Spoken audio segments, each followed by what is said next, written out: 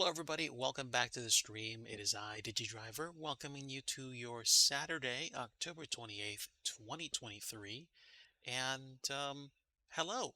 Yeah, I don't normally stream on a Saturday because usually I'm doing other stuff with family or, typical obligations. But today I felt like streaming. I am still going to try to do a modified version of Across the Pond. So we're going to hop in the A310 and we're going to fly out of St. John's in Newfoundland. And we're going to go and see what we can get ourselves into in terms of an airport in Ireland. Initially, I was thinking Dublin, but I might change my mind and go to Cork instead. I mean, the A310 is a big plane, but it's not, A380 or 787 big. It's more like a 788 or a 789, so it could probably sneak its way into an airport like that. In the meantime, let me go ahead now, fire up SimBrief, and I'll get my planning started. I will probably also let you guys in on the planning so for a little bit of fun, but let me get signed in first.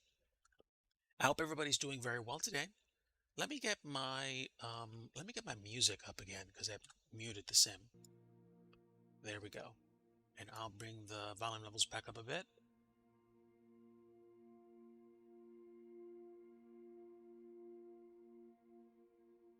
There we go.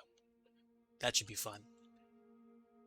All right, so I'm signing into SimBrief now, and we're going to fly either Orbit or World Travel. I'm probably going to go Orbit Airlines since that's a classic colors that I like to partake in.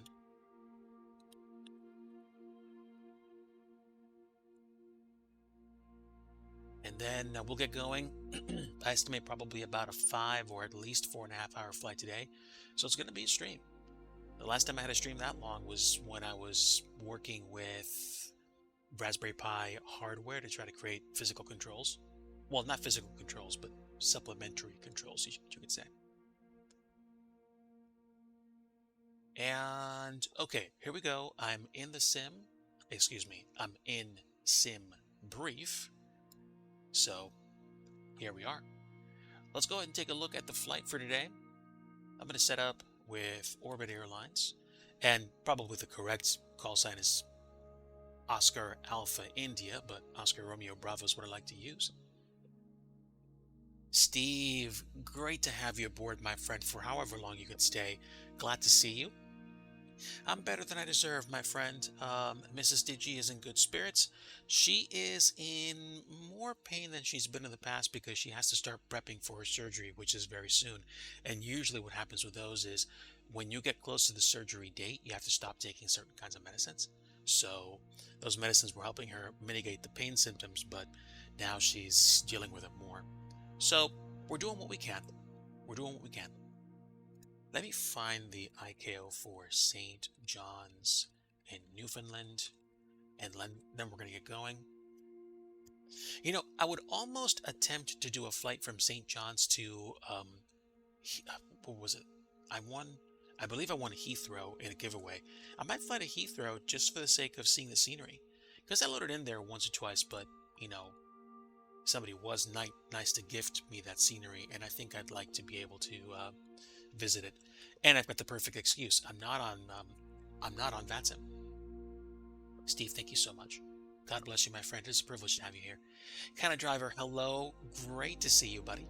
Let's get going. CYYT is going to be our starting airport, and I think I might just dare to do a trip to Heathrow. It's certainly within the envelope. I'm going to fly this plane as fast as I can, as far as I can, and we're going to enjoy the A310 with a whole bunch of AI assists. I'm not doing much in the way of, really funky stuff in terms of going on VATSIM or using Volanta. This is just straight up MSFS multiplayer. And to that end, if you guys want to join along on our trip to Heathrow, I'm going to be on East USA server. So East USA, if you want to hop in the plane and fly along.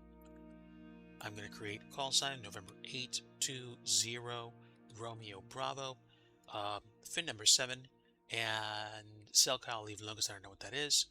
We're definitely going to use all the fixins, including ETOPS planning and step climbs, and we're going to be using, I think, pounds for the planning. Scheduled block time is going to be 4 hours 45 minutes. So I believe this is probably going to be just a little over a 4-hour flight, which is great because it's going to give me plenty of time to enjoy the flight, catch up with you guys, maybe do a few things, maybe even play a game or two and cruise. And then we're going to land and see the scenery at Heathrow from Amy Bills, which I've had for a while, but I've never flown to on stream. So we're we're covering a lot of ground here. We're covering a lot of ground. I don't know which nat track this is, but we are going to be doing some waypoints across the ocean. So, with that said, let's go ahead and let's see. Let me take a look at the arrival into Heathrow. We've got a diversion to, I think, Birmingham if we have to. But let me try this. What's that look like? Ooh. I kind of like this approach because it seems a little bit more robust, if you will. You could say that. An offline multiplayer across the pond. I'm not on VATSIM today. Pretty sure by the time I really get going, they're going to start shutting down in London anyway, because I'm probably going to get there if I leave in the next half an hour, probably between 5:30 and 6:30, which is still great times. Still great times. So, I believe this will work out for me. I'm going to generate the flight, and we're flying this Orbit Airlines style. So the flight plan is generating, and now I'm going to hop into the sim and load the plane. So it looks like we're actually crossing nat tracks. The closest nat track would be nat track Victor, and then I'm going to end up on nat track Uniform, which is kind of weird, but not really.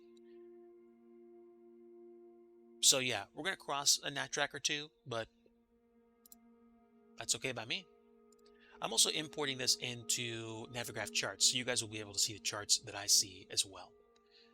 So we've got it imported, and I can show you what I see right now. Yeah, I was thinking about doing Cross the Pond, but I ran out of time. I was also very busy with IRL work and other stuff. I don't regret missing it. Um, I think I'd like to be better prepared for it. So what I might do as a makeup to myself over the winter and into spring is learn as much as I can about things like oceanic clearance, flying with what is it called, CPDLC, and even do some more offline flights like this. You guys might catch me doing more transcontinental streams just so I can prep for the approach. So the Simbrief flight plan gave us 27 left, but they said that it's not used. I wonder why it's not used. Okay, there's no ATIS information available, so that's kind of weird, but not quite. That's okay. Can I get back to my flight plan, please?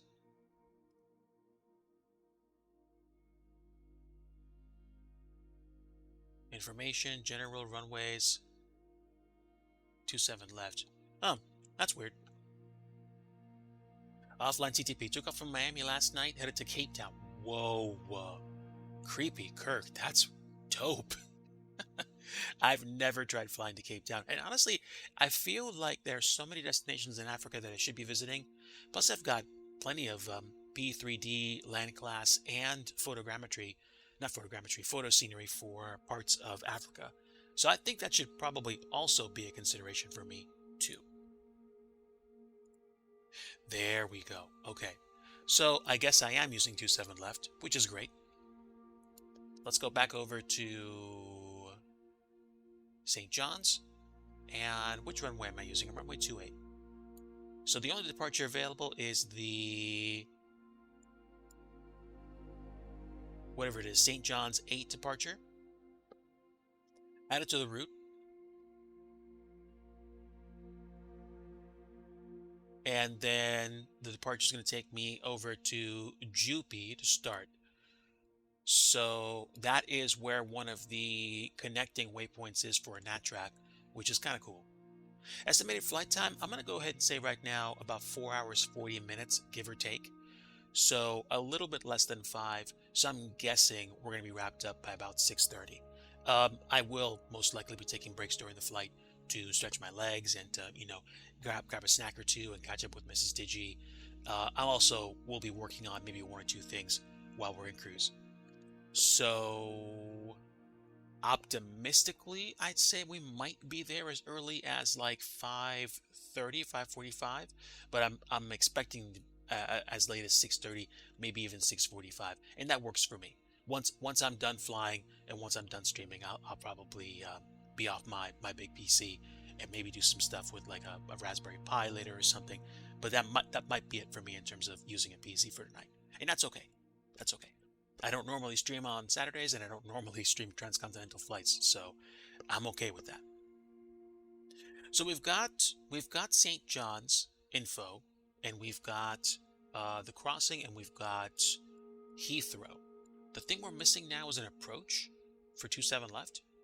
And if I look at, there's like multiple approaches. I think I'm just going to go ahead and make things really simple. I'm going to set up for 27 left, straight to final, and then that's it. And if I have to go missed, I'm going to go to, I think I might go to Occam, but that's as good as it gets for me, and I'm okay with that. I think I can import that into the plane, but if I don't, at least I know what to refer to. So let me close this browser window and get started. Okay, don't mind me. I've got my gamepad for today. Yes, I said gamepad. I'm feeling lazy, and I don't care who judges. I'm going to find St. John's.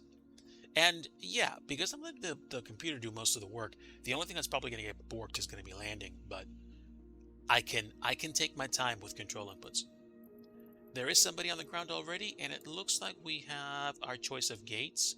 I'm probably going to pick gate 1 or ramp 12 because I don't know which one. I'm guessing this is probably one of the heavy parking spots. This one might be as well, and I think the other heavy spot's taken. So we're going to pick gate 1. We're going to obviously change our plane. And we will pick the Orbit Airlines livery because we cool like that. Remember 820 Romeo Bravo, call sign Orbit. And flight number is 197. This is a heavy flight, and I'll leave all the weights and stuff to figure out when we get in the sim. If SimBrief actually imports it for me, which I'm not expecting it to, but it would be cool if it did. So now we have a gate for departure and flight conditions, flight time. I don't know. Do I want to fly into it at night or do I want to fly into it at sunset? If it's a 5-hour flight, I'm going to get there when it's dark. So I'm assuming 5 o'clock will be kind of like the golden hour. So I think, let's see, around 12 something or 11 something. We'll say like 11 something a.m. and that should do it. So all players is on. I think I'm going to turn live traffic off just so I don't confuse myself. If you guys want to join again, I'm on East USA. And I'm going to use live weather. And let's go. Let's load in.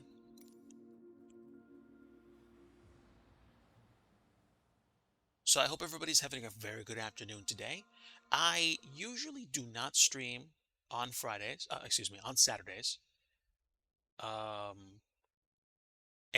Ooh, yeah, rock on, Sim Crash. Let's redo this. I'm totally interested in doing the flight, and I don't care. We crashed before we even got started, so I'm happy about that. Let's reload, and let's try it again. I don't know if it's finicky about switching between weather and gate selection, or if there's a problem with the sim that was introduced in a recent update, but is what it is. I have my flight plan already set. I barely even loaded to the sim to begin with, so I'm cool. Let me just make sure this is not... Yeah, we're good. We should be fine. Let's get the CTD out of the way right now, right? I'm down with that. And since I'm probably not going to be doing much else on the PC, I might be doing some other stuff like reading some articles or talking about stuff while I'm in cruise. But I don't intend on doing much else. Let's see. The only windows I have open were a folder to my files, a browser window, the volume mixer, and my stream setup. Hey, sweetie.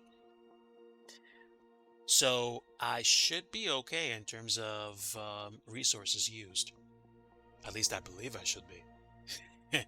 I think I think the cutoff for actually crossing the ocean would be if I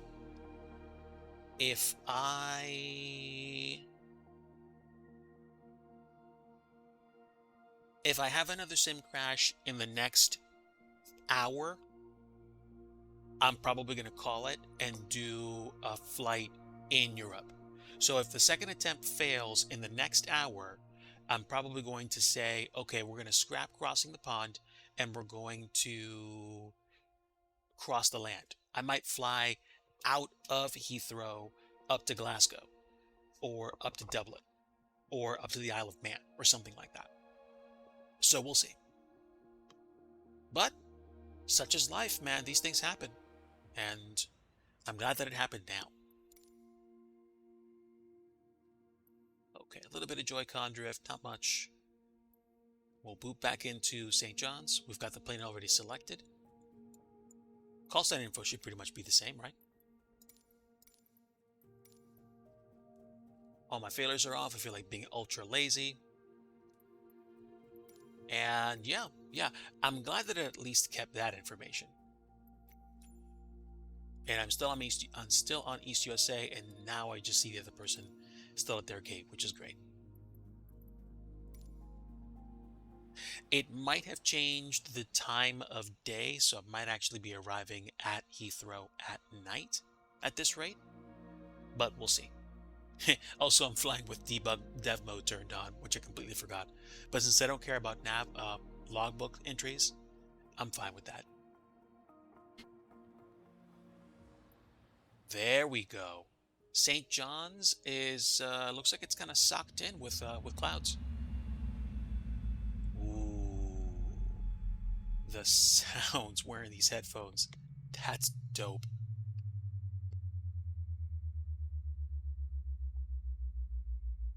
Oh wow.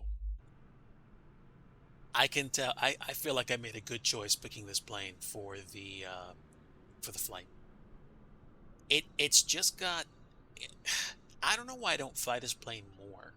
Like, I like how I like the dimensions of the plane and how it's like this ultra short wide body with not winglets, not sharklets, the things on the wings that are different. I'm not sure what you would call them,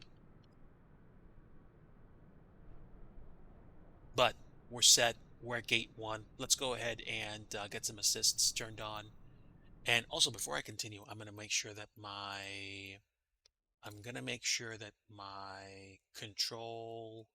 not controls. Okay, that's really weird. My joystick's just going bananas here. Assistance. I think it's user experience, and then you have checklist. Where is it? Not navigation aids. Oh, there we go. Um, not flying tips. I think it's aircraft system. No, not aircraft system. Um, some activities, software tips, objectives, piloting. I forget which one it was. Let me see.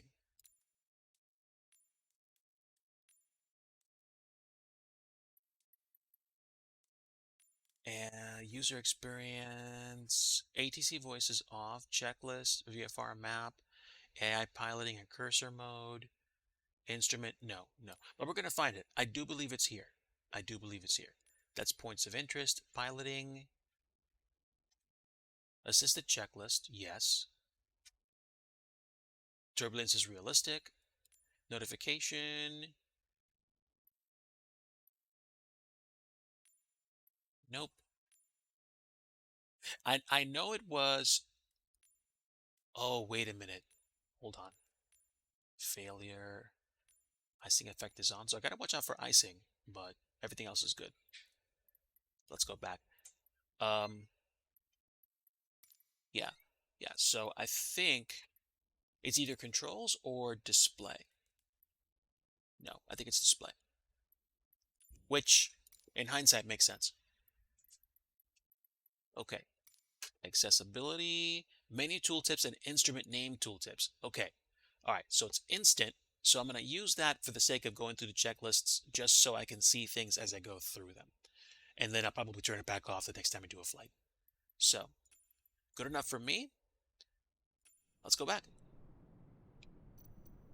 All right. We're going to push. Well, we're going to push back. We're going to connect the plane and we're going to start boarding. And we'll do power, jetway. We'll get, oh, that's why. Okay, hopefully the Joy-Con drift isn't extremely annoying. We'll get baggage and catering started, and there we go. I should be able to duck back in, and we can get going shortly. All right, so before I do anything, let's do a brief checklist or two to actually get going. And we'll do prelim cockpit preparation, evaluation. Batteries. Auto. Hydraulic panel. Okay, hydraulic panel is checked. We're in the green. Check. Wiper switches. Wiper switches are both off. Gear lever. Gear lever's down. Slats / flaps handle. In agreement. In agreement. Reverser levers. They are down. Down. Fuel levers. Fuel levers are both off. Off. Weather radar. Weather radar is off. External power if available. Establish. There we go. It's established. APU fire system. Test. There we go. IRS mode selectors. Where are they? Why can't I see them? Nav. Okay. ISDU. Set. Oxygen LOPR supply switches. On. Okay. Annunciator light. Test. VHF radios. VHF radios as required since we're not flying As online. required. Sweet. I kind of wasn't expecting that, but I forgot that I put assisted checklist on, and honestly, this is going to make this even nicer. So, I'm good. At least for right now. Alright, so we have power, which means we can start going through our flight prep. Is that what I'd say? Which screen is it that shows me... Well, I guess I could zoom in, but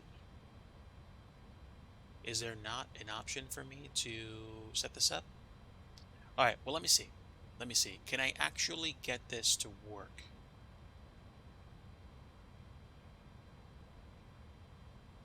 Do I have...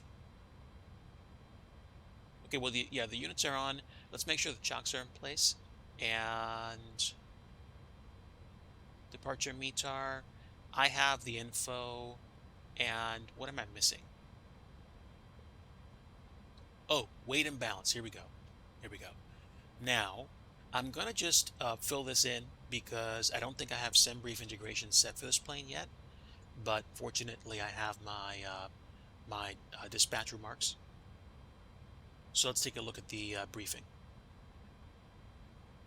Okay, so for weights, we're going to have 240 passengers with 13,200 pounds of cargo, which means a total payload of 55,200 pounds.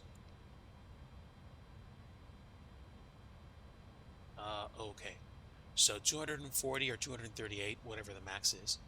And cargo is 13,200 pounds.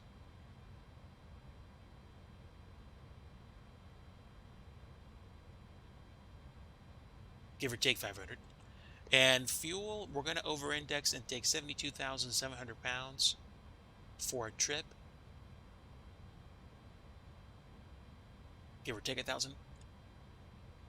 And then that's it. Gross weight right now is going to be 305,992, which is just above the takeoff weight, but I think it should be well below the max. The max that we have for the trip would have been 319,300, and the zero fuel weight would have been 251.4. It's weird. The zero fuel weights are actually a lot lower than they are in SimBrief. So we'll do what we do. Now we have the fuel and runway conditions. Runway conditions. What's the runway for today? Runway is 28. Runway 28 at St. John's. So let's take a look at the length. 28 at St. John's is going to be 8,502 feet.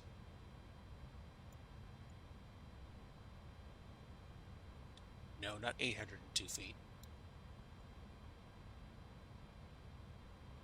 Come on, there we go. Okay, surface is dry. Runway heading is going to be 283. We're going to use magnetic.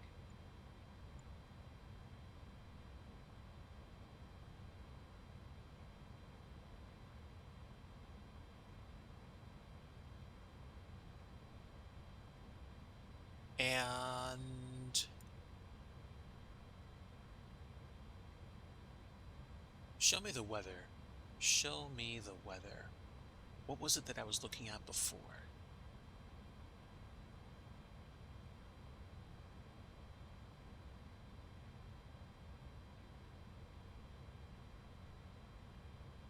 I thought I saw the place where I could see the weather info. I was looking at it accidentally before. Well, okay, I can take a look at the OFP just as quickly. So, departure winds out of St. John's, we're looking at winds 190 at 16, gusts 21. So we're going to say winds 190, gusts 21. It's interesting we're taking off on 28 when the winds are like that. That seems a bit off the track, but whatever. I've done weirder takeoffs. And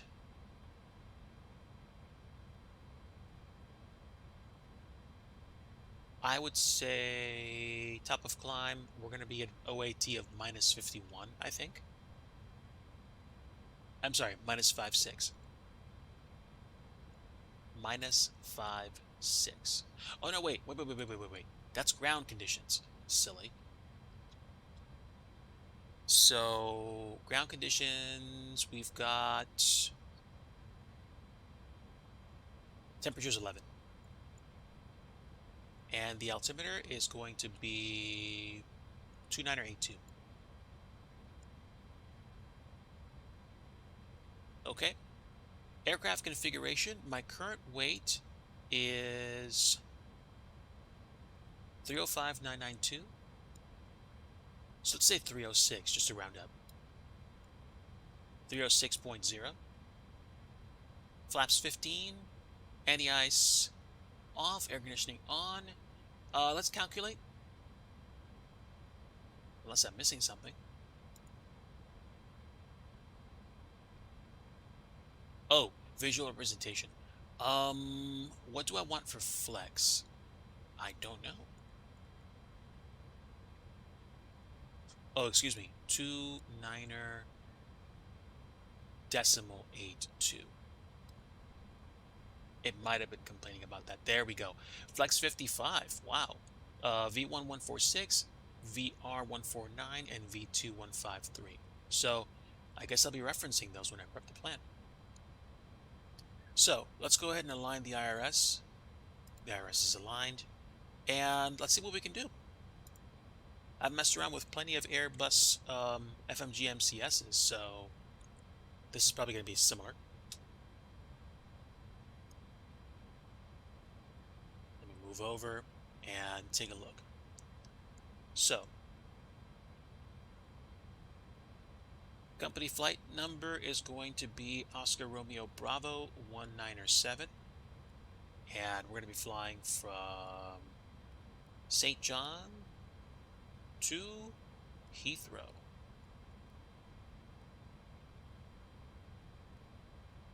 And IRS is already aligned. Cruise winds. There we go. Now we can go ahead and plug in cruise winds. And cruise winds are above my info. Cruise winds 28451 to start. 284 at 51. Temp is 11. Oh, okay, never mind that. What's the cost index for today? Cost index is going to be 120. Oh, we're using fuel. Okay. So, next page.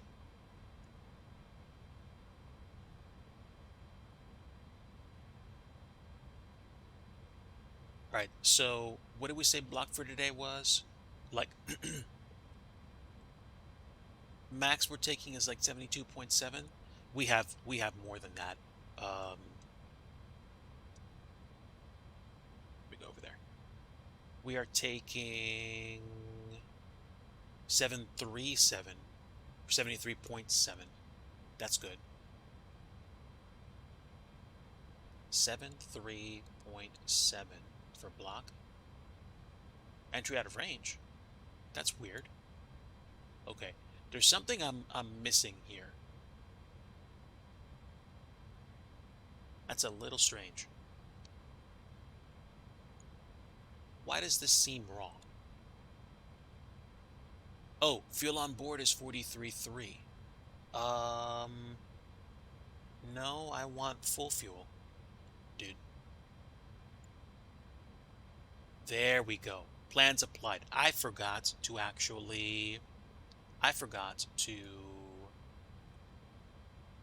load the fuel on board. So right now we have roughly 73.8, but I'm going to put in 73.7 and zero fuel weight. Zero fuel weight is 232.2.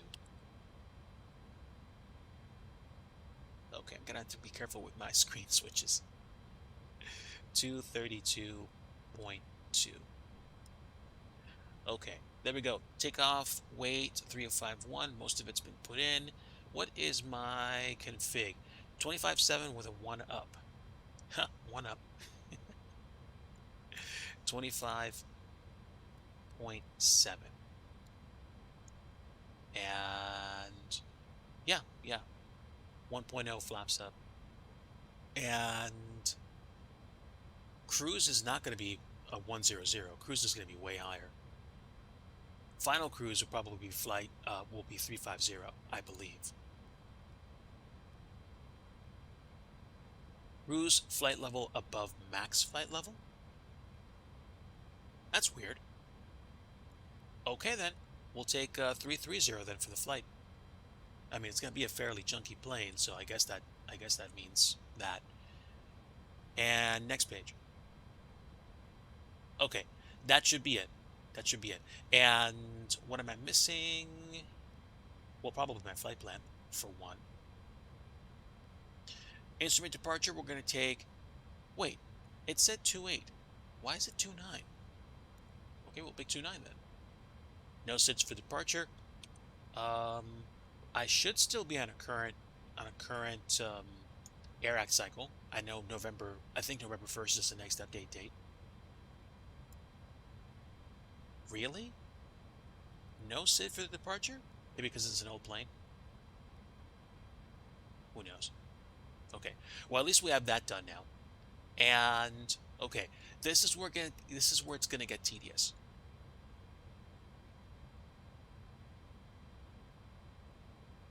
So let me hide that. I'm gonna be punching in more than a few waypoints. This is gonna suck. If I'm not able to import this flight plan the way that I want to, I'm going to be using a heading hold a lot. But um, let me think. Let me think. Okay. Well, um, when in doubt, go look it up. MSFS A310, insert oceanic waypoint. So, how do we do that?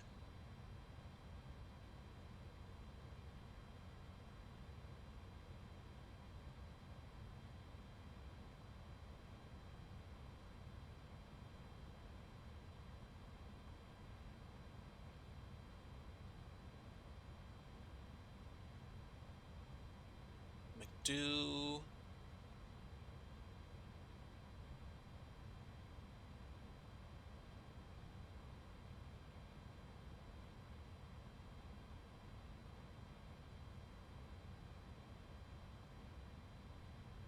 So I literally think what I have to do is enter the waypoints as indicated on the actual flight plan page. So we're going to try this. First thing we're going to do is put in JUPI, which is the entry point. Then we're going to go direct to 49er November 050 Whiskey.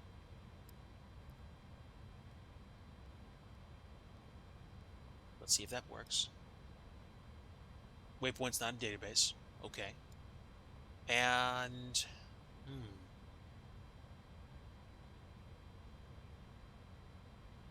no airway. How do I input that? So I can't actually use that, and it doesn't let me. How do I fix that? Well, let's see.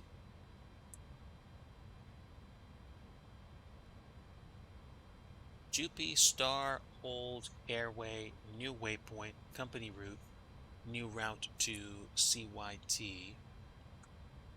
Nope, nope. There's an answer somewhere. I'm not giving up.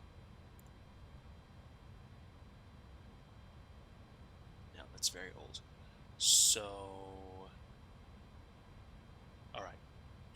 MSFS, any builds, A310, oceanic waypoint. There's got to be a way to put them in.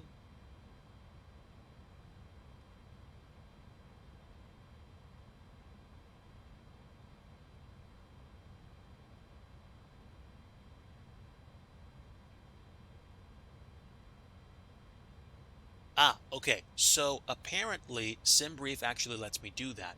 Let me switch you guys over back to the browser window for a few seconds, and I'm going to see if I can actually import it through SimBrief. Let me go to the flight bag and just make sure that I have SimBrief set.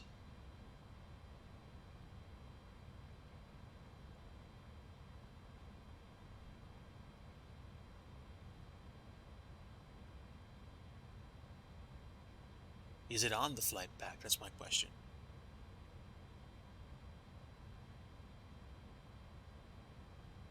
Okay, representation, options, IRS, nose wheel. Okay, so I don't see anything on the flight bag that makes me think it's going to actually have it.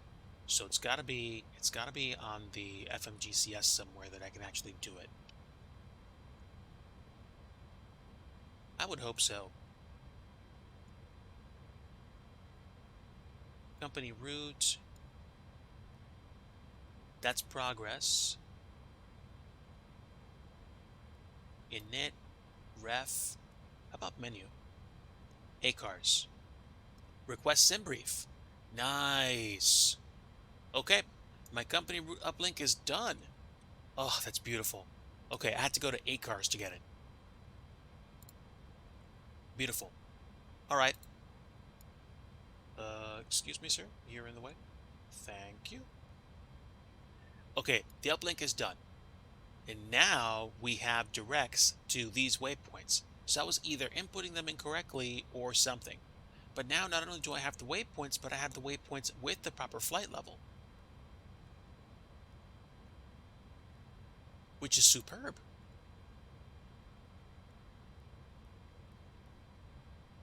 Okay, let me just take a few moments to verify my flight plan, and I'm going to take a look at where we start coming into approaching Heathrow. And where are we? All right, so now I have to put in my arrival for Heathrow, and I'm going to choose,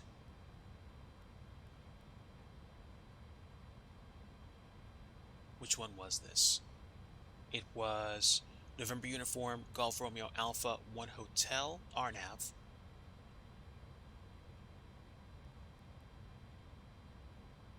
Okay, I'm going to pick you because you're the closest. No transition. And then we're going to choose 27 left for our arrival. And transition is, there's no transition. So we're literally in direct.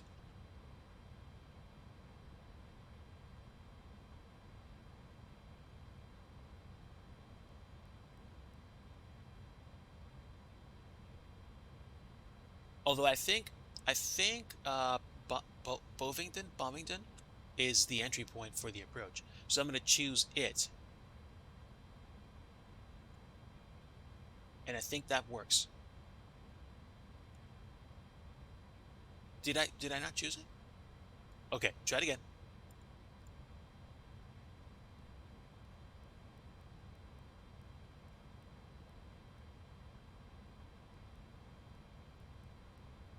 Why am I? That's a little weird. Okay, try it again. Try it again. Come on.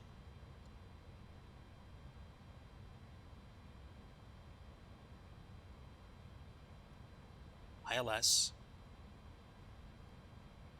Oh, wait, hold on. Hold on. It didn't do anything because when I picked 27 left, it deselected my arrival? That's weird.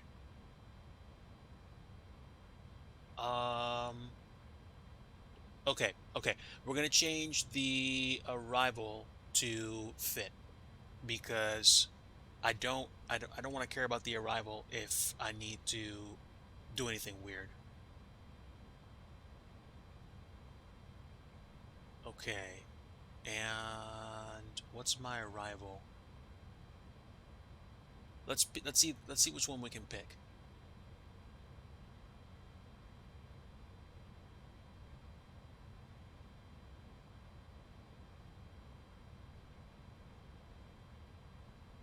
I think the problem with my arrival was that it disappeared at Tobit.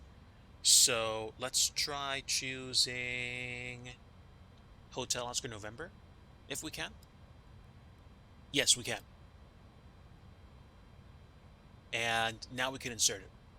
So it's going to be a little bit different on the arrival, but it shouldn't make me go incredibly out of the way. And then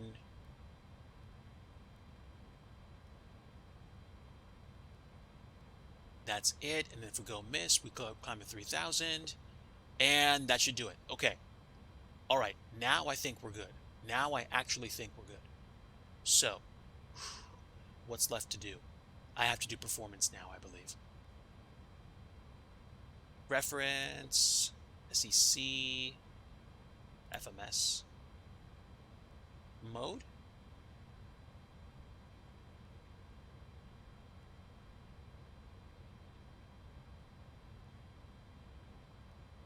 There we go. Take off.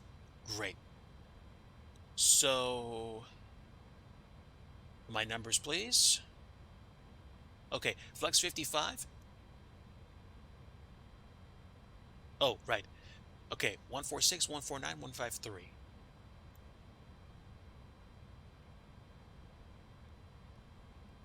146, excuse me.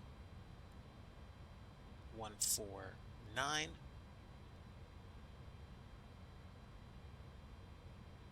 And V2 is 153. Okay, and approach, we'll probably set up for a decision altitude based on the ILS. Show me the ILS for the MDA. MDA is 277. Okay, so now we have the stuff. Go around is going to be 3,000.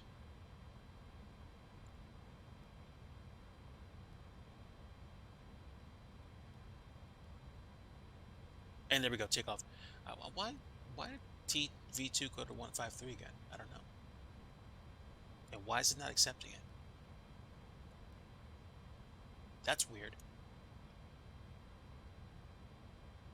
Yeah, it's set there, but whatever. I'm not going to worry too much about that. We have the performance numbers in. We can get going.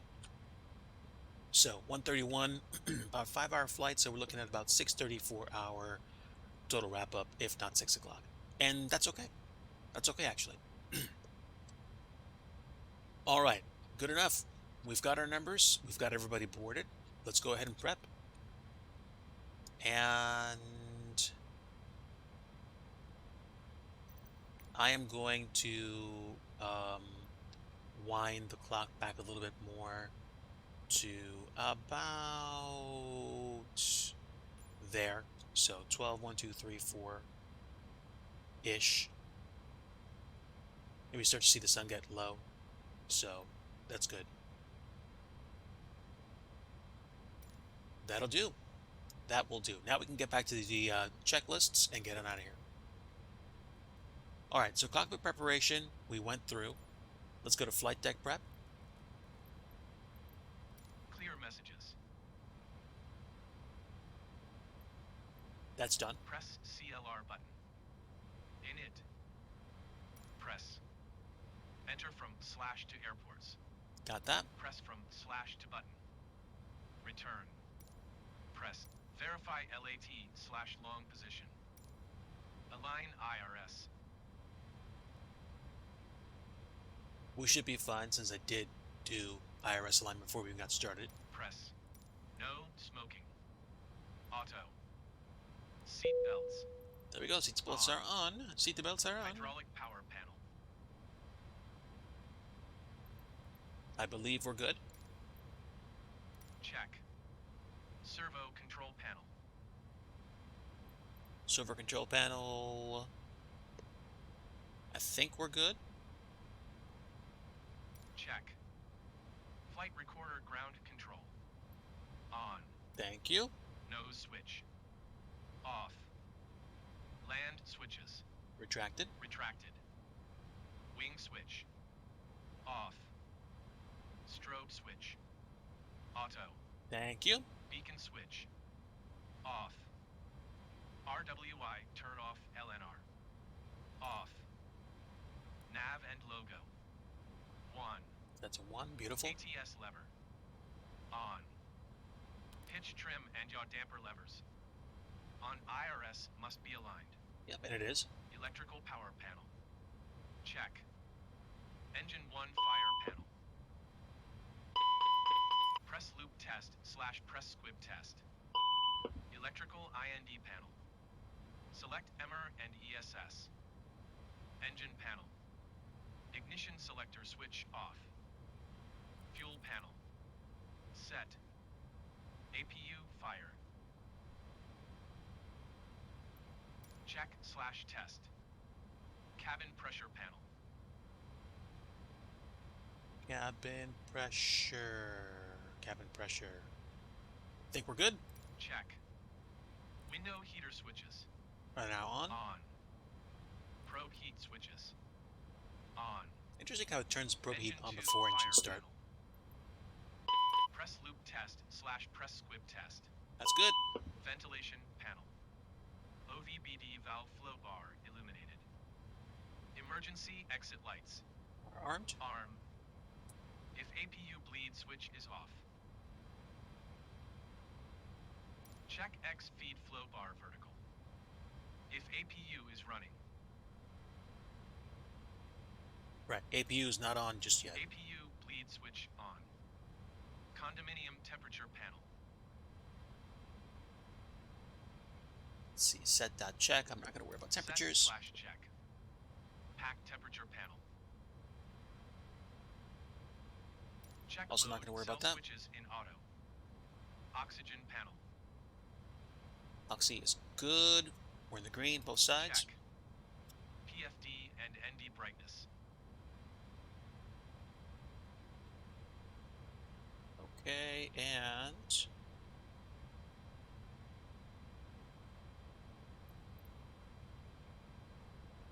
interesting, I won't go up more. Set. FD/FPV switch. On. FMA displays FD1 on CPT/FD2 on FO.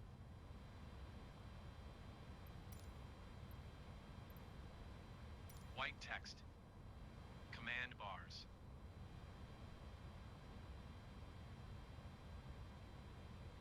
In view.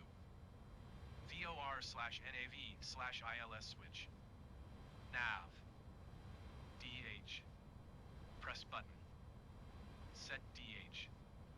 -5 feet. FCP. Check. Captain switch panel.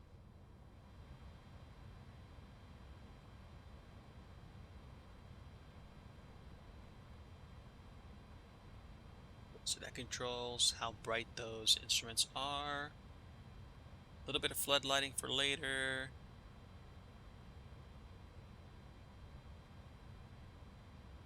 Turn up the map lights a bit.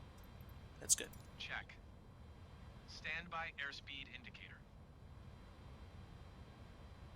Ensure airspeed pointer at 0. RMI.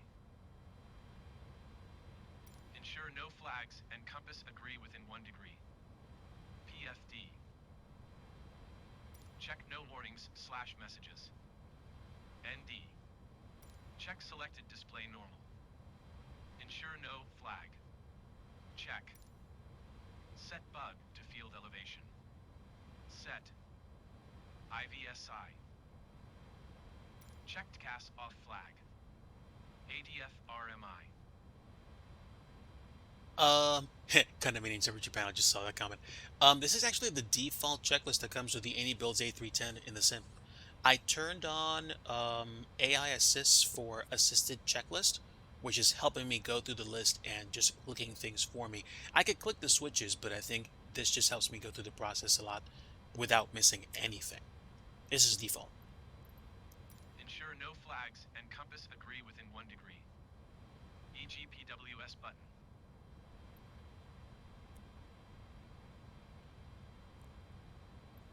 Push test.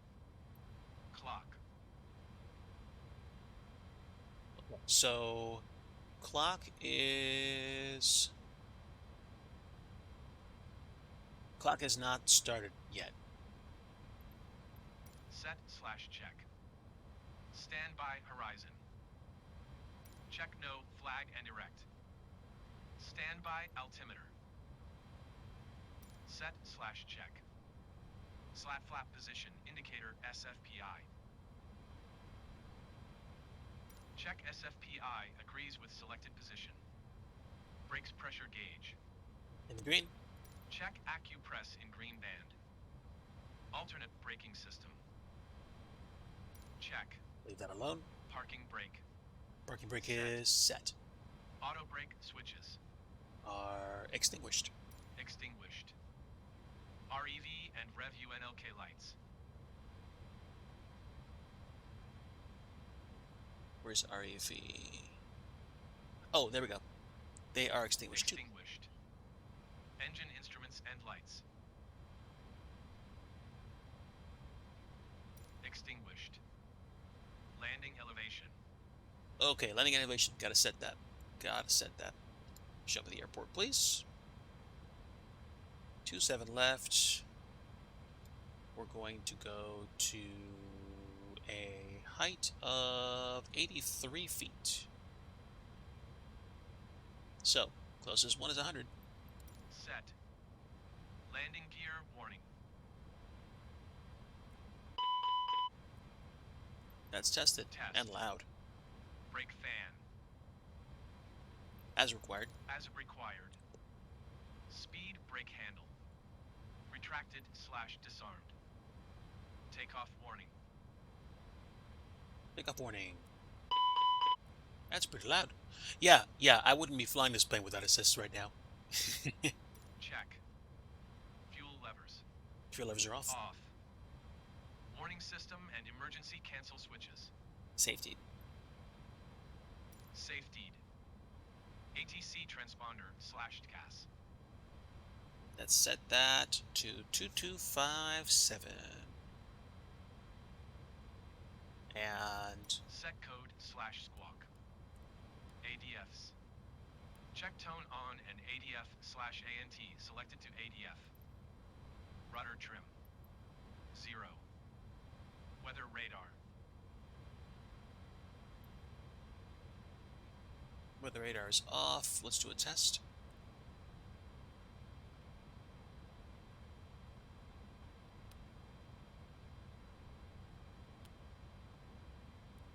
No sound? Okay, that's map, that's turbulence, weather. Oh, wait, hold on. Anything? No. Test. Whatever. Clear any messages. CLR button. Init A. Oh, right, setting up the flight plan. FPLN. FPLN. We've got the flight plan. Performance data. We've got that. Flex to temp. Flex to temp is going to be 55.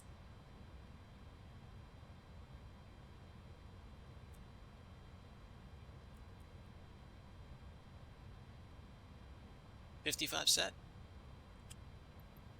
As required. Select auto. Oh, it's got to be flex. Okay, for takeoff of profile. We're flexing. TO with select toga. For TO with manual thrust. Nope. For 2 with cockpit door. Closed. APU master switch. Is now on. On. APU start switch. All right. Are we doing the things? They're leaving, I think. Let's get rid of catering and baggage.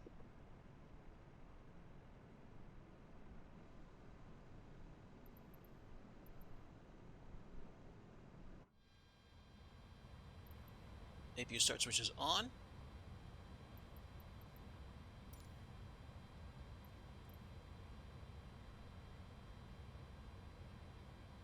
Ecom APU button. Press. Ecom status page. Okay, so monitor APU 100%. We should have fuel. It should be starting.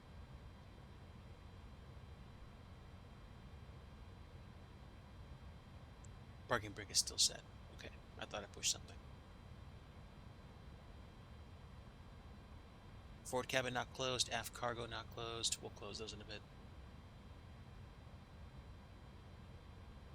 There we go. Okay, so now it's coming up.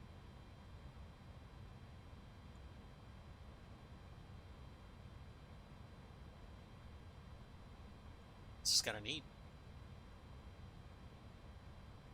Does overflows an FO with 2RL?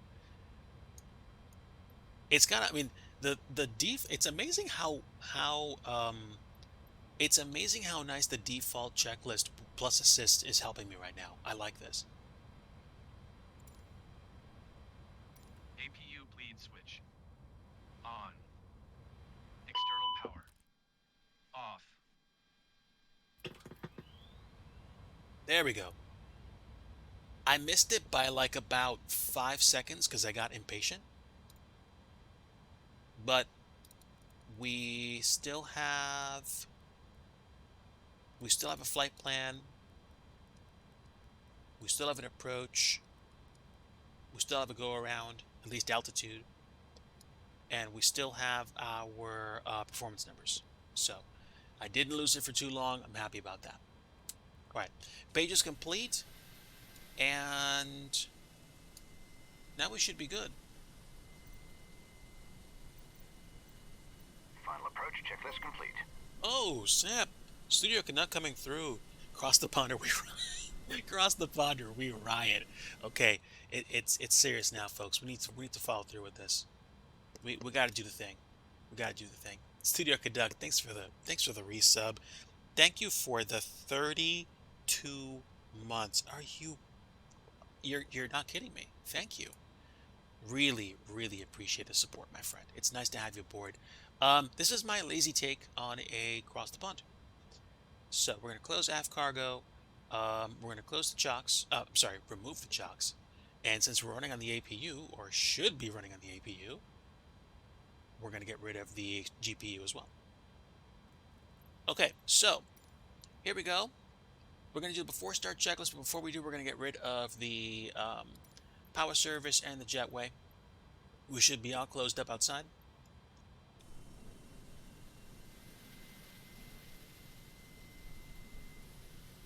And when we leave here, we're going to... Where are we going to go? We need to go to... We need to go to taxiway. Oh no, we can't go taxiway Hotel de Juliet. That taxiway is gone. So you have to go down the terminal to Delta, hook a left on Mike, and cross 3-4 all the way to 2-8. But that's not that bad. Now let's go ahead and finish the job and get out of here. What do you guys say? Let's start. All right. Before start checklist. Cockpit prep. Completed. Prep's complete. Signs.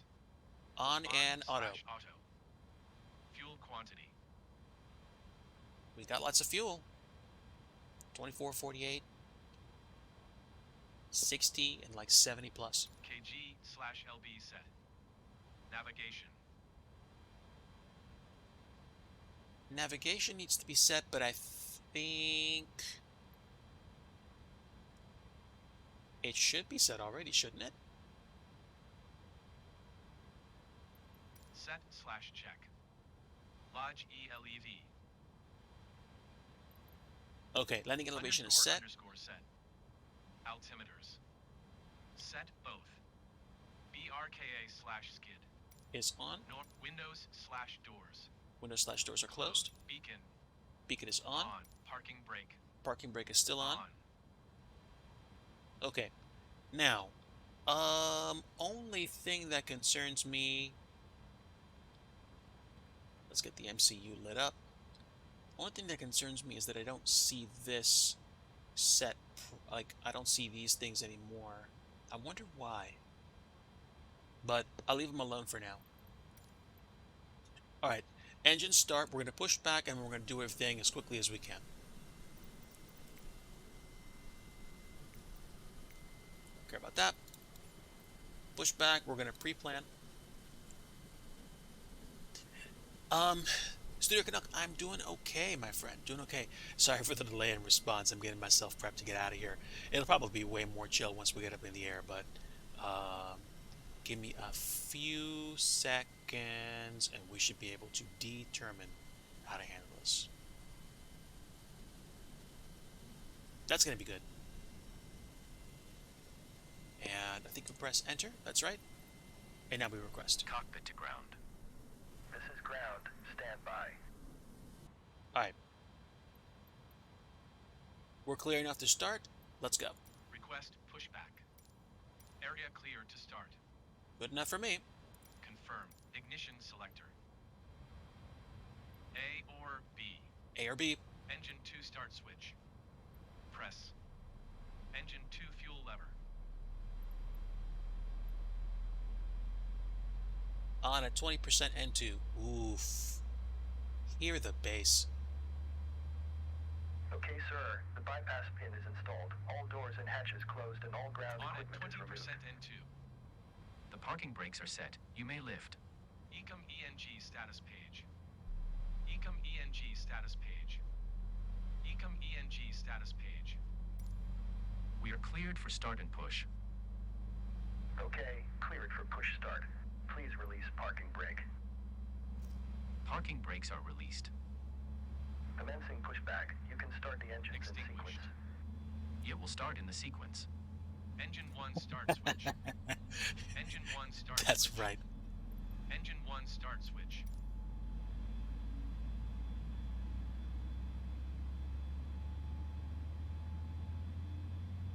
The audio is a little bit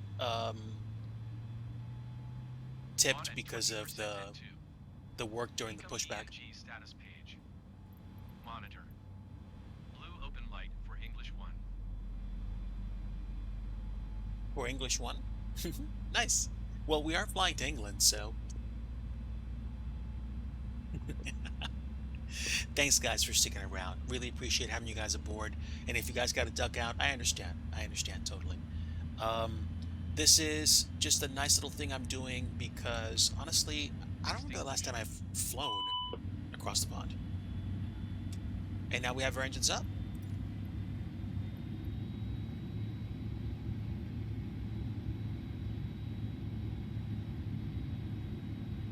And with this plane, it's a little weird because I have to wait until the engines start to turn on the yaw dampers, which is definitely not how I do my flows in the 737.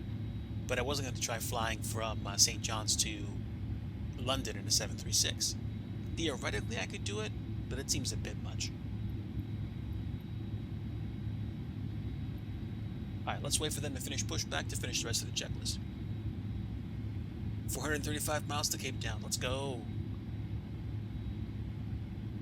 Okay, pushback completed. Please set your parking brake. Parking brake set. Parking brake set. Parking brake set. Lowering aircraft. Ground. Startup is complete. You may disconnect. Roger. Good engine start. Clear to disconnect. See you at the side. Have a good flight. Holding position waiting for the visual. Thank you and goodbye.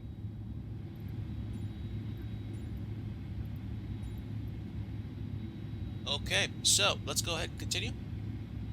Normal operations. Off. Heavy precipitation or contaminated taxiway. Okay, that's not it. On. Both engines running. Off. Signal engine running. On. Both engines running. Yeah, maybe you can turn off. Signal engine running. Anti-ice. Only in visible moisture. I tell you what I'm going to do. I'm going to turn these on because I think wing anti-ice should probably be fine. Supply and normal. So that should be good. On invisible moisture below. Speed brake. Arm. Rudder trim. Reset check 0. Done. Slats flaps. Set Set for to takeoff 15? Optimal 15/15. Nice. Trim. Okay, trim should be 1 up, not 2. Why is my trim not working? Stand by.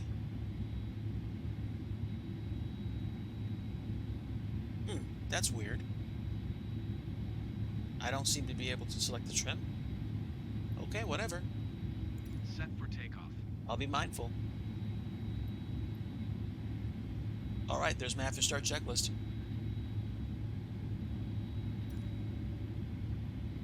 Okay, pitch trim, rotor trim, spoilers, arms, slats, flaps set for takeoff, ECAP checked. Yaw damper. Why is my yaw damper off? Let's see, where are my yaw dampers? Really?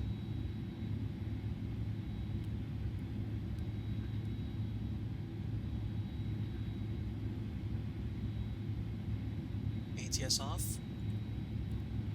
Yeah, we want those. Okay. No messages. Sweet. Let's go. Let's go, fam. We're good. I think at this point, I'm going to autocomplete the page. And then taxi clearance, nose light taxi, brakes release. Flight controls check. Set alt cell, first stop altitude. Flight directors are on. Yay, I got these back. That's fantastic. AP mode is prof and nav. FMA is match expected. I'm probably going to set myself all the way up for final climb. So I'm not going to mess around with that. Again, the point of today is not to fly this procedurally sound. The point is just to get to point B.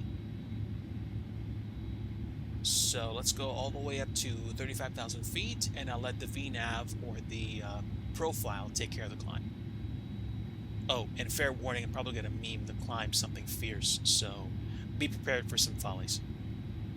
Or like a 6,000 foot per minute climb. So speed, I'm going to make sure is set to 250. But I think profile will take care of the speed and everything else. I think.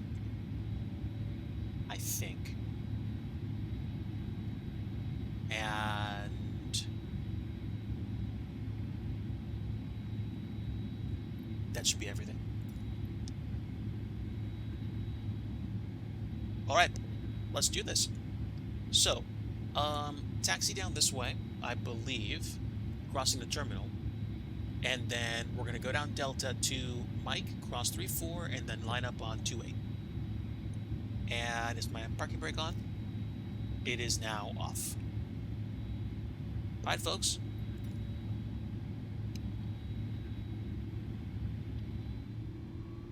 So about 6:30, 6:45 is going to be our arrival time into London at this rate. This is unbelievable. Well, it's nice. Unbelievable would be like doing all this on like VATSIM, you know, super duper by the books. And it's not that I don't want to fly on VATSIM anymore, and it's not that I don't want to do super ultra realistic flights. It's not that. It's that today, right now, I'm content with doing a really just like laid back Atlantic crossing and doing a few things to enjoy it.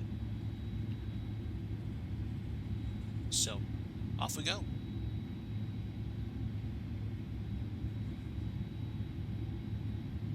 I also might want to check my model matching at some point because I'm not seeing certain airplanes that I should be seeing in the sim.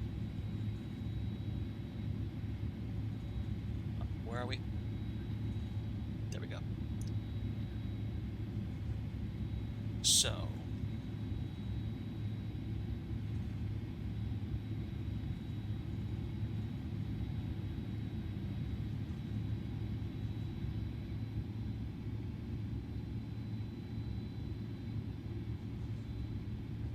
let's get strobes and landing lights up. Wing lights up. Nav logo position 2. I don't think we go this way. I don't think. Am I missing something? I think I'm messing this up. Oh, I'm going to 3-4. That's okay. That's okay. Like I said, I haven't spent a lot of time in St. John's, so me messing up taxi to be expected. That's fine. That's fine.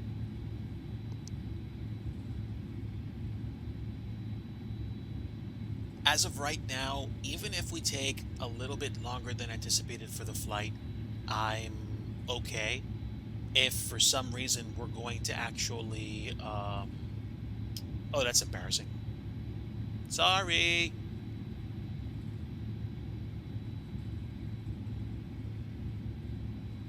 Oh, well, at least they arrived. That makes me feel less bad. But, welcome on in. Don't mind my runway incursion. So wait, are the taxiways borked?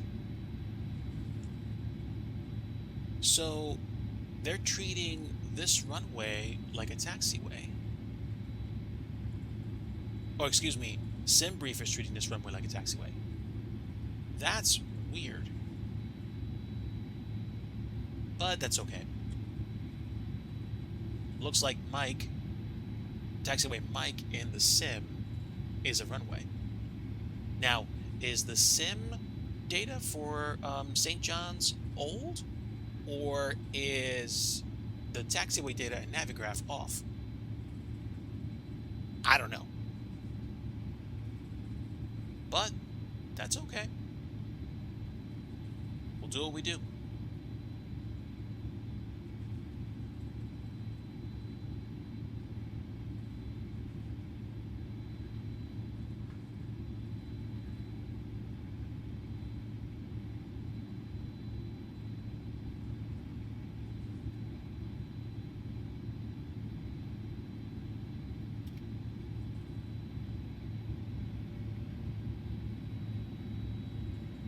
Alright, so we're coming up on runway 28. And this would be runway 28. Nobody coming or going, so we can pull out onto the runway, get ourselves prepped.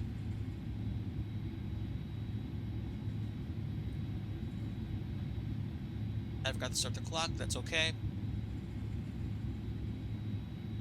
Assuming about maybe 10 minutes post-engine start.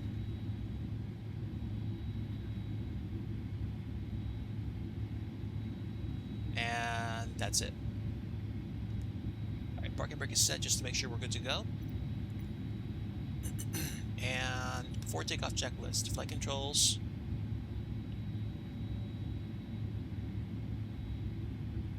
Checked. Briefing confirmed, we're going to fly.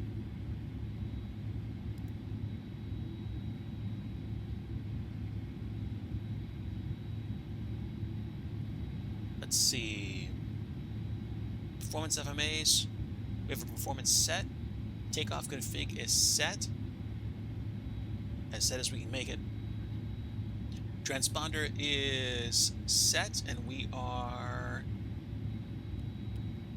TARA now. Let's get our weather set.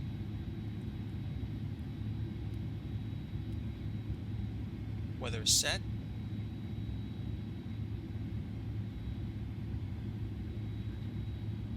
We've got our lights set up for all our instruments. Where are our packs? They are...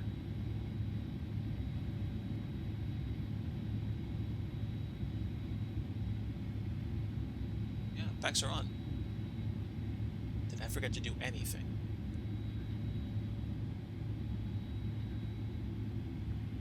Let's look up from here. Temperatures are set. Yeah, packs are on. We should be okay.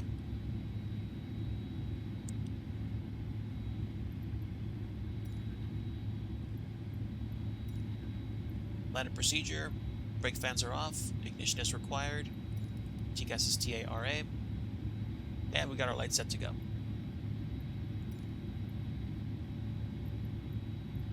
Alright, I think we're good at this point, fellas. Let's go. Oh, so St. John's does use runways to taxi around. Okay, thank you for the correction. I think we got some incoming traffic.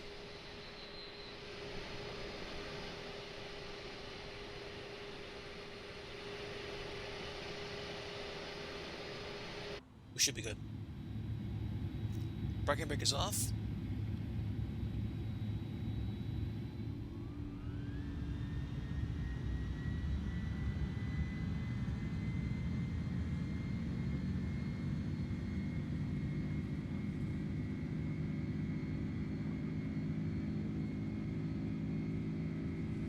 Alright, airspeed's alive.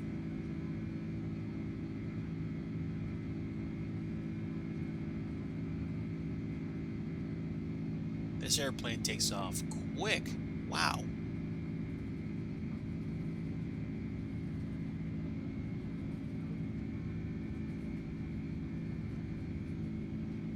Alright, we're fully committed. V1. Let's pull back a little bit.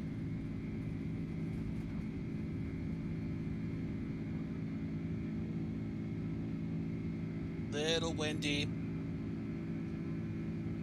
Positive rate. Gear up.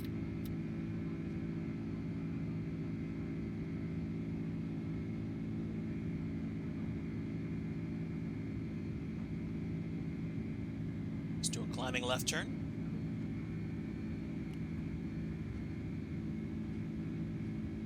Flaps the slat speed.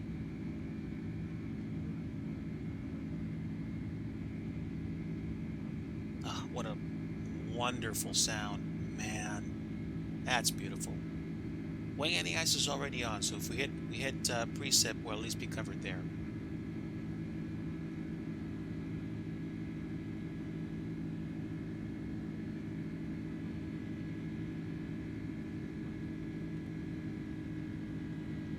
Flaps retracted.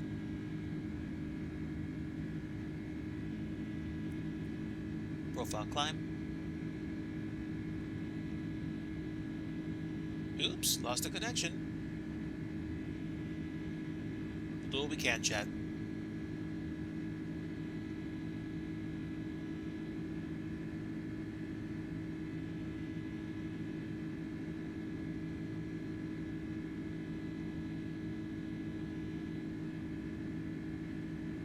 We're teensy bit on the alpha floor, but we're doing what we can.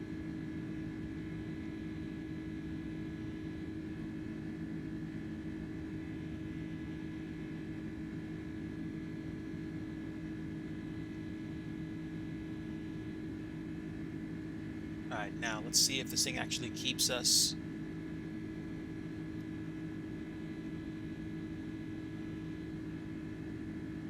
Give me a few moments to figure this out, chat. Stand by.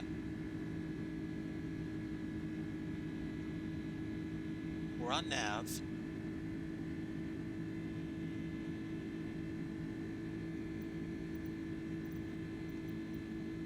Let me make sure. After takeoff.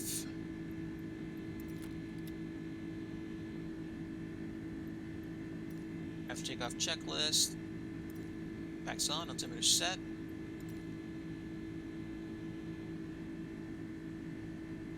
Got loads of clouds today.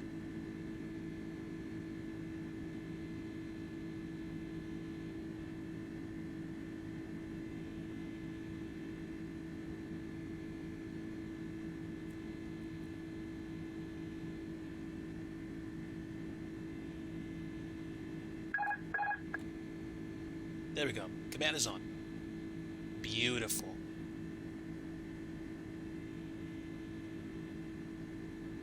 If the A300 is coming to the sim and it's as action-packed as this one, it might be another challenge. So I kind of look forward to that.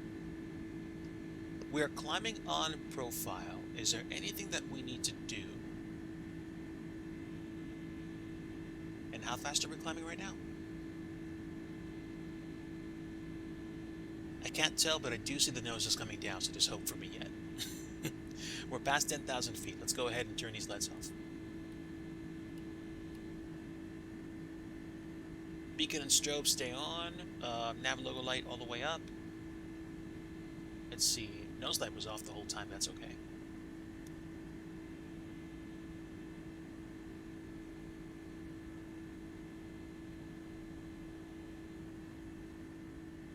Am I missing anything? I don't think so. Hold on. I don't think so. Fuel is flowing. Packs are on.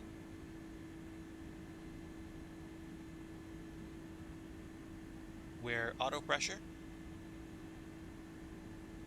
We should be auto pressure. And cabin altitude has not gone past 10,000 feet, so okay. Yeah. Pressure's increasing. We're good. Beautiful. Center tank's feeding. Seatbelts are on. Wing anti-ice is on. Don't think we need that anymore. And there we go. We are well on our way to Heathrow, folks. Thanks for your patience and thanks for sticking around with me.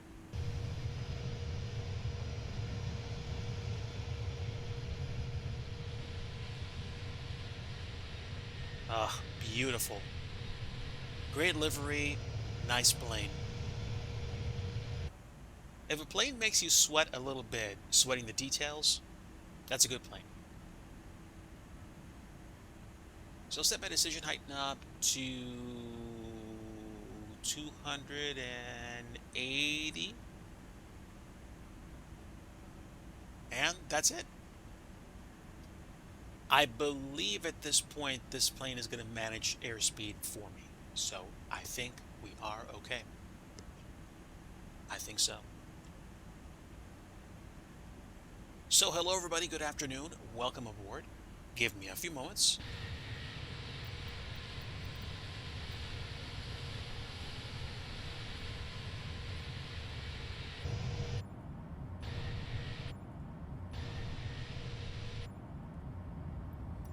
I wish I could adjust the angle here because this is one of the fixed internal views, but that's okay.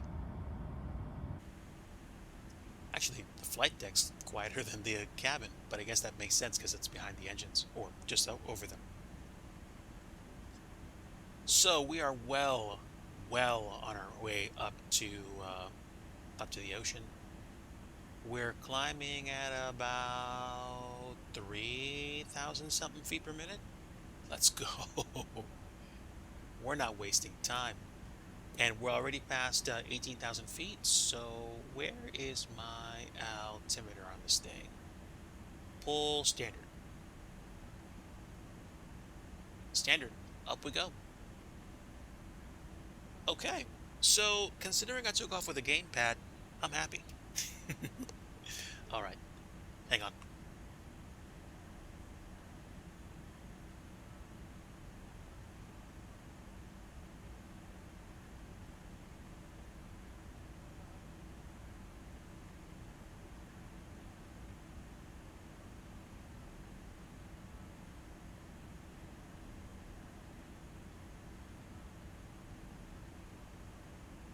This is why I like Microsoft Flight Simulator, because it allows someone with barely any kind of exposure to A310 ops to be able to start this plane, get it ready, get it taxied, take off, and fly the plane.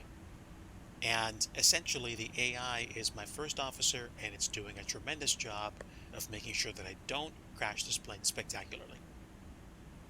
So I'm happy. I'm happy that this plane was bundled with the what was it? Did this plane come with like the anniversary update to MSFS? I want to say it did, but I forget.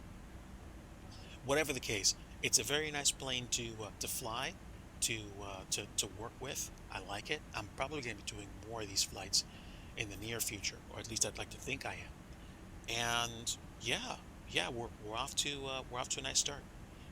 Um, my clock is kind of on right now. We took about an hour, I want to say, or 40 minutes on the ground, or 30 minutes on the ground, and then we took off. And in the next hour to hour and a half, if we have crash the desktop, I'm going to probably do a much smaller flight in uh, Scotland, Ireland, or England, and then we'll call it. But as long as we keep going, then we'll figure it out as we go. Like I said, if we CTD, if we definitely CTD in the first in this next hour to hour and a half, then we'll do something in England or somewhere around there. If we don't, then depending on how far along we are, if another CTD happens, then I'll make a different decision as to what to do.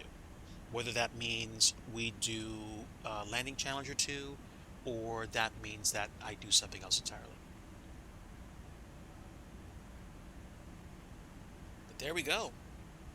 There we go. I'm happy with this. So I hope you guys are having a very good afternoon. I am on my way to London Heathrow, the Builds airport, which I was graciously given as a result of a giveaway. And I toyed with the idea of making this a flight from LAX to Heathrow so that I could fly out of the other Builds airport scenery that I won. But at the same time, that's a over 11-hour flight, and I would have needed to have gotten started probably sometime around like 9 or 10 in the morning, and that's when I was having breakfast. So it's okay. I think I'm gonna we'll call it at that. We'll call it that. I might still do it one day, but yes, it was. The LAX one was your giveaway. The Heathrow one was a giveaway from Pure Luck, which I was very grateful for. I think I'm going to be doing some more flights out of both airports, but this is my first time flying to that airport on stream. And here we go. Now we are entering the oceanic crossing portion because I believe we just crossed Jupy. Yeah, yeah, there it is. See?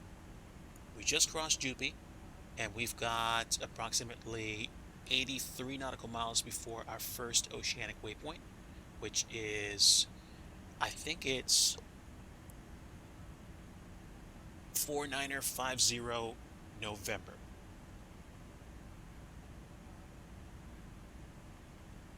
Canadians always deliver, you better believe it. Oh, man. Folks, seriously, where are my manners? Please forgive me. If you haven't taken the time to go follow my friend Studio Canuck, you're doing yourself a disservice. Whether or not Studio Canuck is on a mission to be the single best streamer in all of Twitch, I can easily tell you, hands down, when I sit down to a Studio Canuck stream and I catch him flying to at least one airport, because he usually flies into two airports on stream, sometimes even three, it's a nice experience sitting down with him, catching up with him, seeing how he's doing, whether it's just brief discussions about IRL stuff, brief discussions about sports, or just hanging out with friends.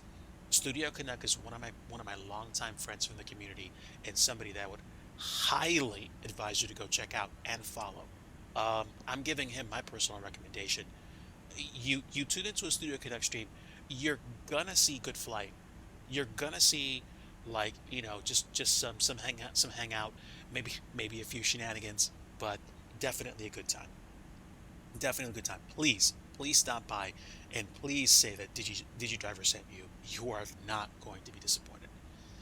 And if you are, I'm sorry. But seriously, I highly doubt it. I highly doubt it.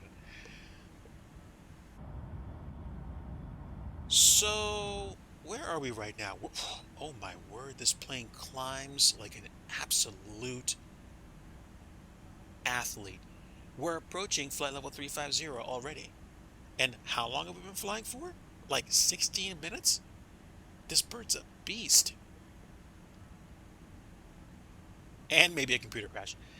Yeah, those things happen. They do. Oh, hey, guess what? It happened to me on this stream before I even loaded in.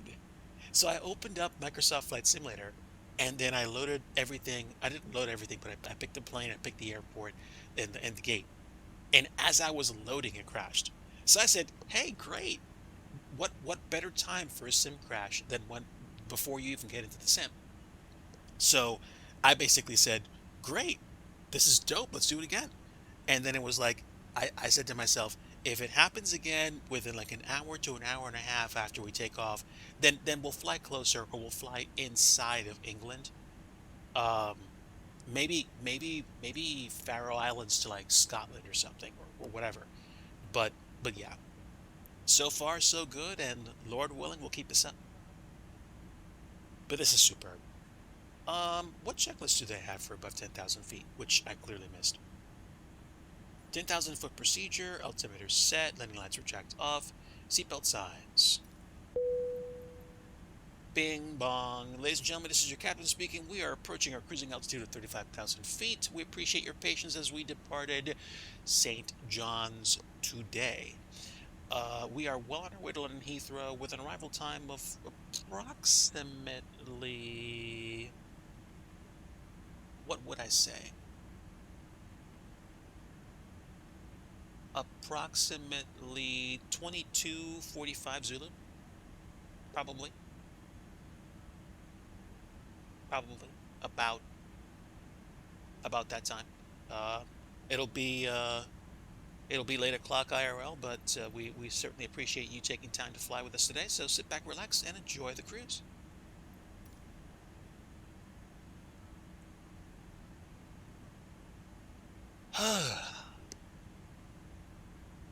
So okay, what do we got? The plane is parked on cruise right now, and we are hurtling through the sky. How fast are we going, chat? Ground speed's 511, which means we have a nice little tailwind. It's coming from the west-northwest at 47 knots. I'll take a 47 knot tailwind. Thank you very much. We're even going faster than 511 knots at this point. It's superb. I suspect somewhere around the middle of the crossing, we're going to start dealing with crosswinds and maybe even some headwinds. But it probably won't be too bad at that point.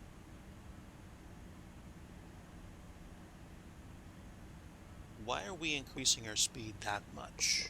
I don't know. We shouldn't be going that fast.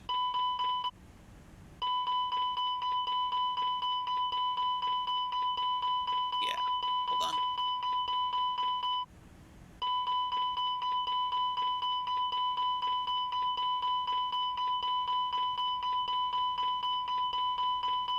Ooh, that's loud. Sorry about that, chat.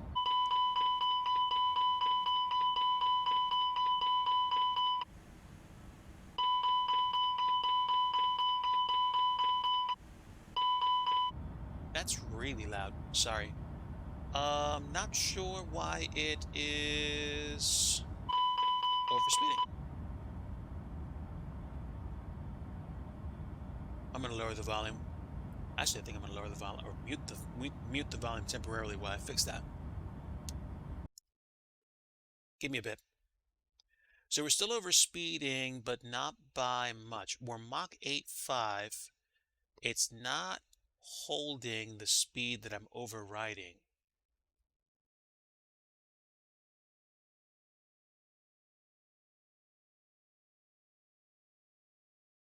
Yeah, even 8.3 is fine. You know what's happening? I think we're getting, wow, we're getting a much faster tailwind.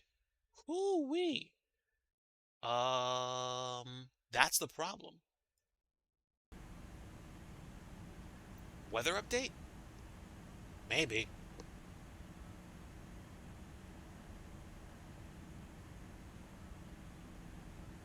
Also, the speed's not really coming down.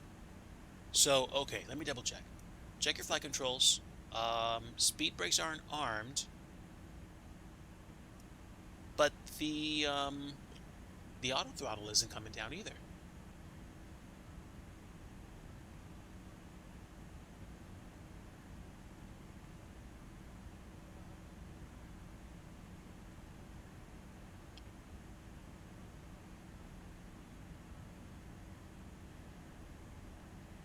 That's a little nuts. Let me turn off the auto throttle.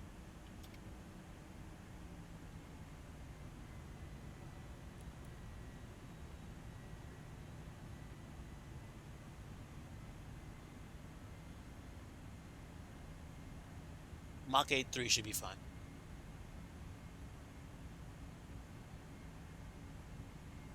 That's better. Okay, okay. So I'm going to blame myself. There must have been something that I did with the speed when we were either on the way out or setting up, and it went past the speed that I had or past the speed that it should have had. Let me see.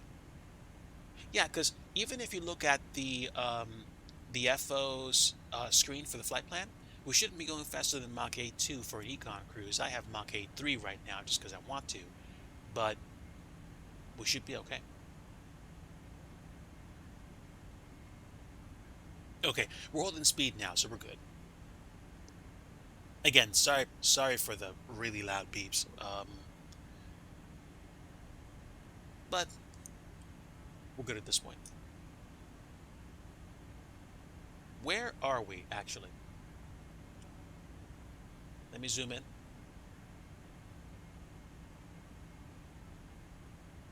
All right, we're about to approach our first oceanic waypoint, and we've got a long way to go. But that's fine. That's absolutely fine.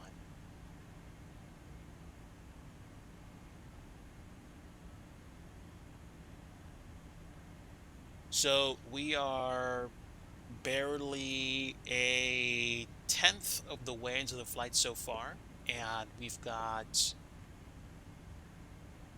a long distance to go. How many nautical miles is this flight? Okay, 404, 388, 3, let's see, 1, 2, about 4, 8, 12, 14, 15, somewhere around like 2,000-ish plus nautical miles, I want to say. Yeah. So welcome aboard, everybody. Good afternoon.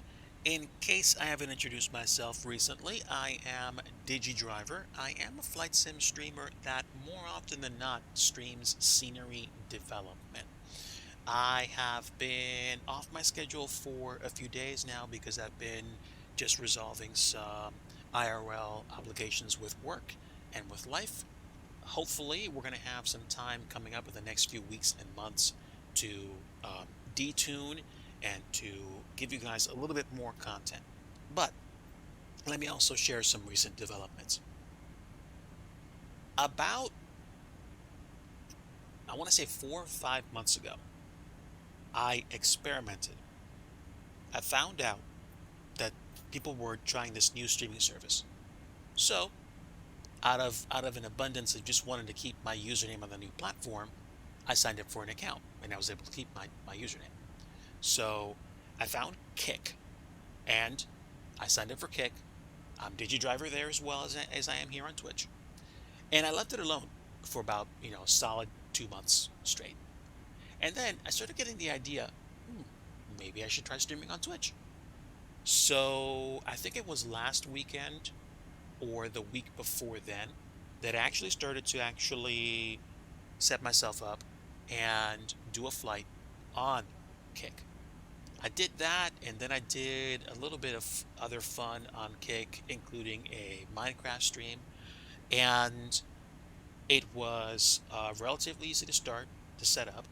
I don't have all of my emojis ported over yet because I need to actually spend time converting them to a smaller resolution because I usually create extremely large pictures which scale down really easily. And yeah, yeah, it wasn't hard to do. I did a couple streams, they were okay. And I think the benefit of streaming on there is there are it's different. I'm gonna leave it at that. I have no plans to stop streaming on Twitch anytime soon, but at the same time, the fact that I have an alternative to stream now makes things interesting because depending on the way things work out, if I decide in the future to switch permanently over to Kick, then I already have the platform. I already have at least some of the things in place, so I'm okay. Like I said, I have no interest in cutting off Twitch at any point in the near future, so you guys don't have to freak out or worry like, oh, he's leaving. No, no. If I do decide to stop streaming, I think I would want to tell you guys in advance and be upfront. Um, Whether it's a, hey guys, you know what, this isn't working out, time for me to do a buy stream, buy, or me saying, hey, it's been a superb, like, 6, 7, 8, however long, however many years I've been streaming is. And then I'd like, plan to start doing stuff or slowing stuff down, kind of like how folks like Sheed left. Like Sheed put the feelers out, way in advance. If you guys don't know or don't remember who Sheed was, Sheed did a lot of streams on Twitch that were like marathon run ATC control sessions in Boston. So if you flew out of Boston on VATSIM for any amount of time, there's probably a very good chance that you had ATC courtesy of Sheed or one of a few other members of the Boston VATSIM community. And honestly, Boston Center and flying out of Boston airspace or flying into Boston airspace, I've had a great fun. Just like flying into, like I used to do a lot of flights into Orlando, for example. I had great fun flying there too. So again, a nice opportunity to just shout out some folks. I was thinking about folks that don't stream anymore, and I miss them, and I wish that some would come back, but it's like somebody said a long time ago. Um, just don't do the Fabio and just vanish. I worry about my favorite streamers when they just disappear. I'm I'm right there with you, buddy. There are some folks that I'd like to just, say hi to, even if all they do is just say a few things on like Discord or like in someone else's chat, just to know they're okay, just to know that they're doing something else. Hey, you know what? I got bored of this, or this isn't working out for me anymore.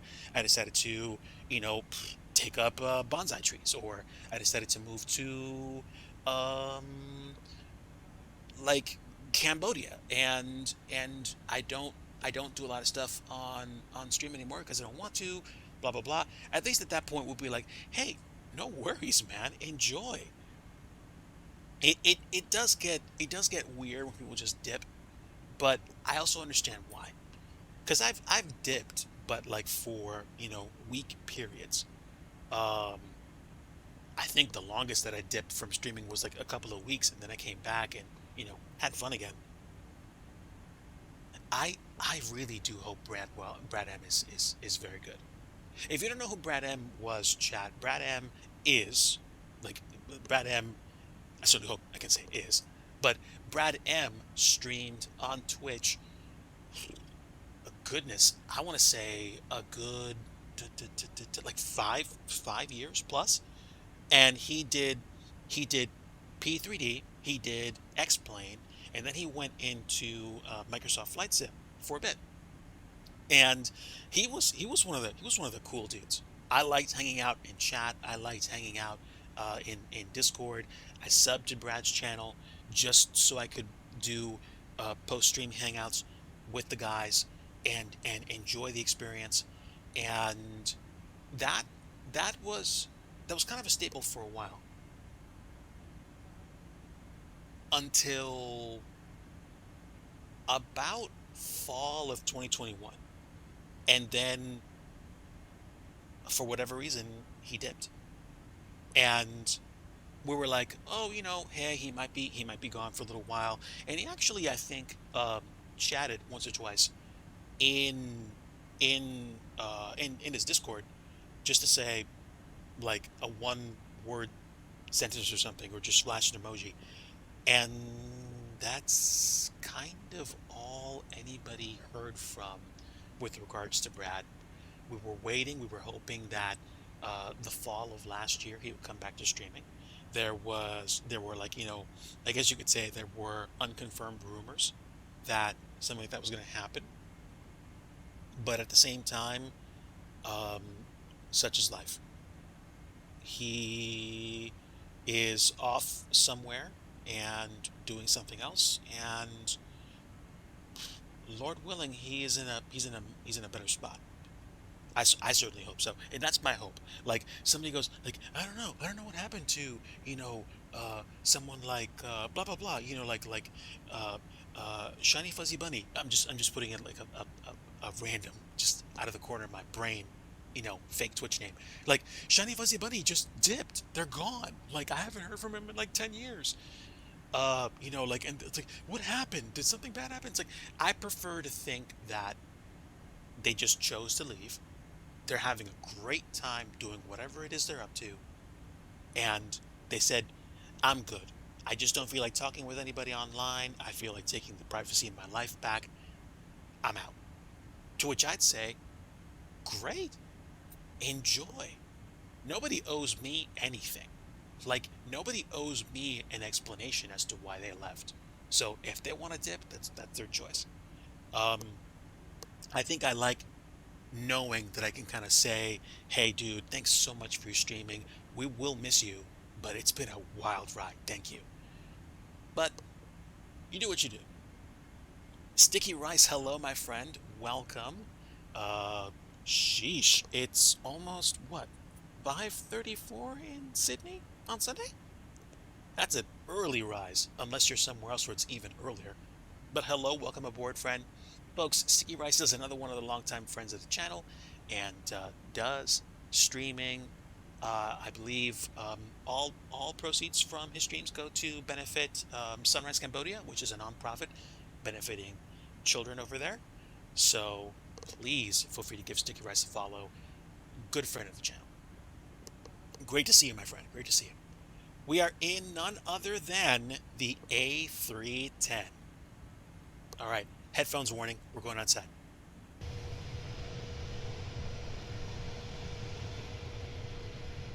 Of course, I'm flying the Orbit Airlines livery.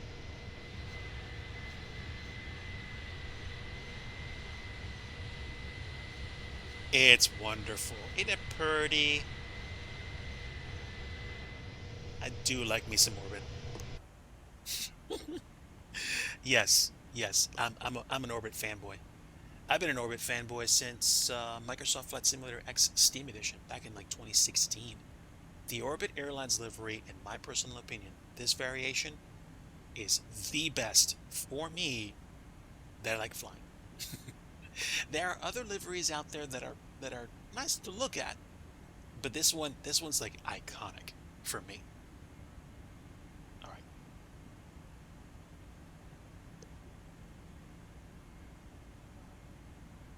Oh, okay, okay. So wherever you are, it's probably really, really early, and you're just up. Wow. To tell you the truth, you're not the only one. I think I've been dealing with a gradual progression of my night owlness, which I think kicked off sometime around, I want to say sometime around 2020, 2019. Yeah, I think pretty much once we got to the point where we were all in our homes and dealing with global health situation, my sleep schedule just went whoosh, later, a good 2 to 3 hours later than it used to be. I used to get up really, really early in the morning to get dressed, to get in the car, drive to work, and then drive home. And I would easily say my my sleep clock has shifted about 2.5 hours further into the day. So I go to sleep way early, way later, and I wake up way later. Where it really gets problematic is if I go to sleep way later and I wake up way earlier. But there are very few instances of that when that happens. And when that happens, it's usually because I'm traveling, because I'm sleeping on the way to the airport, and then I go into, airport digi mode, and then I'm flying to a destination vacation where I'm having a great time, like Alaska, for example. And yeah, it's one of those things. It's definitely one of those things. Okay, we're nowhere near the halfway point, but I'd say we're starting to flirt with maybe, let's see, what is that? Um, 50, 25. We're starting to flirt with like 15 to 20% of the flight done already, and we are well on our way to uh, 51 November 04 Whiskey, 51 North, 40 West. Oh, we got a guest at the door. Stand by.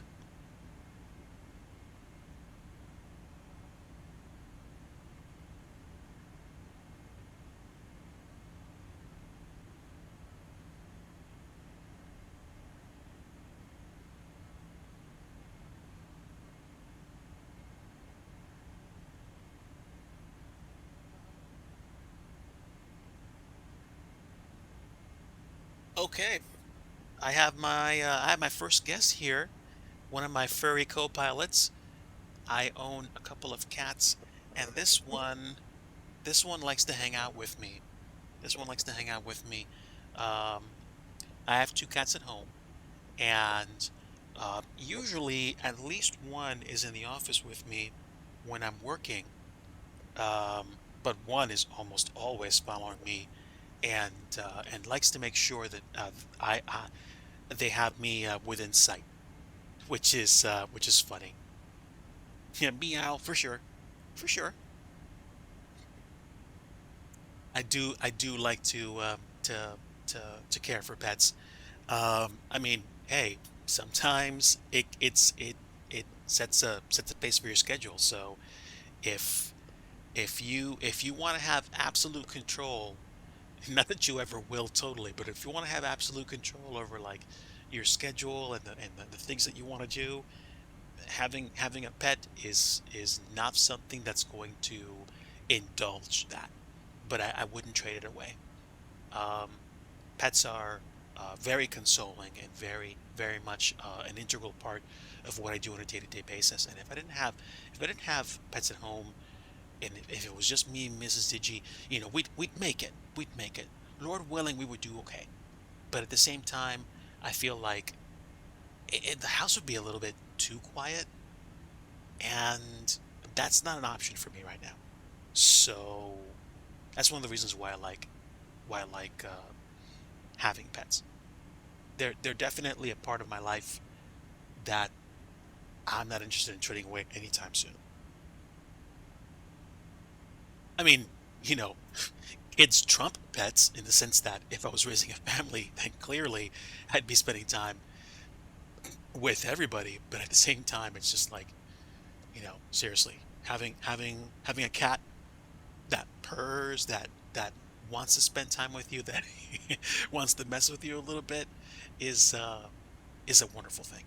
And I appreciate that companionship sincerely. It's great. It really is. I I was thinking I was going to settle down at cruise and start doing some stuff like working on Blender or whatever, but this has turned more into a flight sim talk show slash therapy session, which is nice.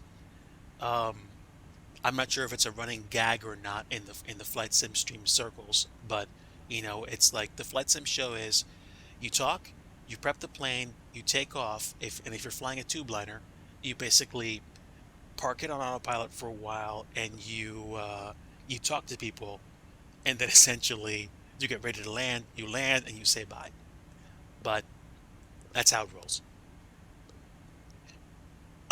Folks, let me leave you guys in the passenger cabin for a minute or three.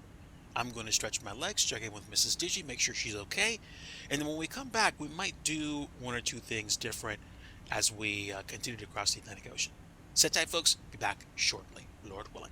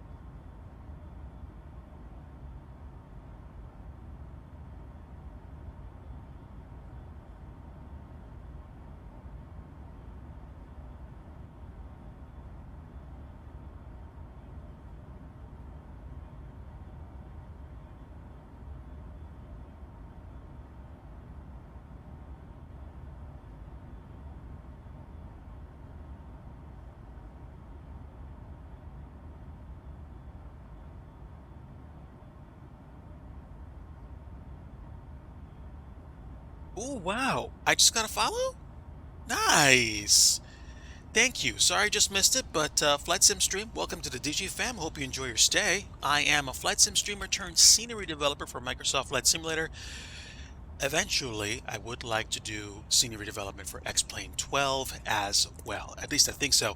I do owe one of my friends an airport. But welcome aboard. Glad to have you.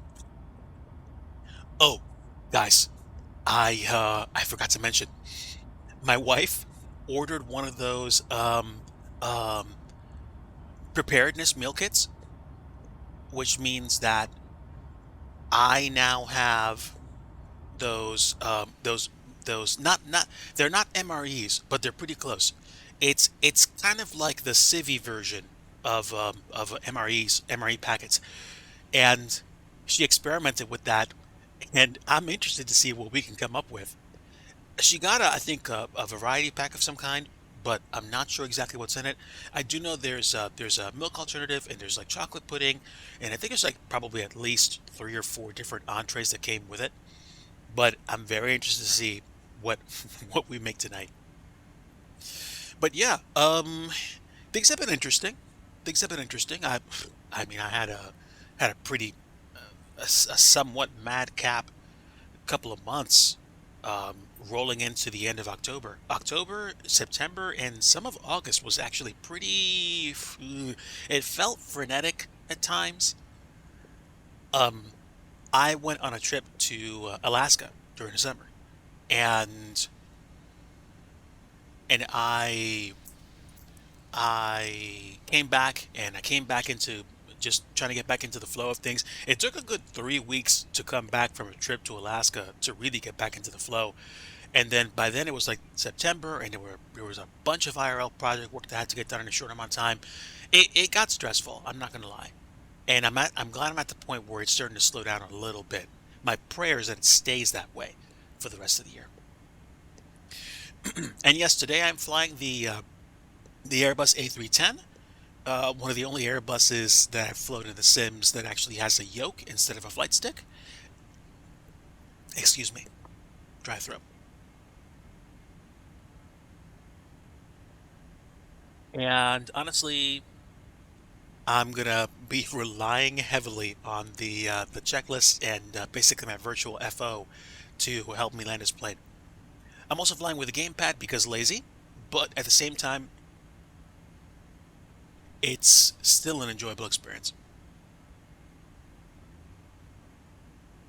Issues aside, I remember the first time I tried flying this plane. I was trying to fly the rehash of the Caribbean landing mission because you guys know I like to fly in FSX from time to time just for the missions.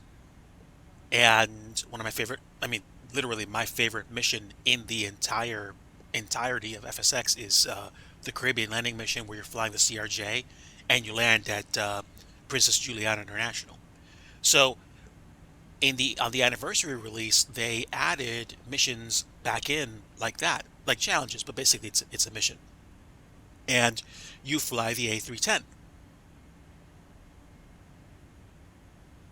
which is a bit of a kind of like I mean, it's clearly a mismatch. You're flying a heavy instead of a CRJ, but at the same time, I guess it's the only plane they had to work with that actually meant anything to them.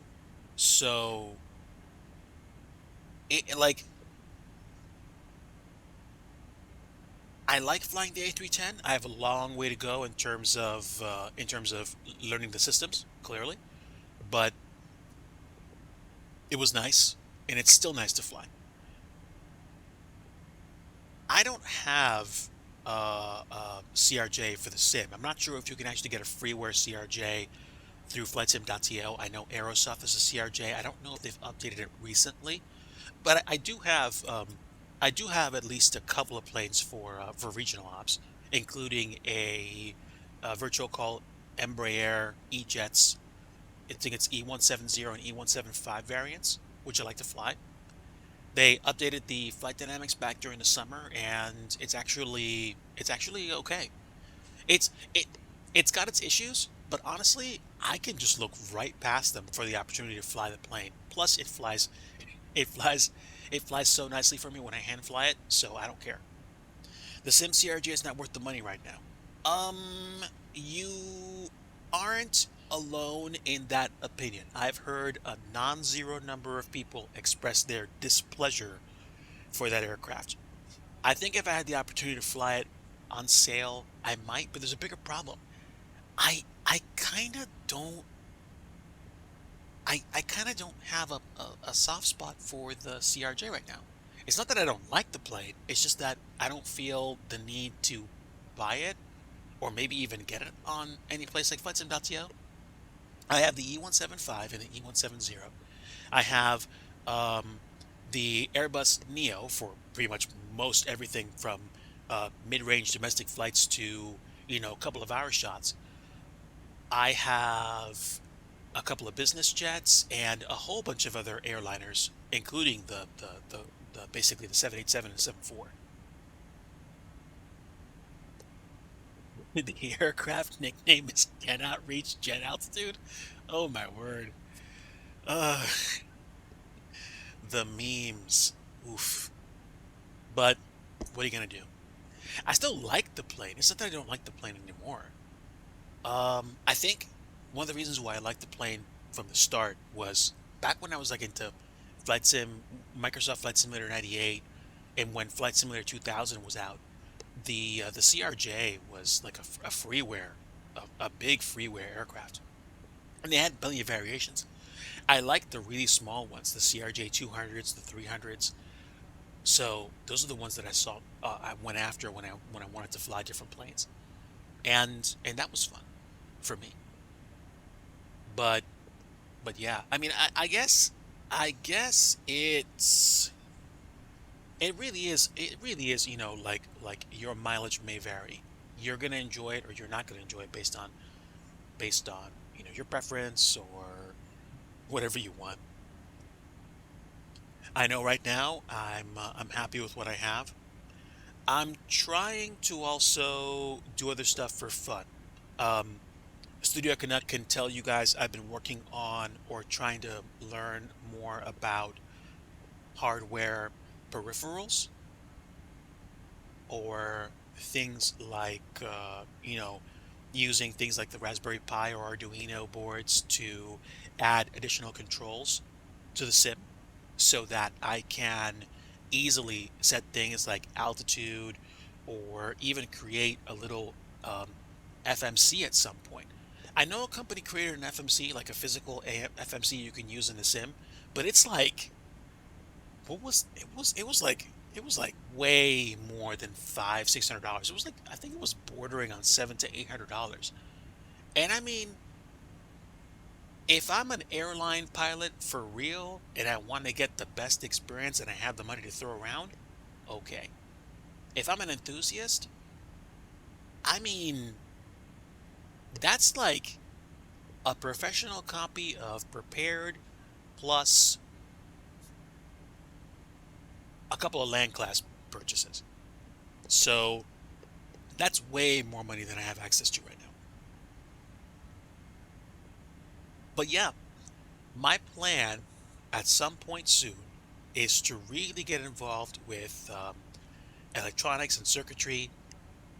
Not so I can learn everything, but so that I can turn one of the Raspberry Pi Zeros that I have, or one of the old Raspberry Pis that I have, into a full-on FMC for use in something like Microsoft Flight Sim or X-Plane 12 or something, and do it to the extent that I don't care how ugly it looks. If it does what it's supposed to do, then it's done. I mean, at that point, if I really wanted to do something fun with it, I could go about the business of, 3D printing a case for it and figuring out how to mass market it. But that's not something that I'm curious about right now. To be honest, I spun my brain so often over the summer and the early fall trying to figure out, oh, what can I do about this? Like, you know how like you stop and you look around and you're like, wait a minute, what just happened? How many months have gone by? What am I talking about? I don't know if you guys are like me. You're probably not. But in case you are, I got to a point over the summer and into September where I stopped what I was doing and I looked around me and I'm like, it's going to be October next month, or it's going to, like, now it's like it's going to be November next month.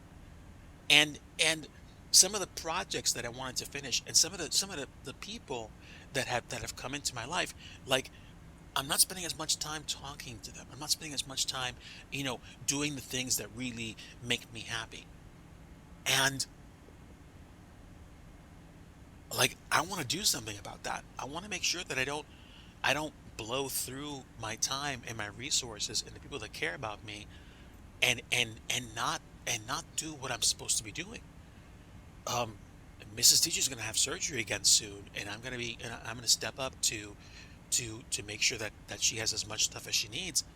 And I've got some time to sit down, just to catch my breath in between things. But that's something that I want to do. It may not always be something I have the energy to do, but you make do. You make sacrifices for the people that you love and that you care about. At least I try. And if that means that I have to reprioritize stuff and push certain things back out even further and think about the way that I spend my time and my money, then that's it. I thought about this last night or a couple nights ago, and I thought to myself, if I don't get anything for Christmas this year, other than the family and friends around me that I sincerely care about, I'm okay with that. If I got nothing right now, no fancy dinner, just stupid, meaningful time with people that I genuinely care about, laughing so hard that, like, I tear up about silly jokes, I'm okay with that because that's how I roll, at least. Now, don't get me wrong.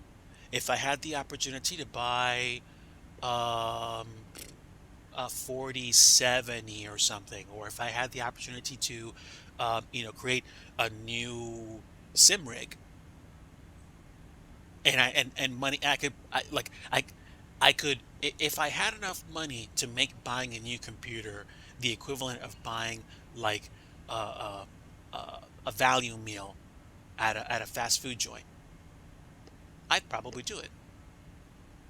But that's not the focus for me right now. I really want to enjoy time with people. I really enjoy spending time and just having great moments. And I want to get better at what I do, and I want to get into a better spot doing life.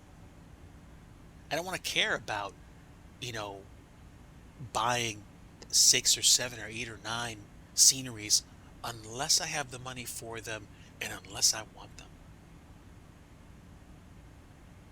That's just me. You guys might think differently, but for me, I understand if somebody's selling a $200 jacket for $120 and I buy it, I didn't save 80 bucks. I spent 120. But that's just me. What was I thinking about earlier? Yeah, I talked about Raspberry Pi already. Um and oof, dude, I could go for some more pumpkin pie. And that's actual food.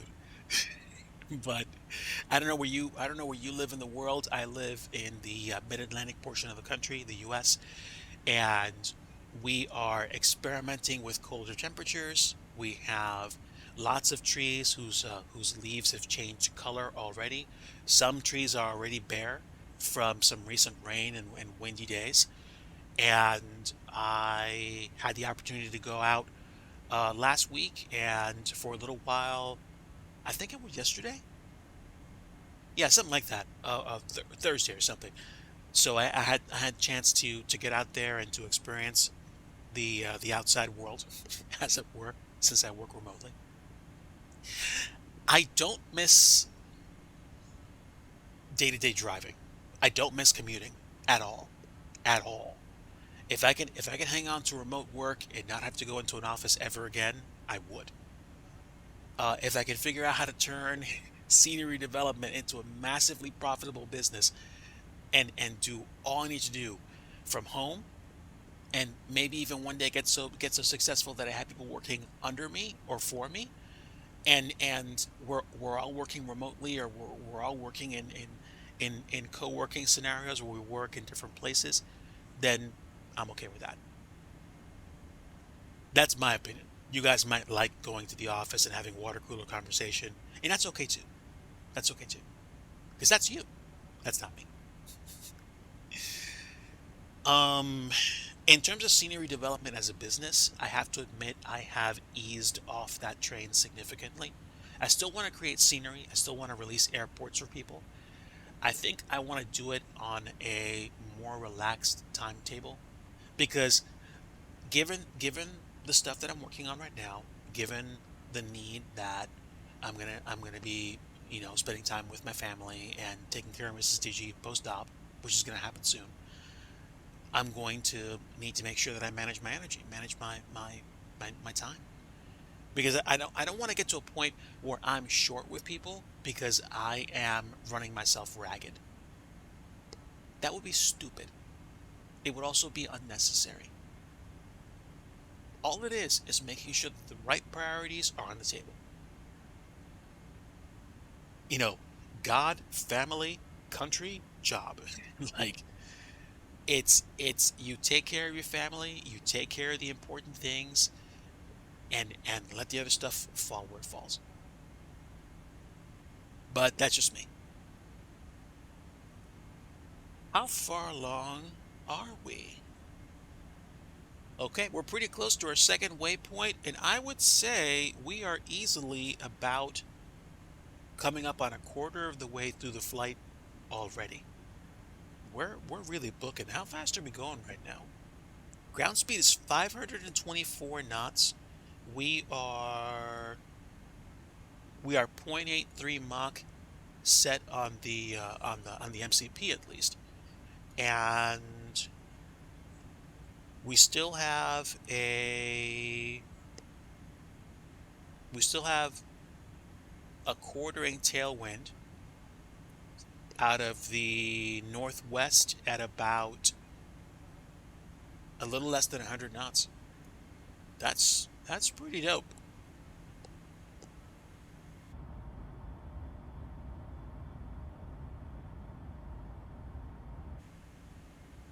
Oh wait, there we go.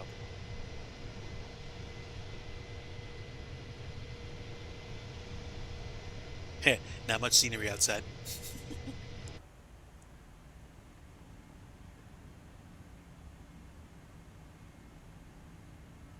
At this rate, we'll either get to Lynn Heathrow by sunset, or we'll just land at twilight.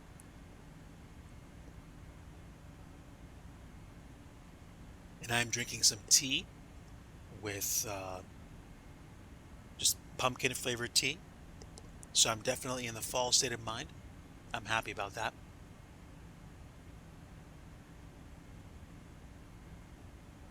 But let me think.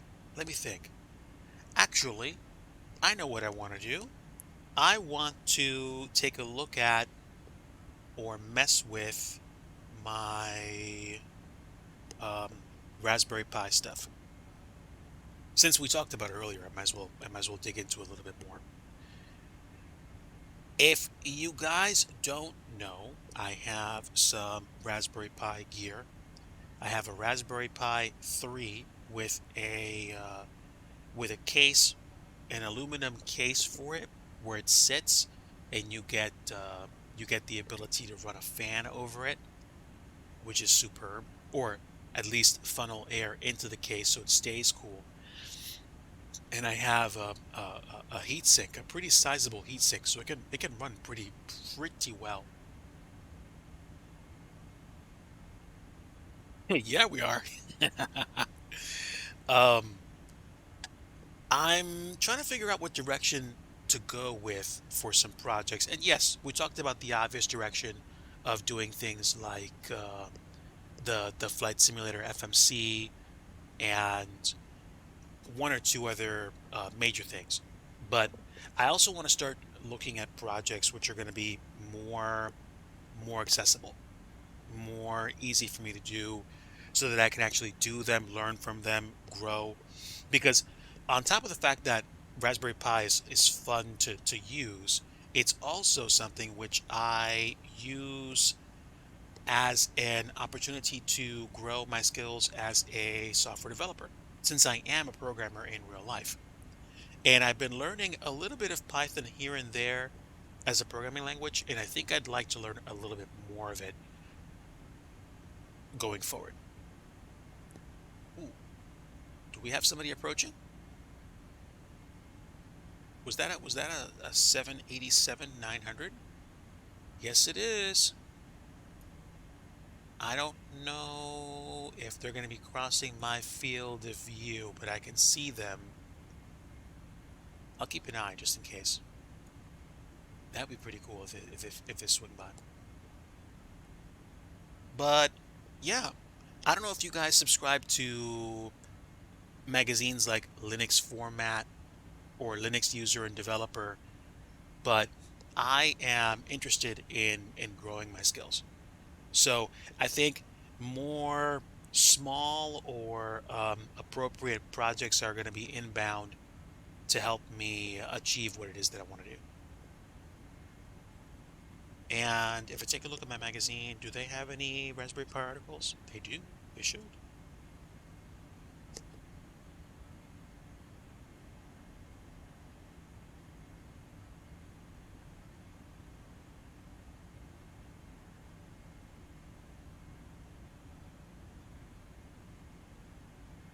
Okay.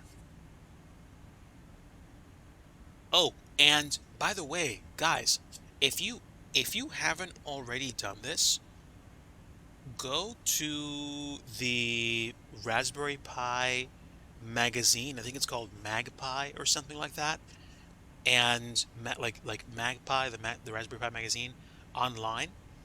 They they have a lot of free resources you can tap into if you're curious about the platform, which will help you to if you want to learn more about Raspberry Pi but you don't have the money, they allow you to get plenty of their reading materials for free. And there's ways you can learn about circuitry and electronics without needing a Raspberry Pi. And if you're curious about Raspberry Pi and you want to mess around with electronics, but you don't care about the computers so much, I would recommend looking into Arduino or the Raspberry Pi Pico, which I believe uses a chipset called the RP2040 or something like that. And the Raspberry Pi Pico is basically a Raspberry Pi microcontroller, and it is a teeny tiny computer which is like single purpose. It doesn't have that much memory. You upload a program to it, and then basically that's all that thing does. So you can turn those things into temperature and humidity readers, and you can add a teeny tiny little display to them so that you can see what the temperature and humidity level is in a room. And since we're coming into fall and winter in the northern hemisphere, in my neck of the woods, knowing how dry or how much moisture is lacking in a room might be beneficial if you have humidity related concerns for your health. You can also, in theory, even make a teeny tiny drone using a Raspberry Pi Pico, and the proper batteries and rotor blades, and create your own drone, which is cool. Where this comes in handy for flight sim is that controllers like the Arduino and even the Raspberry Pi let you create additional controls or buttons that you can use in conjunction with the sim. And you can use things like MobiFlight to map those buttons to behaviors or controls in the sim, so that instead of you moving your mouse over to, say, the the dial for altitude select, you can make a rotary dial which is actually going to respond or interact with that feature in the sim, so that you can actually get that functionality provided for by hardware control. And Studio Canuck can tell you that I've been messing around with that, trying to make it work, and I am trying to push the limits a little bit so that I know what to do with it. I would like to make something like that happen very soon. Totally, totally, right? So my first project right now is still the MCP helper, and I've got a friend of mine that I have reached out to for a little bit of assistance. Admittedly, I got I let myself get bogged down with some of the things that I was working on this week with IRL work, but I think I'm in a good spot to try to reach out to them again and see what I can learn, or try to fix some wiring problems I've been having, because I was actually able to map a rotary encoder to the altitude control. So when I'm flying the fly-by-wire A320 Neo, I have buttons that that turn things on, like the APU, the lights, allow me to fire up the APU and switch to APU bleed. And it was the hardware, the PCB that I showed you, Canuck, in your Discord. And he gave me a PCB with a pass-through that I can use to connect the additional controls to. The problem, of course, is that there's only so much real estate or space on those things, and I think I have to start learning about how to map multiple controls, I guess, in series to a PCB or on a PCB, so that I make the most use out of the hardware without needing multiple Arduinos, multiple Raspberry Pi Picos, unless I really need them, unless the systems are that complex, or unless I'm going to have multiple banks of systems so that I can actually fly a plane with hardware along with my joystick instead of using the mouse. Not that using the mouse is a horrible thing, but if you've flown any number of flights in the sim, whether it's X-Plane or MSFS, how sometimes turbulence can make it difficult for you to choose to scroll a dial or something, and then you wind up accidentally zooming in your display, and you're like, I don't want to zoom, I want to turn the dial. So there we go.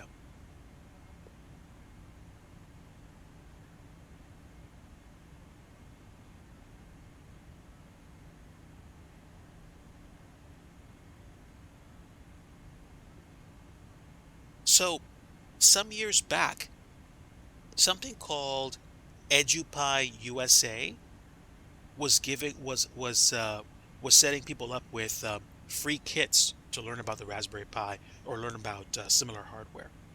And there's a bit.ly link that I'm going to check out at some point to learn more about them. But it's EduPie USA, EDUPI, and the word USA. Okay, looks like they're crossing the other way.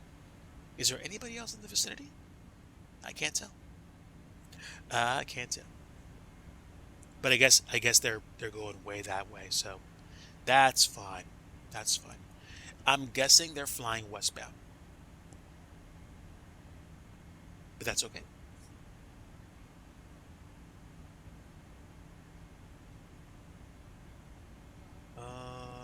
Node red.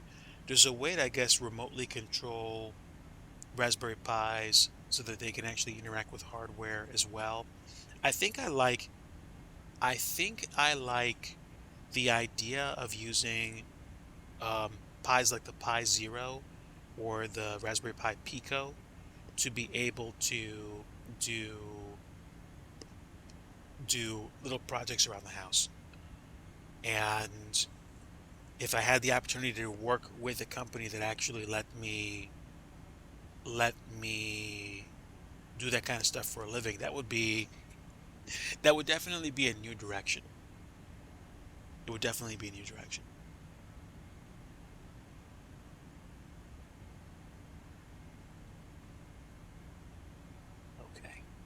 So I have my magazines, I have a snack or two.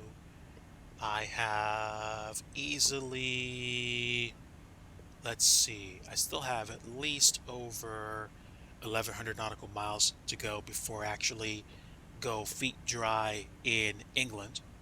So at this point, I figure I still have somewhere around, at a minimum, 2.5 to 3 hours left. Given my airspeed is still just over 500 knots on the ground, I would say I think we're still on time for about a 6:30 arrival at Heathrow, and we'll take a little look around, and we'll say hi to the airport before we duck out. But let me grab a few potato chips and re-up here. Stand by one.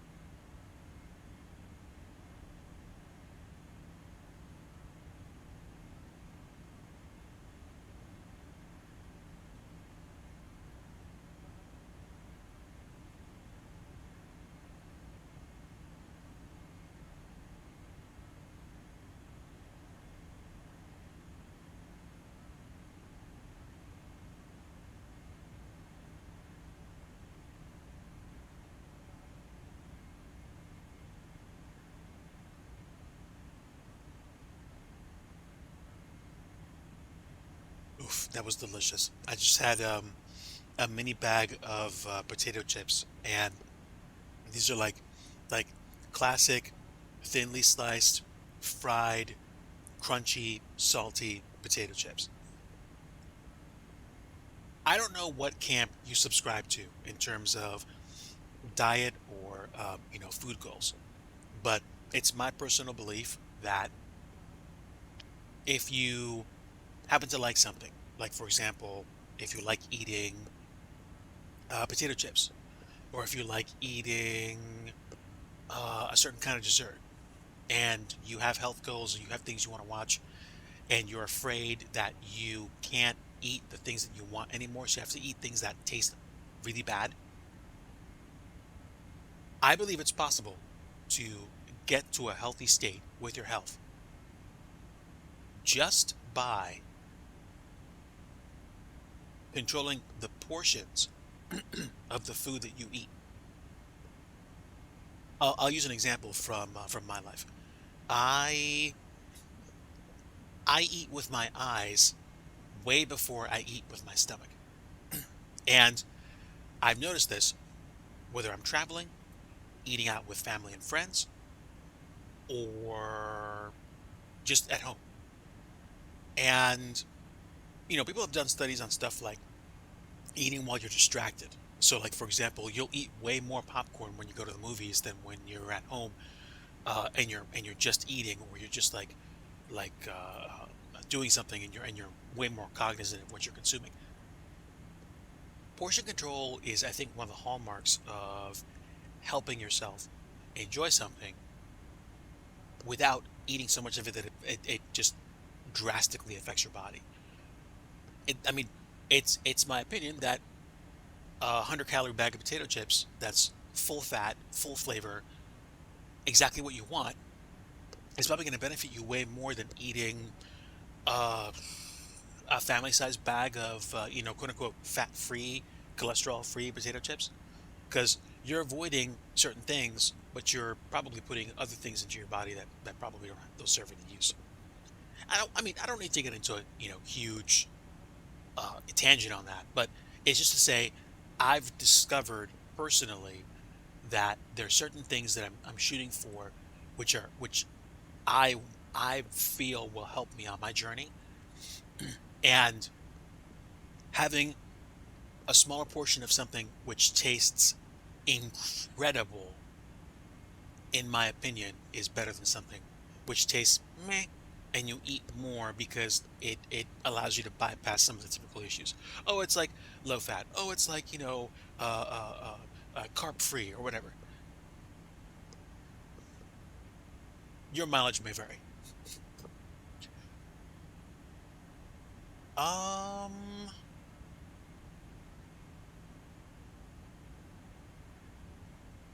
you know what? I feel like I'm forcing this. I don't feel like I want to look at too much with regards to components or stuff like that, because I don't have anything set right now, and the way I'm feeling, I just want to chill this afternoon. How about this? How about I mute the sim for a little bit, and I'm going to play some, I think either some Sim City or some of the classic games that I have for fun. I think I'm going to do that.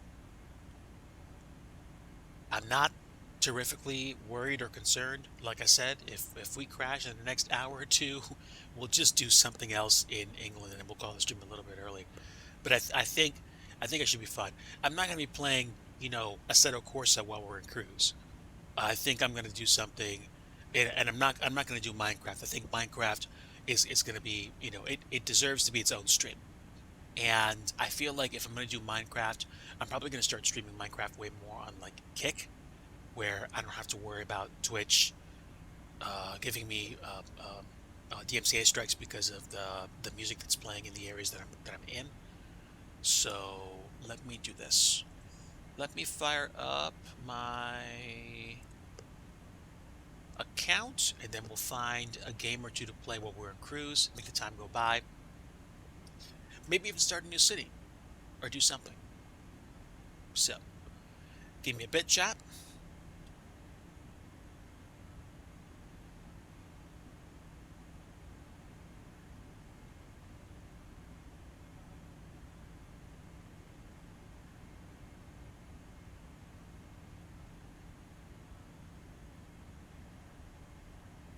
Do like having a brain that remembers stuff.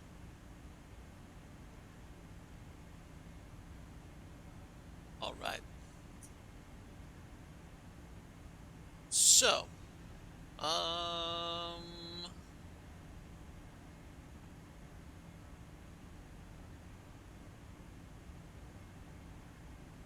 well, I'll tell you what, I might not be able to buy myself a PS5 or a brand new computer this year, but I might buy myself a classic game or two. Wow.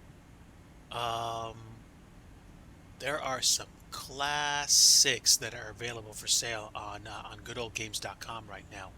And I'm not talking about Cyberpunk. I'm talking about stuff like Space Quest 1. I'm talking about things like Free Space, Shattered Steel. Yeah, I might have to revisit this place. Okay. Do I own any games that I haven't installed that I want to play right now? I don't think so, unless I want to play Pod on stream. Let me think. Let me think. Red Faction? No, no. A little too involved. System Shock? Nah, way too involved for a flight. Even though theoretically I could probably speed run it if I knew exactly what to do and I knew that I could do it really fast.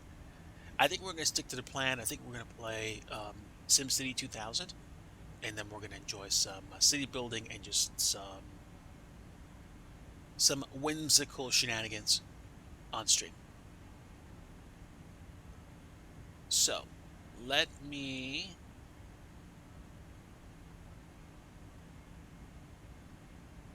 check my volumes. I think we should be okay. Give me a few seconds to get my my screens running.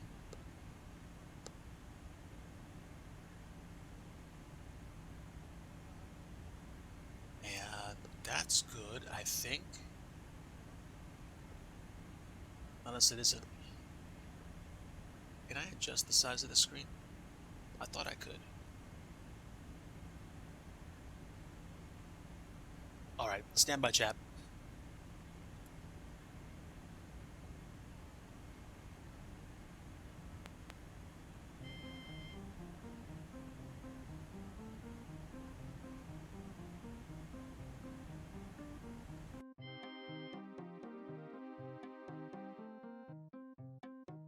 Okay, that's actually running at a pretty nice volume.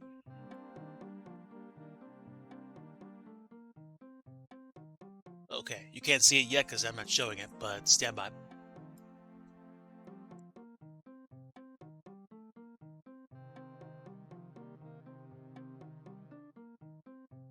There we go.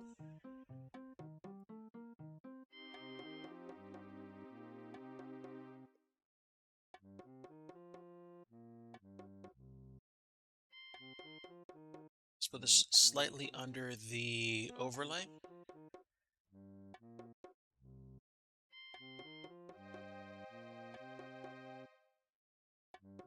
We got a while to go before we even have to think about arrival, so that's why I'm playing this right now.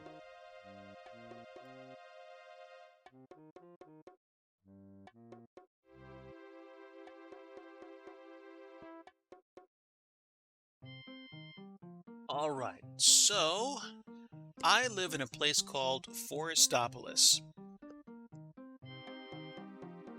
How many folks do we have living here? We have about 236,342 people. And we are literally second in our major metropolitan area in terms of other cities.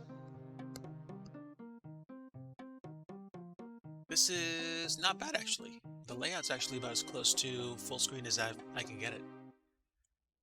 Dun, dun, dun, dun. Oh. All right, might be a little pixelated, so I apologize in advance.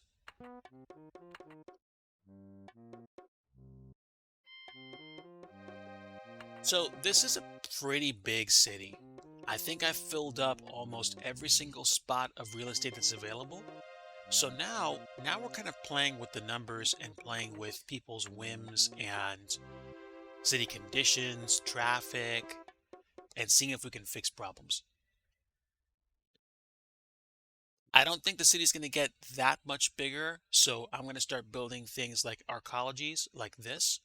This is, in my opinion, one of the best arcologies to use or to build for the game. It is a launch arco, and it's probably one of the best in terms of overall impact. You, I think, have the least amount of pollution with this one. Oh, no, wait. There might be another one. There's an ecological arco, which I think produces way less pollution, but I don't think it's going to have as many people living in it. And essentially, this is how you're going to start building up your population significantly. As you get more money, you can afford more arcologies, and then essentially you go from having a couple 100,000 to maybe 1 million or more. Probably over 1 million, probably maybe even over 5 million. But let's take a look at the budget and see what's going on. Used to be when I played SimCity 2000, you always got told you always got told that you had too many roads, but I think they fixed the logic and they don't have any advice for me right now. So we have adequate health care and education and fire response and comparable crime management. We haven't taken anything out from the bank. We haven't needed to. We won't need to. And city ordinances, we pretty much, with the exception of legalized gambling, we pretty much have everything ticked. If I added legalized gambling, I'd probably add more crime. But wait, okay. I was about to say we owe more even though we're getting income from that. That'd be one more reason not to use it. But I think there is a slight impact in terms of using it. So let me see what I can do. I have tried to create a more robust mass transit system. So I have things like subway stations close to roads, close to places of business. Sims are going to use services that they have access to. I think the way the old manual said it was if a Sim can't get to something within 3 blocks of where they live, they're not going to bother. So, because most Sims live within 3 blocks of a road, they're going to take the roads, which is probably one of the reasons why we have as much traffic as we do. We have a pretty big city, and I'm trying to figure out ways to reduce traffic. One of the cheats that I figured out was the less stops that you have, or the fewer interchanges you have on a road, the less, I guess, entry and exit traffic you're going to have. So that's benefited me somewhat, but it doesn't always fix the problem because you still have a lot of traffic when you get to certain places. I guess I need to add way more subway stations. So let me give you for instance here. We have a bus depot. We have 2,375 passengers a day that use it. So that's like 3% of the population? No, 14,000 is 1%. What was it? Wait, how many people live here? Yeah, so 230,000. 23,000 would be like 10%. So yeah, it's about like 2%, 1% of the population uses buses. They take up a lot of room that would otherwise be used for commerce. So it's difficult to put them all over the place without taking down the total amount of, profit your city's producing. And they cost you money. Subways are easier to produce because they take up less space. The railroad tracks are underground, and I have, what is it, 4% of people using them, which is like double what the bus count is. And I try to put bus depots and subway stations right next to each other.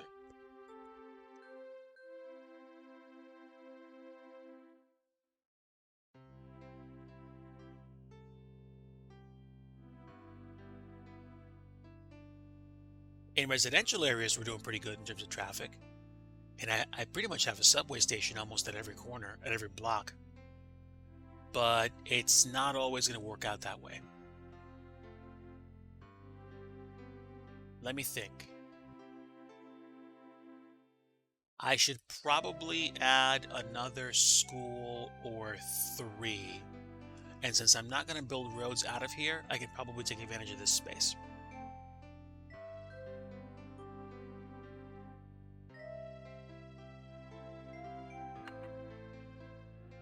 Okay, where are my schools? Here we go.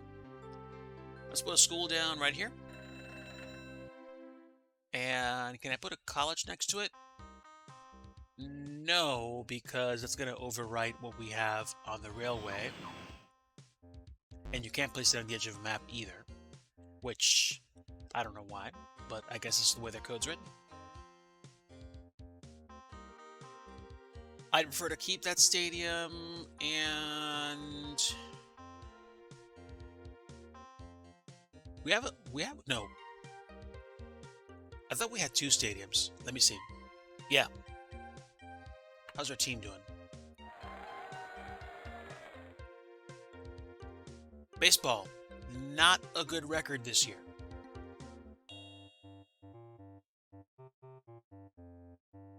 But how many people attend? About 12% of the population comes out to a baseball game. That's not bad. That's not bad. A lot of folks like to come out. Hmm. Okay, so we have a college here. We have, I think, a good teacher to student ratio. We should probably have another college. We have another college right here. Yeah, most colleges seem to have good attendance, or at least a good ratio. Do we have any colleges on this side of the road? We might want to do that.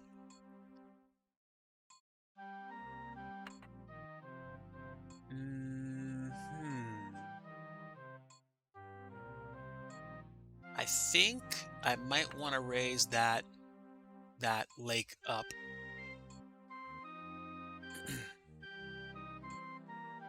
I might. The unfortunate side effect is when I'm terraforming, I'm probably going to be wrecking people's stuff, but where's my construction? There we go.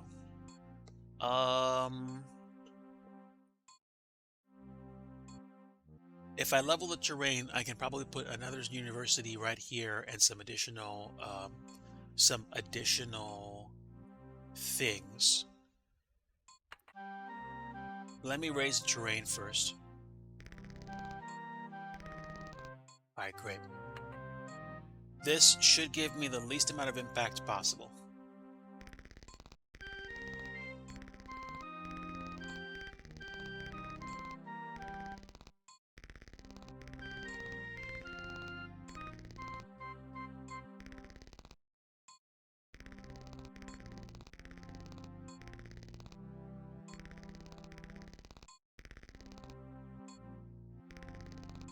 Okay, wow.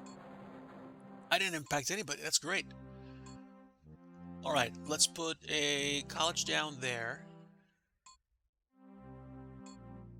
Let's see. We could probably put a college here. And I can get rid of that park. And we do have a lot of traffic, but I think that's just a park. I should be able to get rid of that park. Let's get rid of the park.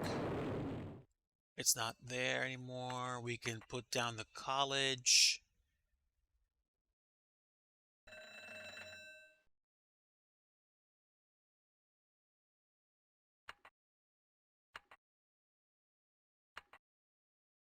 And now we have that. And I think what I can do is maybe move the water pump out of the way and then set up a school next to it. So I'll do that. I'll get rid of this water pump. Or instead of doing that, I can get rid of a few places out here.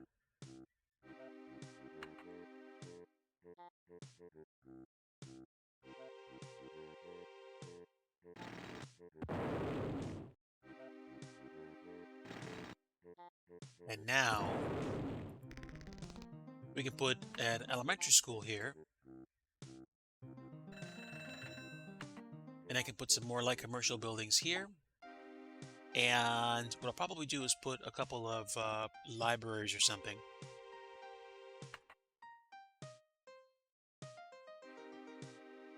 Ooh, a museum combo would just be dope. And now we can put some additional commerce right here. And I think it's only 2 spots, so that should be fine. We didn't have to move the water pump. It's not going to get pumped from water from a body of water anymore. But now we have some more commerce. We didn't break anything, and that's going to add a little bit of cost to my education fund, but that's fine. Traffic out here is really nice. I wonder what the property values are. Land value is $185,000 an acre. That's a luxury house. People like living by the water. Condos. And this is a nice kind of section. This is a high rise. Very nice. When you start playing games like SimCity 4 or SimCity 3000, there's additional factors to take into consideration, like I think building building roads that support high density versus low density. And this is pretty snug in here. This is I think this is a military base, and the runways are not ideally placed, except for this one and this one maybe. You can reduce the instance of airplane crashes by keeping buildings low density around airports, but the sim doesn't seem to complain about that at all. Like it doesn't seem to care. Okay, and here I can put some more water pumps, which I will.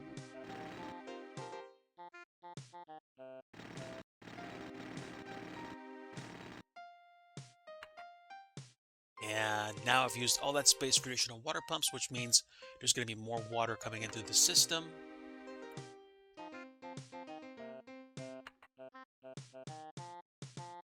At this point in the game, I have the kind of money that's going to put me on the path towards getting arcologies. And that's the big thing that I showed you in the bottom left-hand corner of the game. This big thing. So I want to be able to save more money to be able to buy more of them, because that's what's going to catapult the population of my community. And I could buy arcologies right now if I really wanted to. The problem is I would be in a very sticky situation with money. In SimCity 2000, if you have enough money to support replacing power plants, the power plants will be replaced for you automatically. If you don't have enough money to replace your power plants, what's going to happen is when you get to the point where the power plant just breaks because it's not being used anymore, you're going to have a problem. You're going to, what am I trying to say? You're going to see a power plant go, it'll look like it got bulldozed, and then essentially you're going to have a lot of people without power, which is not going to work out well for you at all.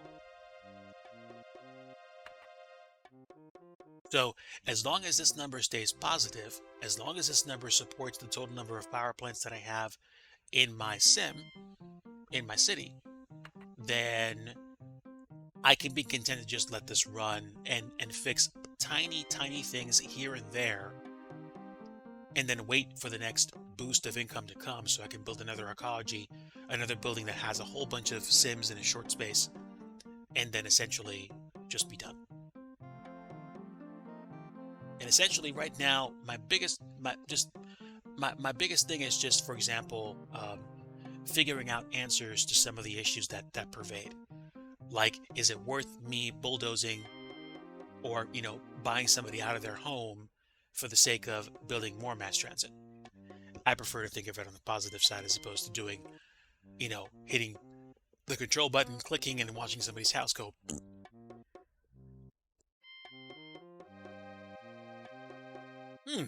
There's an idea. Use a Raspberry Pi Pico or a Raspberry Pi Zero to emulate a city building sim, and then essentially if you have people can connect their zeros to the web, and then essentially you create this land full of people's cities, and you manage your cities, and then you interact with other people's cities. I mean, yes, it's been done before. Yes, You can just buy SimCity or something and play multiplayer with somebody else. But the idea is interesting.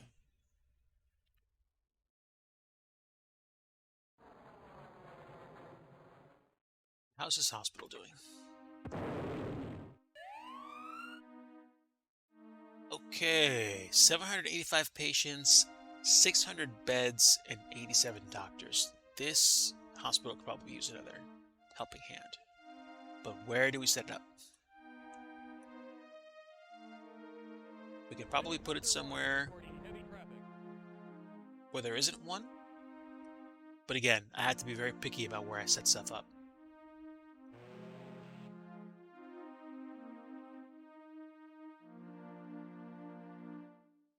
I could set up a hospital right here. Let's do that.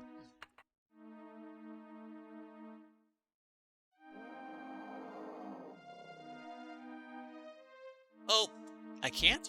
That sucks. That's a bummer. Where can I set up a hospital? Where can I set up a hospital?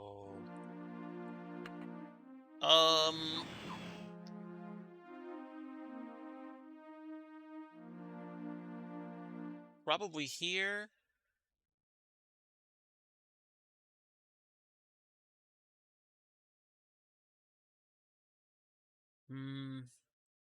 Not quite.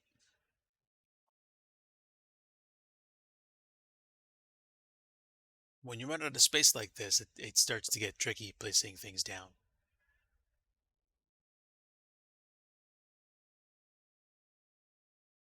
But okay, we do have a hospital right there. That's good. Where else can I put another hospital down?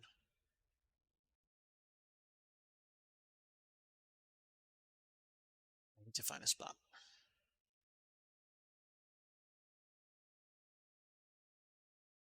I think we should probably put a hospital down here, and I'm either going to get rid of the bus depot or get rid of these houses to do it. Or I could put another hospital here and then essentially boost the system generically.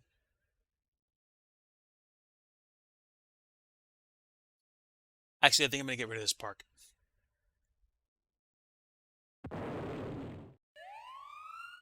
Okay, so that'll do.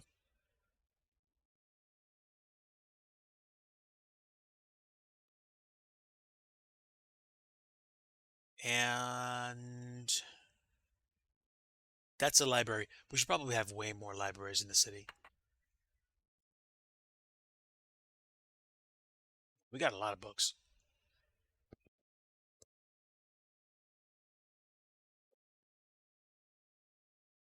Would SimCity 2000 run on a Raspberry Pi? I'm pretty sure it would.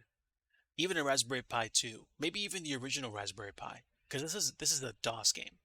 I don't see it taking up too much resources. I would probably invest in a copy of SimCity 2000 that you could actually install on a DOS box. I wouldn't use for example, the Good Old Games platform. I would literally run DOSBox on a Raspberry Pi somehow, just so you could do that. And I think there are people that actually ported DOSBox over to the Raspberry Pi. I just don't remember if it's possible.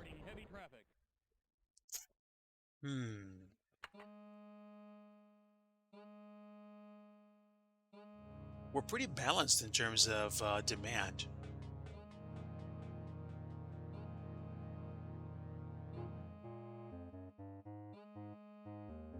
Let me think.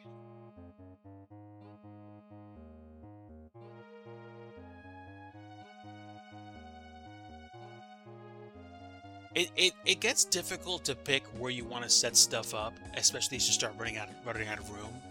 It starts to become way more about like the art of building places versus like not building stuff. And I'm usually way more I try to get things done all over. Like I try to be very methodical about making sure that I don't break stuff. But yeah, it's it's just like any city you live in the States or in Canada or even in Europe. Although I'd probably say more Canada than US. You can have mass transit, you can have bus depots, like train depots, and and you'll still have folks like me that say, "Nope, I want to drive." So it is a balancing act. Ooh, look at these houses. $204,000 an acre. Now, okay, what would you figure? What would you figure? It's like it's like $204,000 in terms of 1992 prices. So what would that be? Like 400,000? 500,000?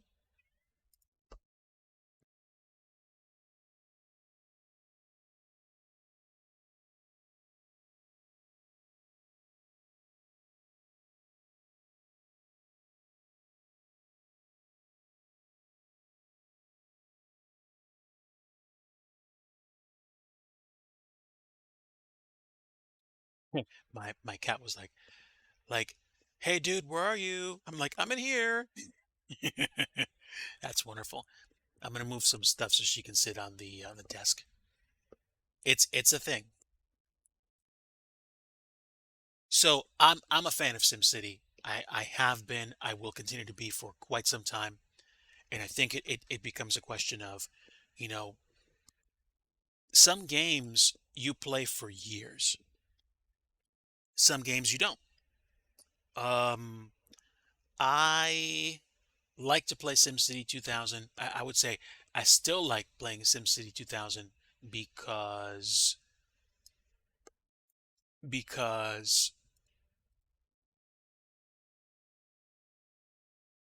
the the gameplay is nostalgic to me, and because I like the idea of continuing to maintain a city. it it'd be kind of funny or kind of curious if I start to experience issues with the game because I'm persisting a computer. I'm persisting a community way longer than the developers thought that was going to happen.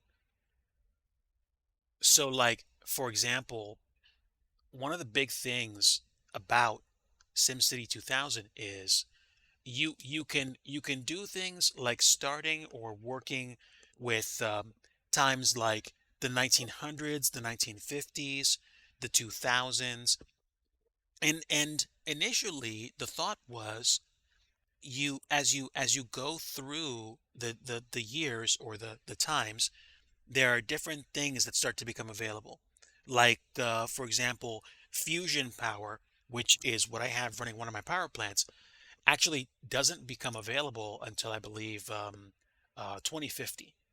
So you have to wait for that.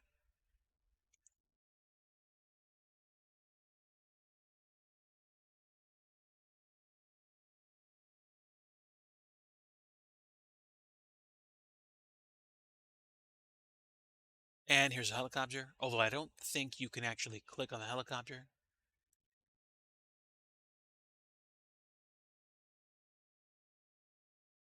Um, oh, and Canuck, if you're still here, you were talking about Streets of SimCity, or we were talking about derivative products from the SimCity franchise.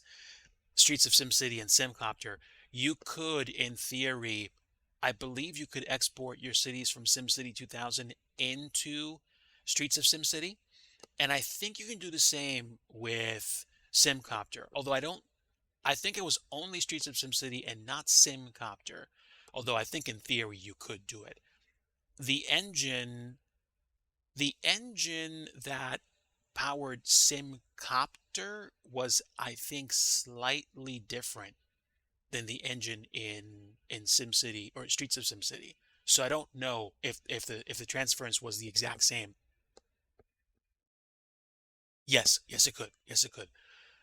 So I did import I did import a copy of my city once to drive through it, and that's kind of neat because I have the Streets of SimCity. I have a Streets of SimCity CD in one of my folders somewhere that I could actually use. And um, SimCity 2000 got to the point where it was so popular that you could actually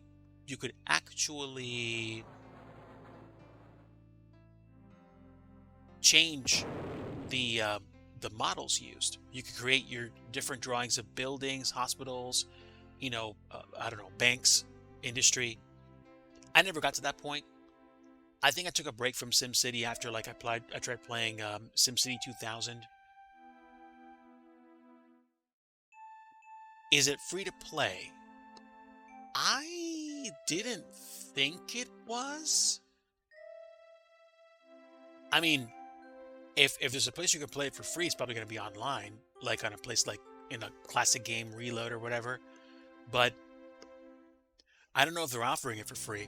I know occasionally, if you go on a site like maybe Epic Mega Games or goodoldgames.com, you might be able to catch some games for free, like I have in the past. I paid, I don't know, like $2, $3, $5 for this. Well worth it. Well worth it. A dose of nostalgia, way cheaper than going to the movies, and I can keep playing this game into, what is that legal term? Perpetuity? Until I literally get bored of it and don't want to see it anymore. But that's probably not going to happen for a long time.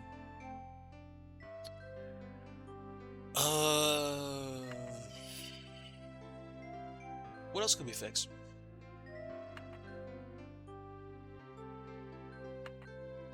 All right, let's bust up some crime. Down here could probably use a police station. So, this is the part of the show where I decide it's important enough to start bulldozing some stuff to make room for a police station. Probably for a fire station as well. I don't see a fire station too close to this area, and I don't like that. And because of the fact that industry is falling out of favor, I'm going to use industry as my stomping ground. So, we get rid of industry, and we lower pollution at the same time. How about that?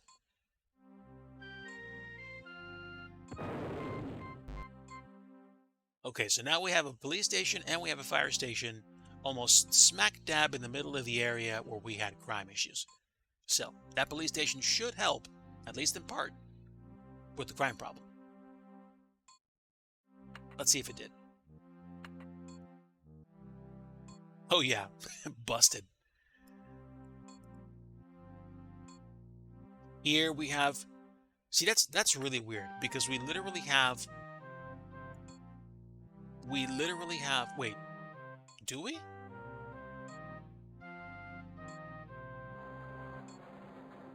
Where's the police station? Is that it? Ta-da, ta-da.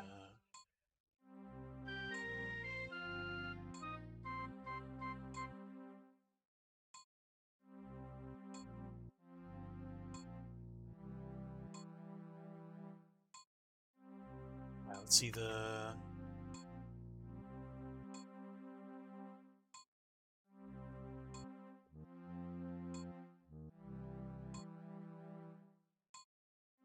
A bank breaking $6.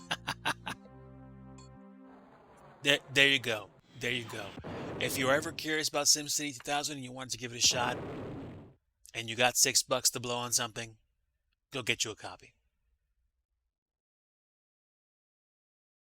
Okay, so we have a police station there, and we have a police station there. So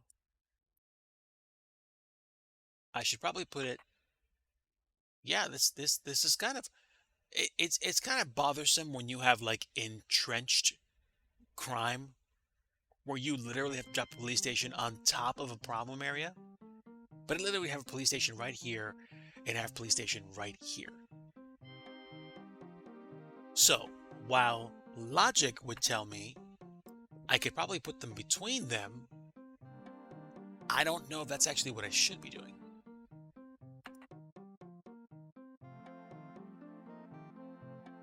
Let me see one more time. Measure 5 times, cut once. Okay. So, all right. Tell you what, we're gonna go game of life here, and we're not gonna focus on that area at all. We're gonna focus on this area here because I can barely see a single station anywhere. I'm probably going to bust up this drive-in with the police station because that seems to me like the logical placement. Unless I'm going to put it at the corner here by this traffic area. All right. Hold on, chat.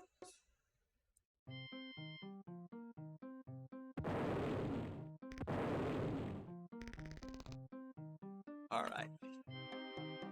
Power lines. One police station coming up. And I'm going to put another fire station across the street.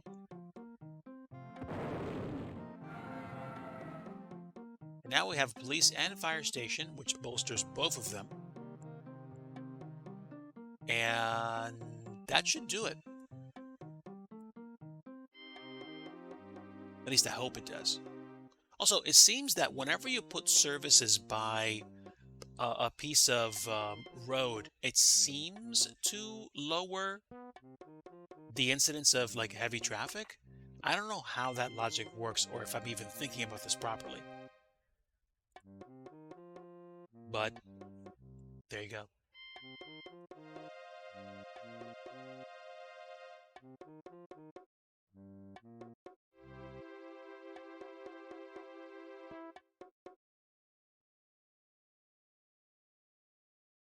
I don't know if I want this bridge here anymore. If nobody uses it, what is the benefit? 9 cars a minute. This is 11 cars, and this is 9 cars. If I...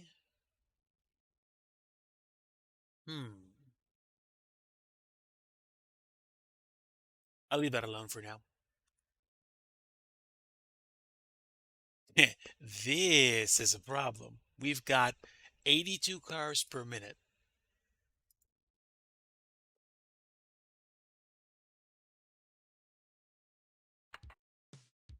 Kind of one of the problems is that that highway is the only one in that area doing north-south stuff.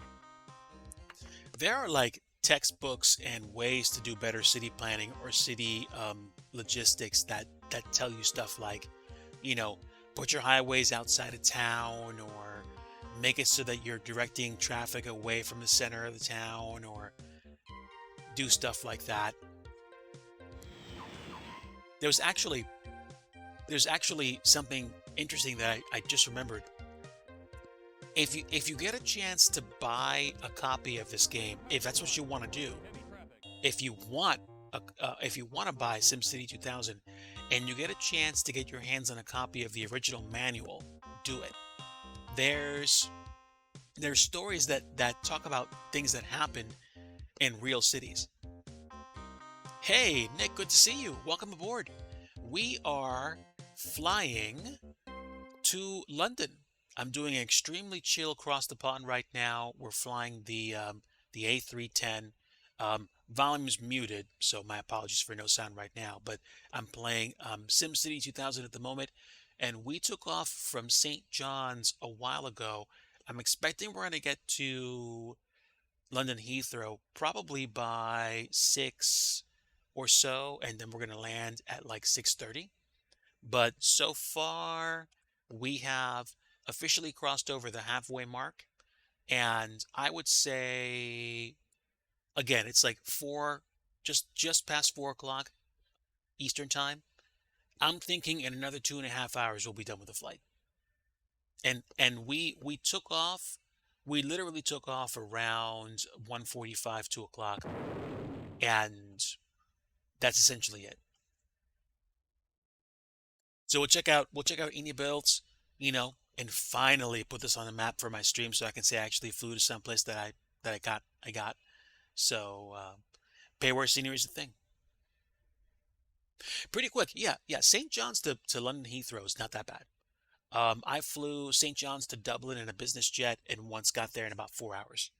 So it's not a bad crossing. You just flirt with some nat tracks, and then you're done. And I'm doing this because I have the ability to.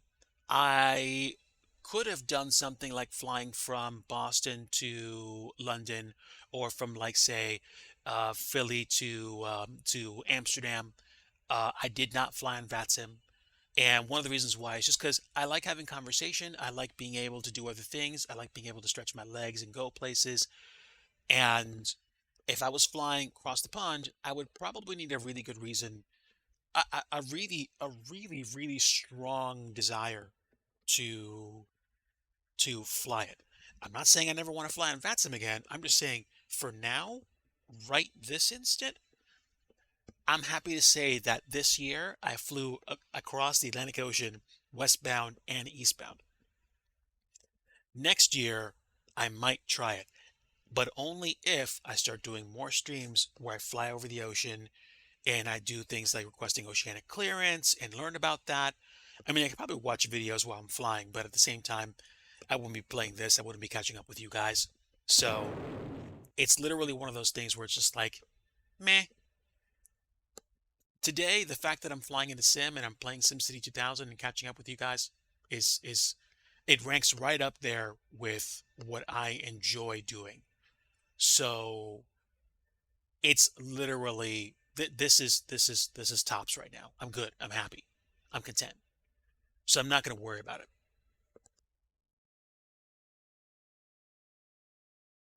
What can I replace? I'm probably going to want to put a police station and fire station here too. And literally because people don't care about an issue right now, I'm going to replace another place here.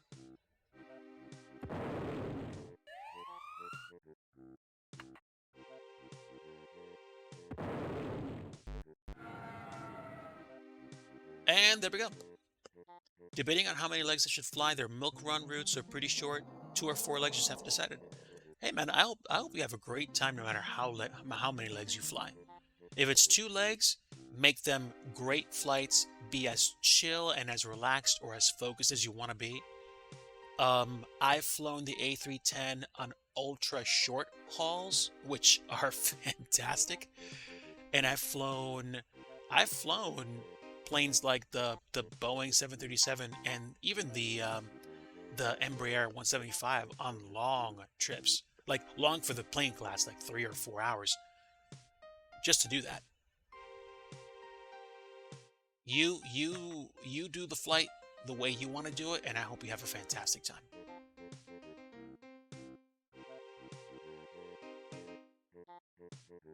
Okay, so now we have another fire station and police station. We could probably stick another hospital somewhere, but this is like a dense residential area, and I wouldn't necessarily want to get rid of it unless people just didn't want to live here.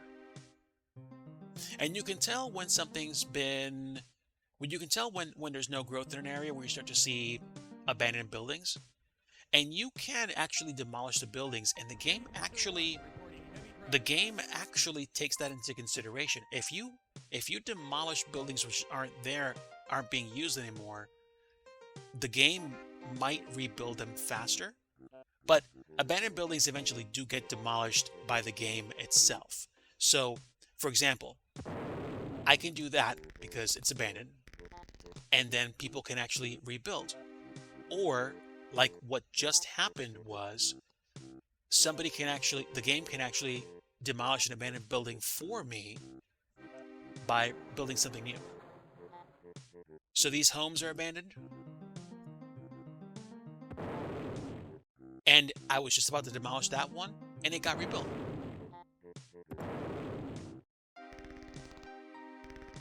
You can do that and have a little bit of fun and boost it, but at the same time, the game takes care of it for you.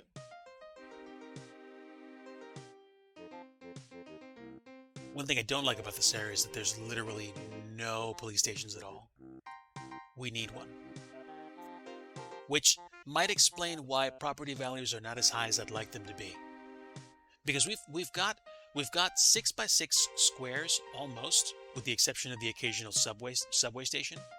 So we should be able to get some high-rise buildings in here.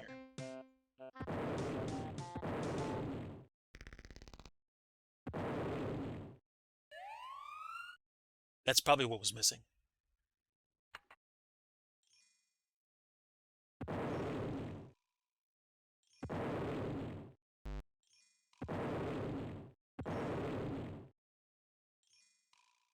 So I'm going to connect this to the rest of the power over there. And I think the sim eventually even overrides these squares too, so I'm not worried about it. I just like to keep things neat. And I'm running at turtle speed. See how quickly they're starting to rebuild? That's dope. That's fast.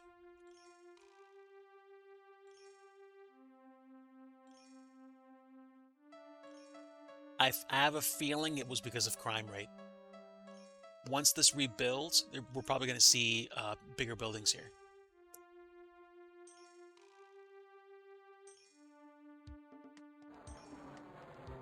Yeah, so literally, I think that's like my rationale. If I see a section of property or a section of the city that doesn't really have a police station and fire station in it, I'm probably going to add it.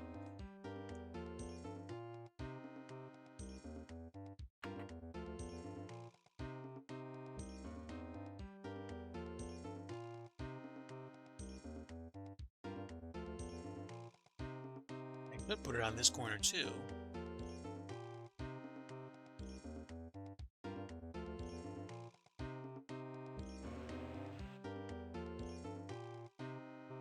Let me do that next.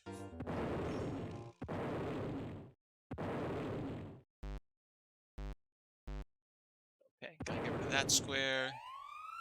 There we go.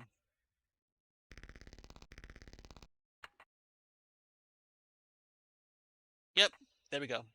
So now I need a square for a fire station, and eventually I'm going to need another hospital, because we need to build more hospitals in this town. You know what? Let's build it across the street? Or on the same block. There we go.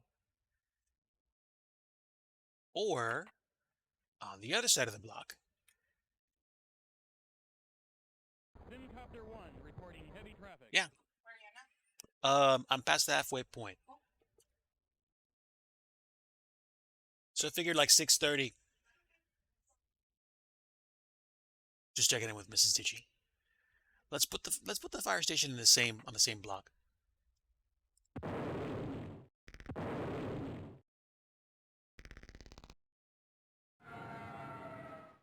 All right, so now we have the police station and fire station. I need to add another hospital. I really should.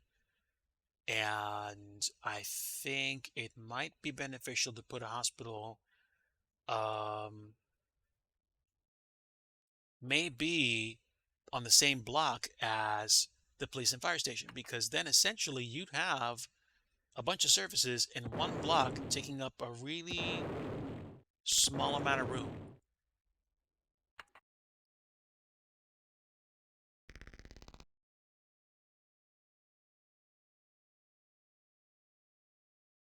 And if I wanted to, what I could probably do is get rid of these houses and replace them with light commercial.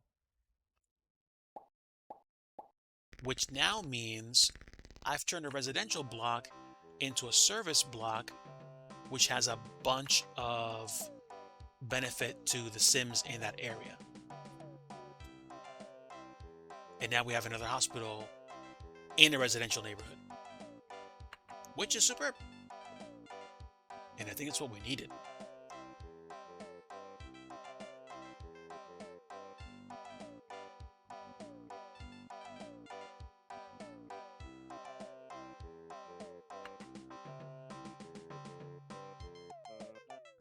So we have more buildings being edified.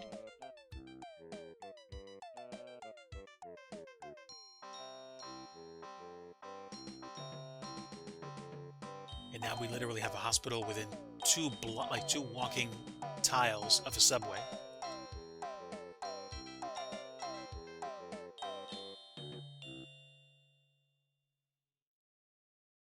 Not a lot of interest in industry right now. That's interesting.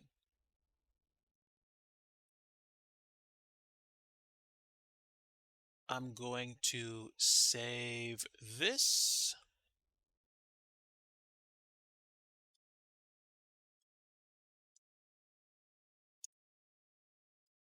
Oh, really?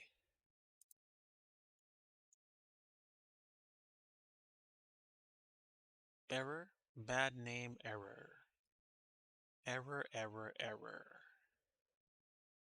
Okay. So, we'll use. Oh, of course. I remember. That was the old days of DOS where you could only have eight alphanumeric characters and then a dot in the extension. That's funny. I forgot for a moment.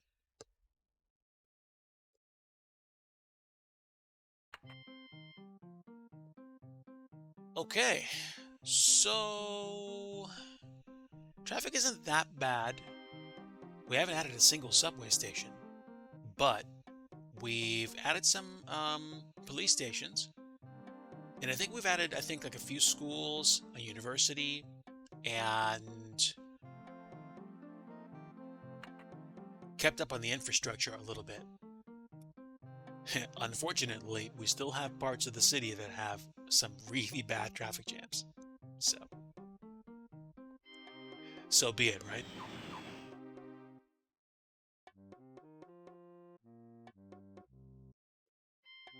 All right, how's this team doing? They're doing better.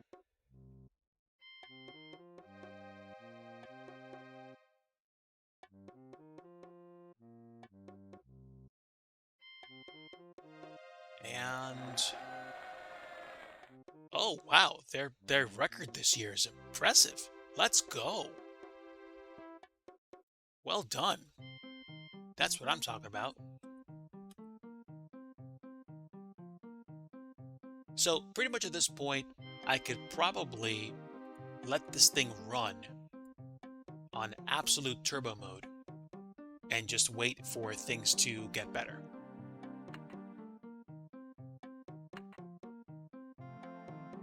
And move off the map as much as possible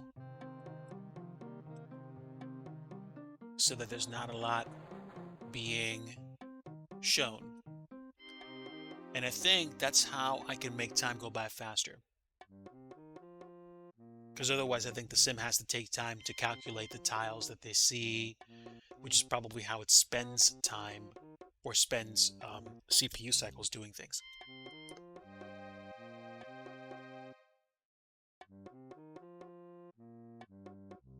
I thought we had 148,000, but there, see what happens? When you have to replace power plants, you spend money automatically. And I'm waiting for my next, I think, $250,000 or so that I can actually add a new arcology. So, I'm not going to bore you guys with that. It's going to take a while. But that is not bad. That is not bad. Actually, you know what? Let's make this fun. Anybody that's still in chat, I'm going to give you guys a chance to leave your mark on the city. I can put things down like signs. I could theoretically build additional things. Right now, I'm going to go ahead and add some more seaports to be able to increase commerce, because we're starting to feel it with regards to industry right now, and I don't know why. But let me see what I can do. I think we're going to add some more commerce on the other side of the city. Some more industrial seaports. Like we have some seaports here. And we have a seaport right there. I'm going to find an area that doesn't have a lot of value, which is hard because most of the areas around the river is valuable. A funky town suburb. Nice. Hello, SG. Good to see you. Um, I'm flying to London right now. We're a little over halfway through the journey. We took off from St. John's and we're flying the A310. So we're kicking some time with SimCity 2000. So a funky town suburb. Where should it be? This is the city right now. Essentially, downtown is kind of all over the place, but if I had to pick downtown, it would probably be.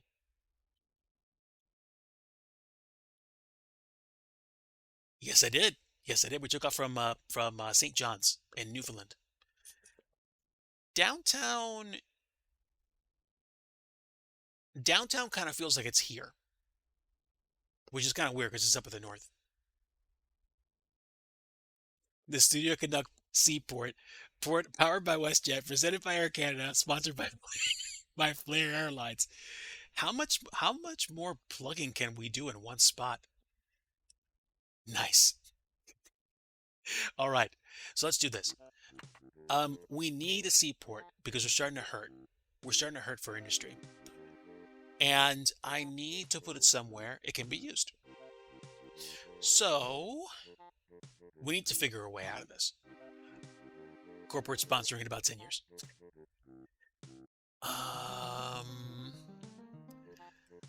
Unfortunately, with city planning, somebody's not going to be happy, and it's just going to be like, hey, you know what? It's got to be done. So, this is what we're going to do. I'm going to take over this piece here because it feels to me like this could be a natural seaport area. We're going to add some seaport tiles.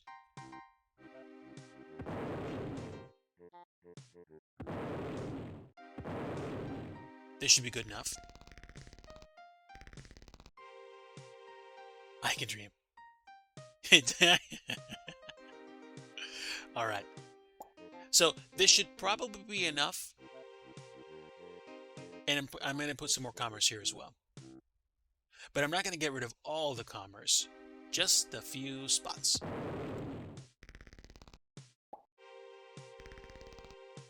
So what I'm hoping happens is that we get some seaports built.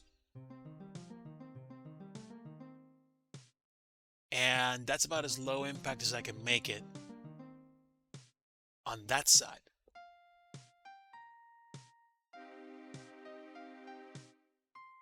What I could probably do is take these guys out and put more seaports up.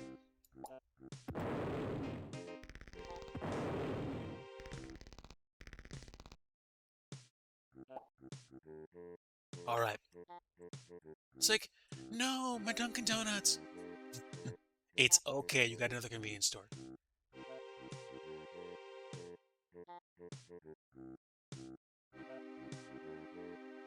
Fortunately, it was not the cabin depressurizing. Alright, so let's run it on Turtle for a little bit, see if the commerce catches back up. Industry is hurting right now, and I don't know why. I don't know if it's just not in demand, or because I don't have enough seaports. But we ran the sim kind of like an automatic pilot for about 3 of its years. And now already we have some seaport stuff being built. Have a warehouse. Let's speed this up a little bit. Let's go to llama pace. Alarm a llama.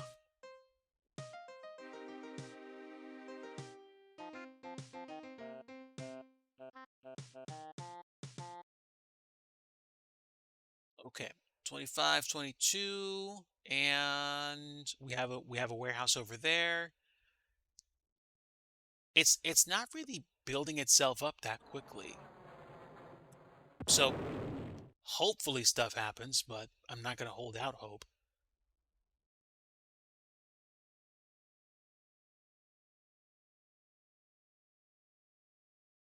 But we have some more seaport real estate in. Ooh, look at that. There we go. A cargo yard. And look at that. There you go. We set up a pier.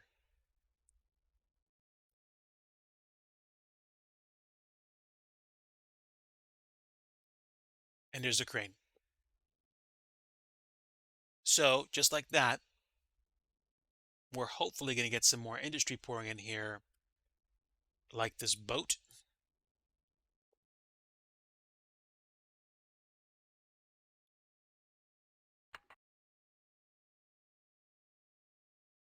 Thanks again for tuning in, guys. Really appreciate having you aboard for the flight. You know, it's not like you can't do stuff like that in the sim without streaming or without being on a multiplayer network. You can, and that's how I used to do it. But at the same time, having friends around is very, very, very welcome. Cargo pods and piers are a normal part. They're bundled into the sim. The problem is that the sim doesn't really give you the option of determining what it is that you want in each space. So, like for example, with SimCity 4 or with newer versions of SimCity, you probably have way more control over the individual pieces you put down. With SimCity, with SimCity 2000, you basically rely on the sim to provide whatever resources it is that spring up from the tiles where the seaports are. Exactly. The same concept applies for seaport tiles, airport tiles, uh, uh, commerce, industry, residential tiles. It's the same thing. Like if you have a tile you put down, it's going to be populated by the game AI or the game logic to be a house or to be a convenience store or to be a high rise, depending on how many squares are around it and depending on the kinds of squares. So, for example, low density commerce like this is never going to get huge. And high density commerce can be small, but if the AI determines or if economic growth determines, hey, we have enough space to make something big here, let's build another high rise like one of these, then it'll do it. And it's kind of interesting to watch the process if you happen to be somewhere where there's like a bunch of little things and then the sim says, you know what, we've got enough of a chance to build something major here, let's do it. And then it just builds something.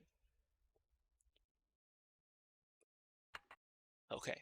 So at least we froze the industry demand from going to zero. Helicopter 1 reporting heavy traffic. Unfortunately, we do have issues with heavy traffic. But that's city life for you. I tried to create a bunch of roads like the South, what I call the South Forestopolis Parkway, and I have some roads that I pretend are interstates, like Interstate 88 and Interstate 85. So, in a sense, this is probably a town that's closer to the East Coast than the West Coast because the interstate system in the States has odd number interstates higher in the East and lower in the West. And even number interstates go from east to west, and they're higher as you go north and lower as you go south. So this would probably place this like somewhere around. It could be as low as like Virginia. It could be as high as like New York or something. But I-85 never went up past I think Virginia or North Carolina. So I'm not sure. This is probably a bad naming, but that's okay. That's okay.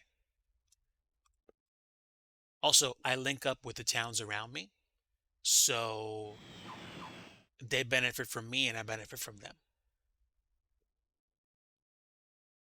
Oh, it looks like the industry is beginning to heal itself. That's good. I-85 tends to be one of the busiest roads in my city.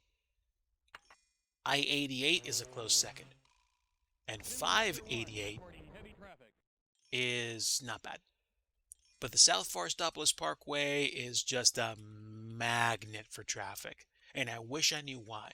Because we have a whole bunch of subway stations, even right next to the highway. But it's almost like people want to live in this part of the city. Now, I kind of know why. We have libraries, schools, a college. We have services. We have where's the other place? It's not that far away from the stadium. There's a zoo, and we've got some like nice water features and stuff.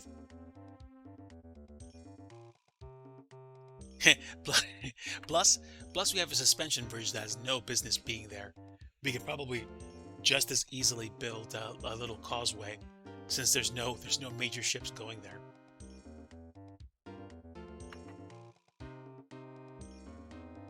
So there we go.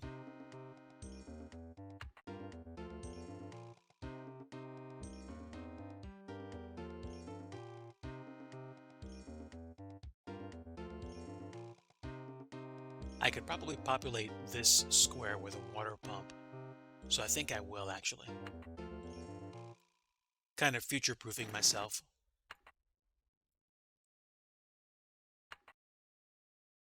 There we go.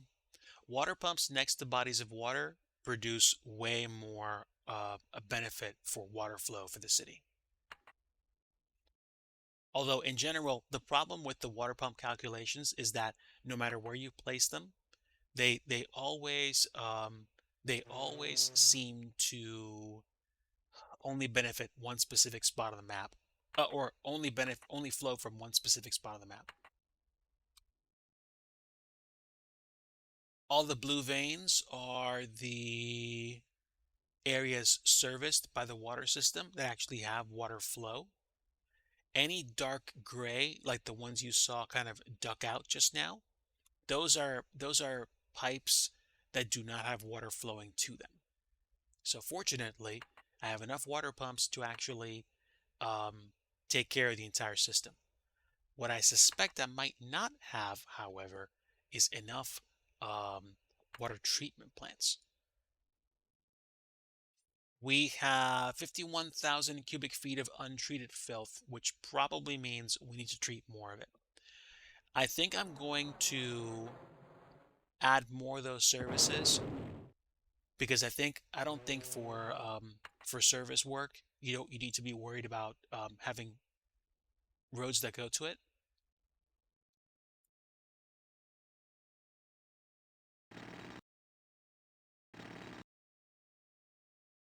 And do we even, oh, desalinization is probably only going to be beneficial if you're by the ocean, which I'm not. So I'm not going to worry about that. And let's add some parks.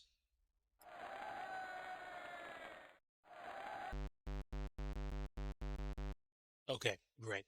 Now we have parks. Now we have 3 additional water treatment plants. That's gonna really kick it in. And let's just make sure that those water plants are hooked up. Those treatment plants are hooked up.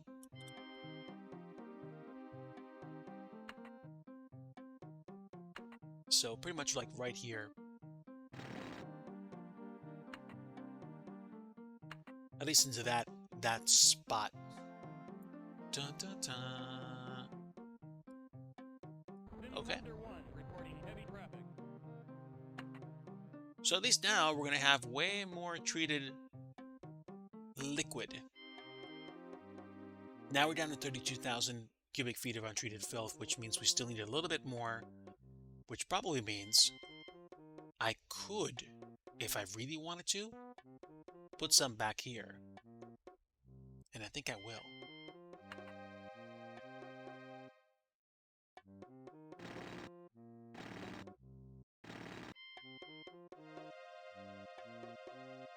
Let's see, did that fix the problem?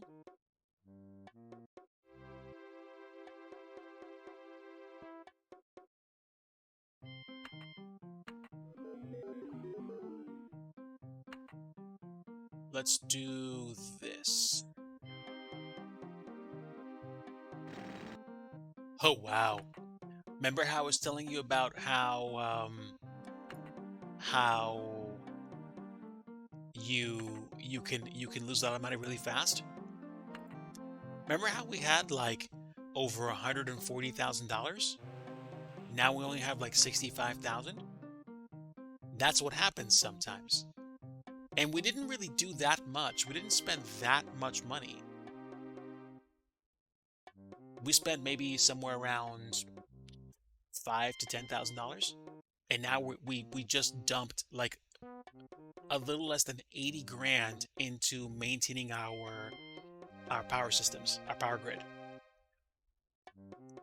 This is why you want to have a lot of cash on hand. But at least the good news in all of that is that our industry is just jumping back up.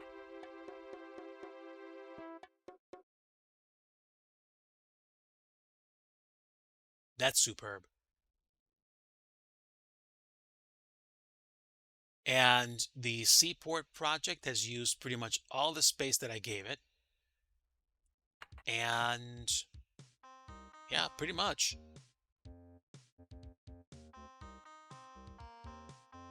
I tell you what, if we're going to have this, I'm going to replace this with a suspension bridge.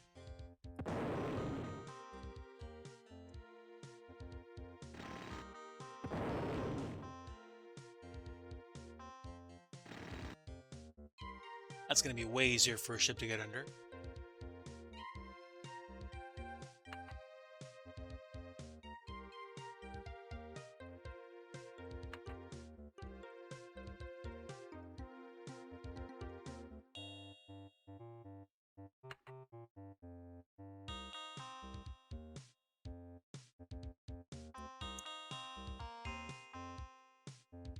Not bad.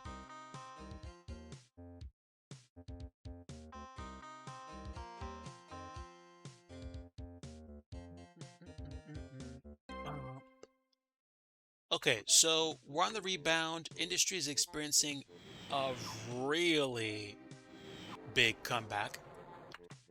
And now I'm feeling creative. So let's go ahead, grab some signs, and go to town. So let me see. Let me see. Let's start with. Let's start with.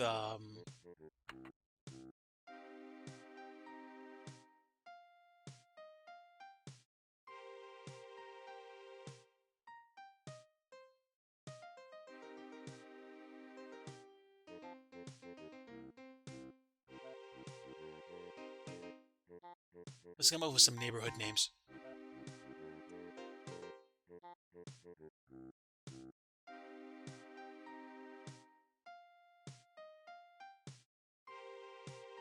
Let's call this.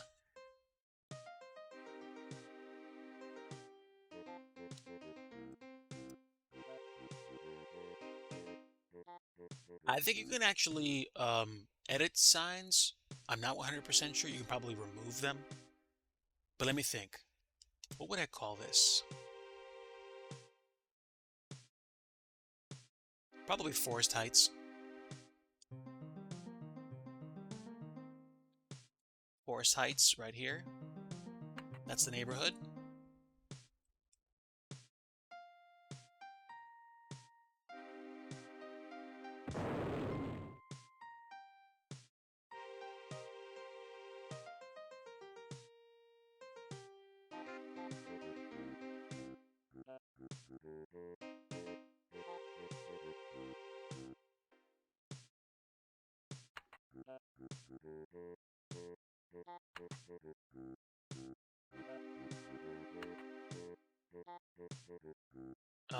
We could probably call this.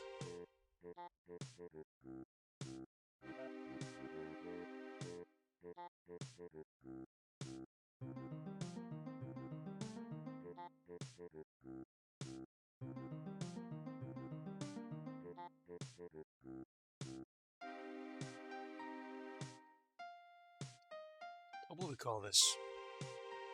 Let me think.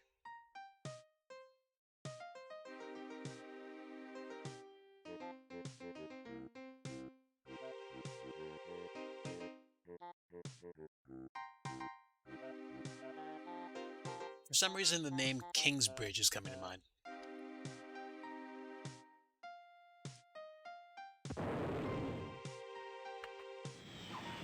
Forest Heights, Kingsbridge.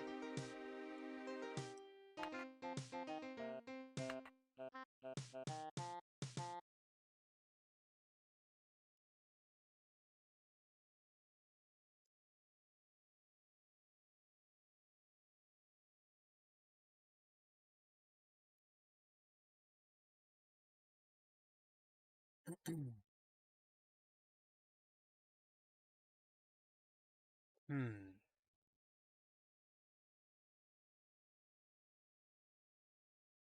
Call this one New Calgary.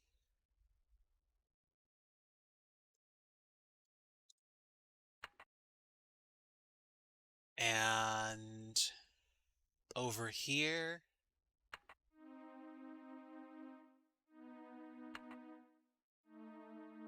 I feel like this is Industry City.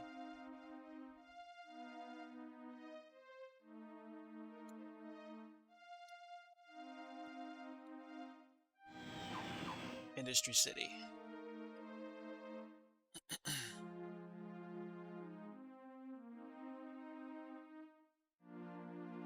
And if this isn't Green Valley, I don't know what is. I don't think there's any other place in town that has as much greenery around it.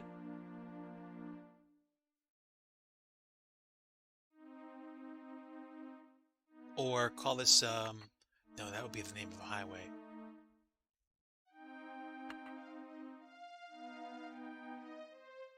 Ooh. Meadowlands? No.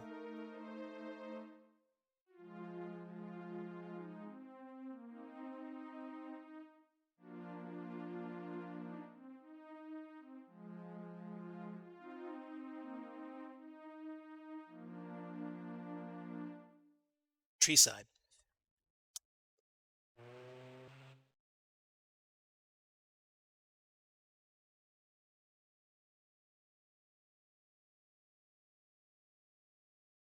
Call this place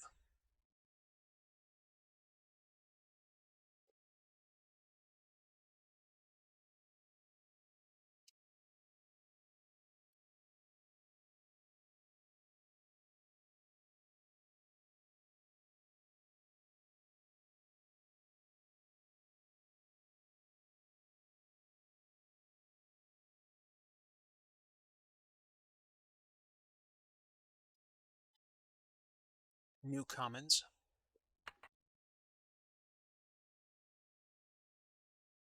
And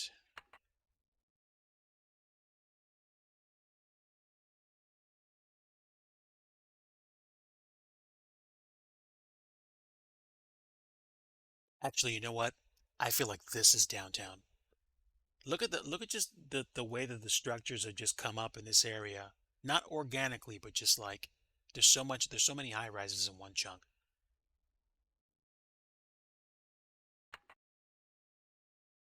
You could say Kingsbridge is also downtown. So, you know what? I'm probably going to call this Queensbridge instead.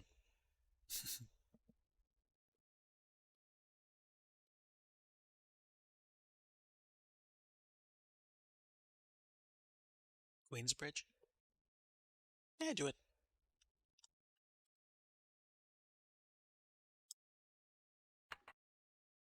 All right, so Queensbridge is there. Kingsbridge is up there. And we're going to call this area Bainbridge.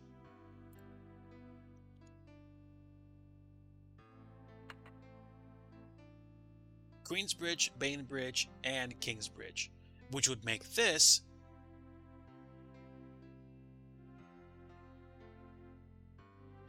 Bridgeway?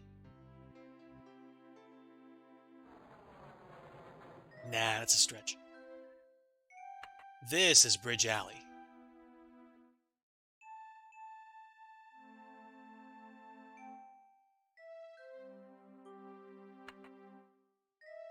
And then we got like maybe 2 or 3 neighborhoods left to name.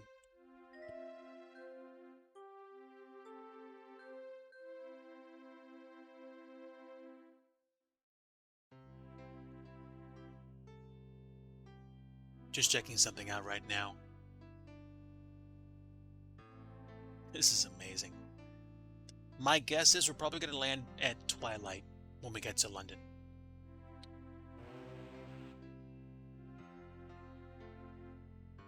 Got a few neighborhoods left to name.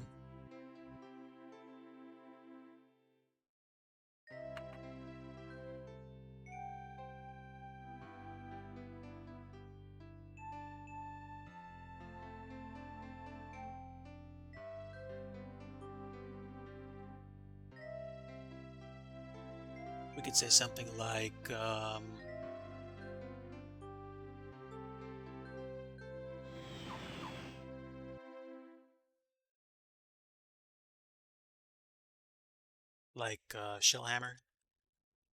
Shellhammer Way.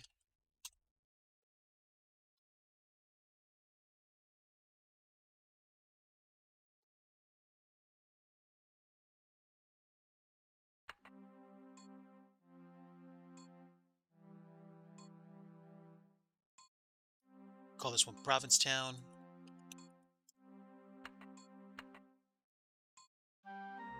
And in between Queensbridge and Bainbridge and Provincetown, there is a place called Lakeside.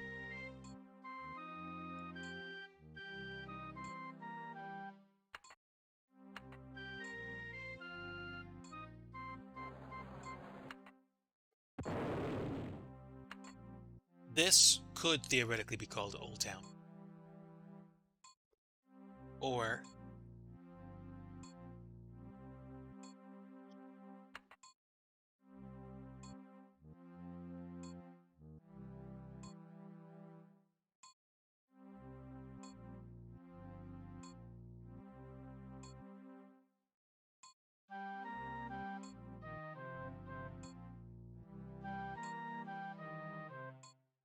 what would we call it?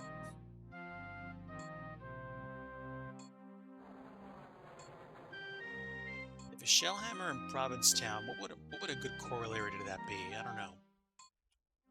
Corollary? No.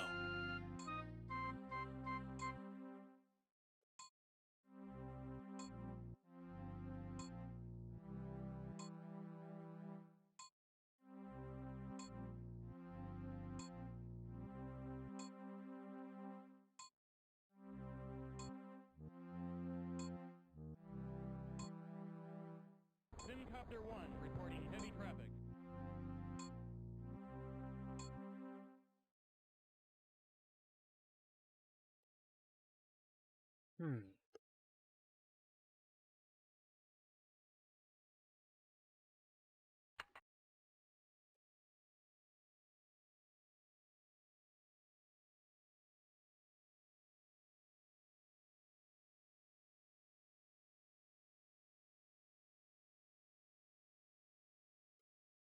About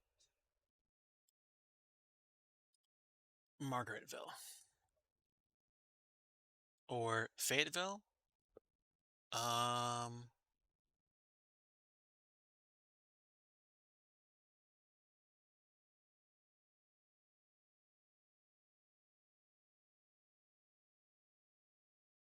Pleasant Point. There we go. So Pleasant Point, Provincetown, Shellhammer Way, Lakeside, Queensbridge, New Commons,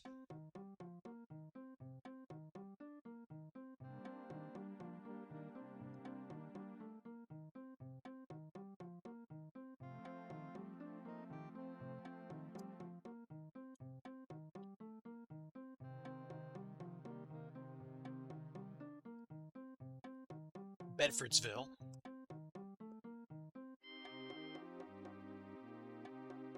Industry City,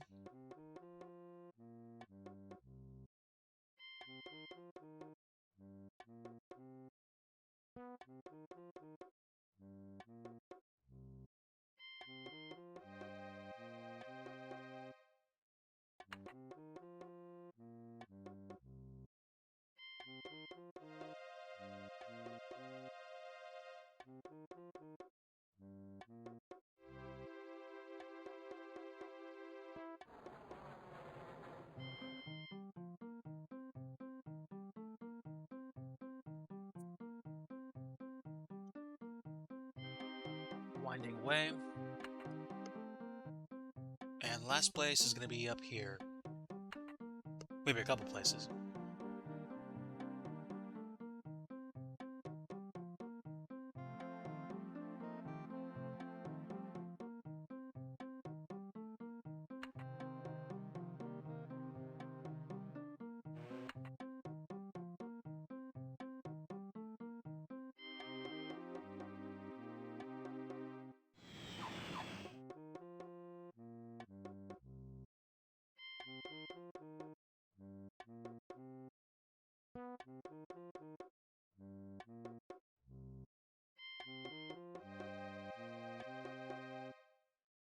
So, Morganville and Margaretville.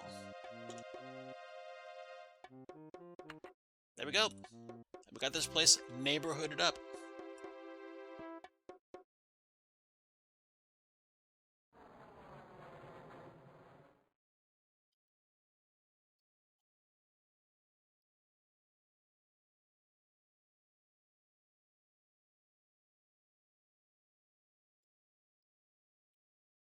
And call that one Field Valley. So there we go. New Calgary, Kingsbridge, Industry City, Treeside, Winding Way, Field Valley, Forest Heights, Morganville, Margaretville, Bridge Alley, Winding Way, Bainbridge, Queensbridge, Lakeside, Provincetown, Shellhammer Way, Pleasant Point, Bedfordsville, and New Commons. There we go. And in the span of, in the span of about, I don't know, how many years? We have dumped quite a bit of income on maintaining those power supplies. So I think I'm going to leave this running in the background, but I am going to sincerely speed up the game because I want to see if we can get that money back. I think I'm going to turn the simp volume back up. And I think I'm going to hide this because eventually I'm going to replace it. Not replace it, turn it off. Oh, would you look at that? The moon's coming up.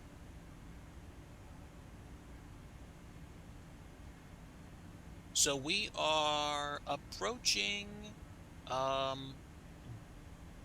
Dogal, and we're coming up on the end of Shanwick Oceanic airspace, probably in another 80, 70 some odd nautical miles. How much?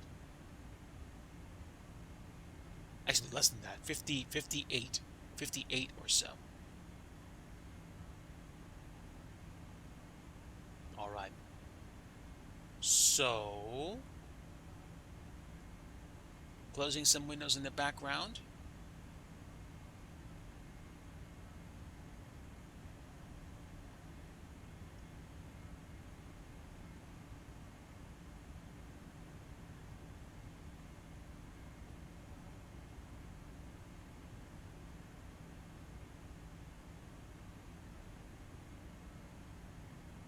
And minimizing some things.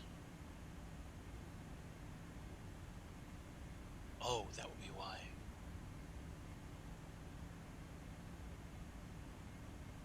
That window can close.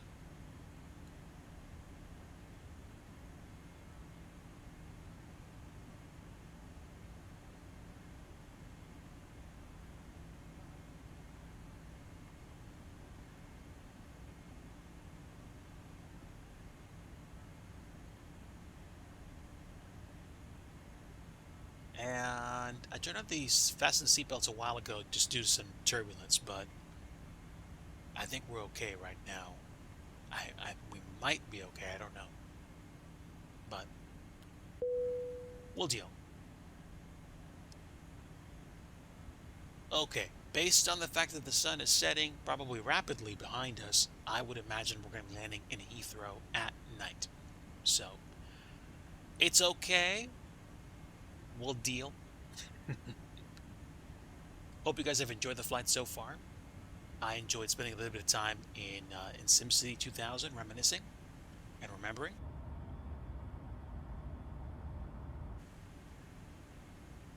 We are continuing on our way. I would say we are now past the halfway point. We're coming up on the final quarter of the trip. We're going to go feet dry in Ireland probably in another 30 to 45 minutes. And then once we cross over Ireland, I think the rest of the trip's going to go really fast.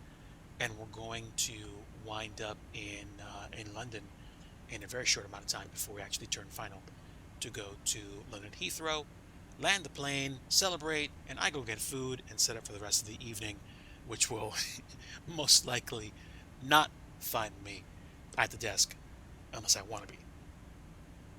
But hopefully you guys have enjoyed the flight so far. I've enjoyed this opportunity. I'm gonna set this thing back up. I'm tempted to set it down to Mach 8.2, but Mach 8.3 has been serving me well. We do now have a headwind, unfortunately, but it's not a strong one. It's between 10 and 30 knots. So it is what it is. We're slowing down a little bit more than we want to, but I'm okay. Hopefully we don't get a weather update that makes this thing beep like crazy and cause you guys problems. But we're doing it so far. Are there any checklists that I missed?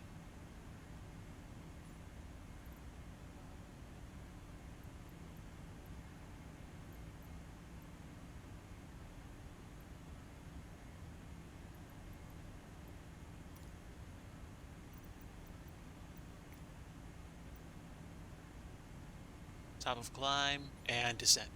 Descent prep, ECAM memo, weather and landing elevation, fuel, FMS descent height or decision height. Okay, so I'll probably have my virtual FO go through this list for me, and then we'll be set. Folks, let me take a break from the flight deck. I'm going to go stretch my legs, catch up with Mrs. DIGI again. It's been amazing that we've actually been flying for as long as we have. So yeah, I'm fully expecting this to be like a 5 to 6 hour stream, but essentially we're on the way in. It's 5:04 Eastern time, and again, I still feel like we're on time for about a 6:30 arrival based on my estimates. So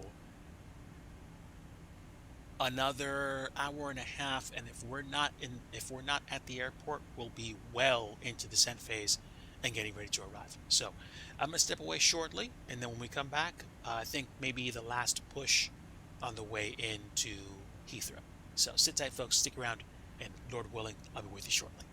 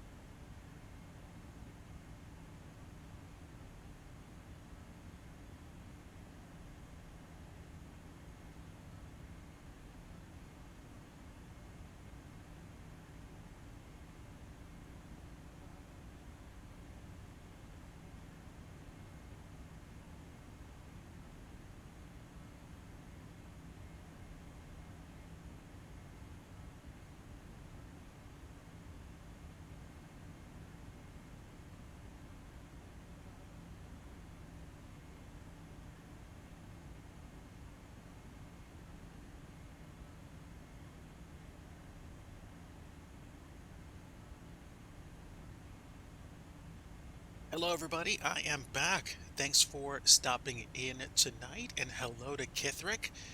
Welcome aboard, my friend. Glad to have you. We are continuing on our trip to London, and let's see how far we are now. I think I'm done with using anything else while I'm flying. We're like, I don't know, less than 100 nautical miles from the Irish shore. I am, I'm doing okay. I'm doing okay. Um, Past few weeks have been a bit busy and involved, but at the same time, I feel like I'm back on a slightly more even keel, if you will. So, looking forward to the arrival. Oh man, top of descent. That sucks. That's that's a bummer. I mean, whether or not it's like earth shattering or like, you're almost there. I have been in the sim at points where I remember I once tried flying from San Diego to Boston and it crashed to desktop, turning final to left. And that was irritating.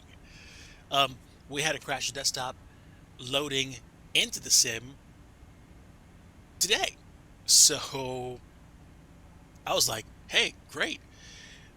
If there could have possibly been an ideal time for the sim to crash to Final desktop, approach checklist complete. it would have been right there. Hey, Iowa Scotsman, thank you for the subscription. 27 months. We're doing a relaxed across the pond. We're like meandering across the pond. We're not doing VATSIM. I am doing MSFS multiplayer, and we have been flying now for how long? Let me see. We've been flying now for some amount of time. We took off sometime around I want to say 2 o'clock or like 1:45, and we have been flying eastbound ever since. So it's not that I don't want to go on VATSIM to do across the pond. It's pure logistical stuff. Number one, I didn't sign up in time. Number two, like I didn't get a slot. And number three, I didn't really have an idea of what airports to fly into or out of. I could have probably made a decision last minute and said, "Oh, okay, we're going to go Boston to London or Philly to Amsterdam," and there you go. But the thing with the thing with events is it's like this cascading charge of care. It's like, okay, if I'm going to jump into an event, I need to make sure I'm being considerate of other people. If I'm going to jump into a Friday night op, I better know what I'm doing. And if I'm going to jump in across the pond, then I had better be ready to handle it. So, forgetting about the complex stuff like oceanic clearance and any other complicated things you want to do with, like for example, departing on your slot time, then you want to make sure that you follow, I think, not the biggest rule, but like the most important one, which is if you're going to fly across the pond, you know, anywhere around the areas that are being affected, like sign up. If you don't, bring loads of patience. And I'm not sure if I wanted to do cross the pond today and wait like probably an hour minimum to get like, feathered into flights out. And I'm not saying I don't like the event. I do. There's a reason why I'm flying eastbound right now. It's just that I didn't get ready for it in time. Yeah, yeah, like I salute the people that actually got the ability to cross the pond that way. I'm sure many of them are wrapped up by now, unless they're really flying long range, like say from San Francisco to Frankfurt or something like that. But for me, it was just a question of I want to do it this way. I want to catch up with people, and I want to have an enjoyable arrival, and then that'd be another feather in my cap to say I actually flew across the ocean going the other way. Because they did it in April in a Salty Mod 747 flying from France to the US.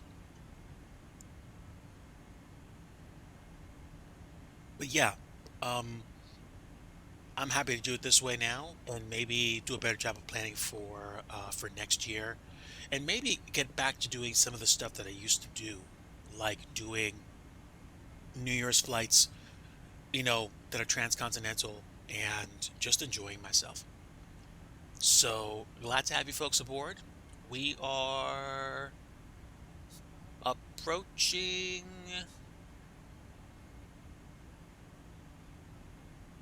Well, we're in Shannon airspace, but we're approaching the Isle of Ireland. Let's go outside. About to go feet dry temporarily. Look at that. It's amazing. And that's just beautiful.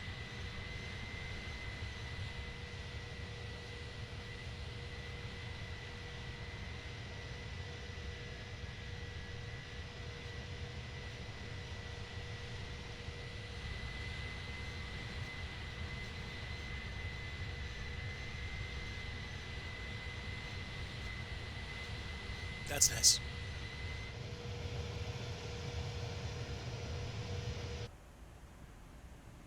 So we took off from St. John's in Newfoundland. I think it was like around 1:45 in the afternoon. So a 5-hour flight would probably put me around 6:45 to arrive at London Heathrow, which is what we're shooting for. Top of descent is probably not going to be for another. What do we have even? Probably not for another 45 minutes to an hour, maybe. Once we get to the arrival phase, what are we looking at right now?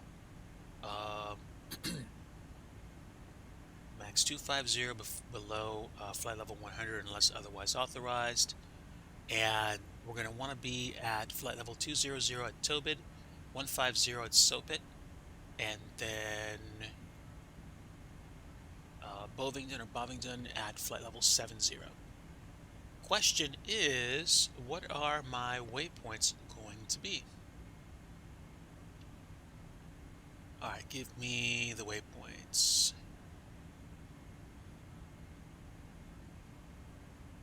Let me see. We're going to see Baywood, and then what else?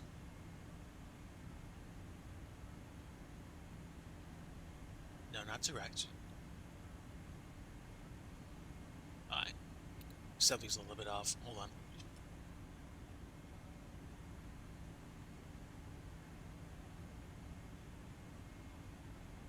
Oh, of course. Of course. My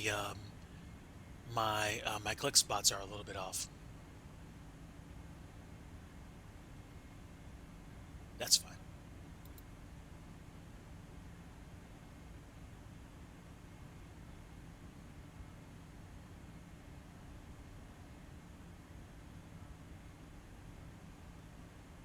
All right. Donax and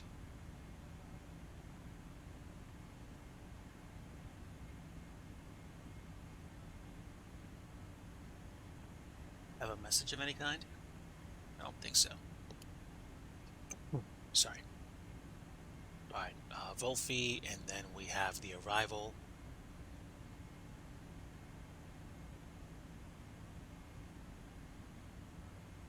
Right.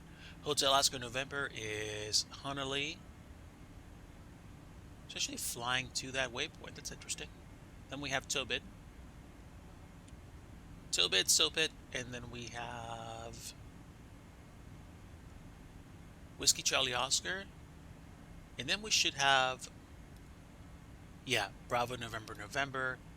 And then we have the transition into the approach. Exactly how this is going to work, I don't know, but it looks like the track for the ILS is going to be as expected. So, okay,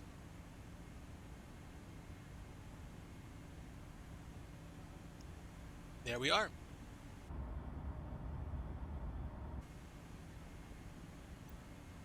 Not bad.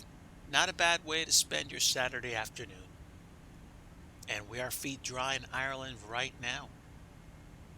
Um, I could have flown to Cork, but I figure just any builds Heathrow won out in the end,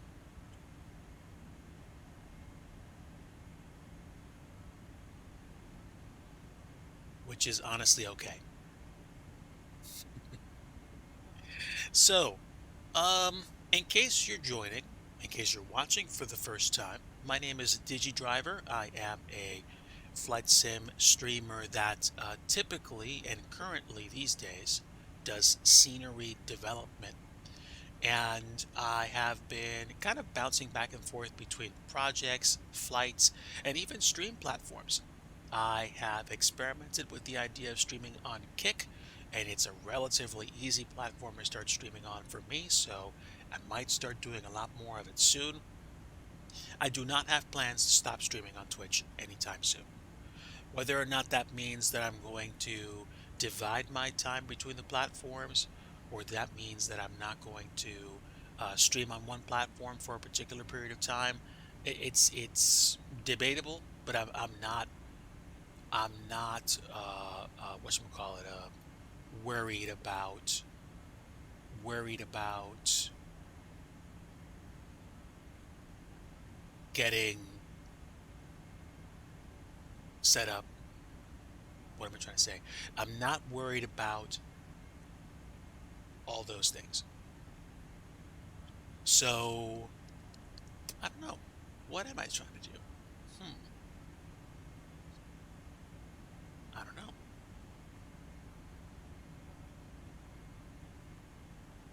Well, streaming is probably something I'm going to continue doing for a while. I don't really have plans to quit because usually when I think about flying and I think about doing sim flights, I like sharing the experience with people.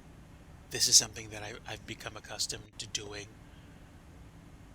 with others, to enjoy time with others, whether it's, incidentally on things like the MSFS multiplayer network or on VATSIM or in X-Plane or in P3D. It's something that I still like to do. I still like to tell stories. I still like to share the experience with others. So I figure right now I can easily tell you I've got another 6 months in me at minimum. If it ever becomes apparent through circumstance or through decision that I've decided, hey, you know what? I'm going to take an extended break from flight sim streams and streaming in general, and I'm just going to decide whether or not I'm going to be doing this for a while or at all. I will give you guys the benefit and the service of telling you ahead of time so that you know if I'm going to dip out. And that way, there won't be a, what am I trying to say? There won't be a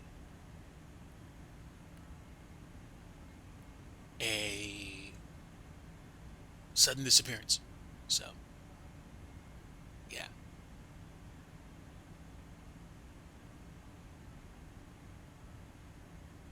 Okay, there we go.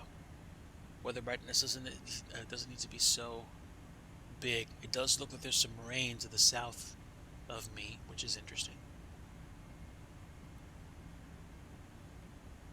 Is that rain or terrain? That has to be rain. Okay. Good enough for now.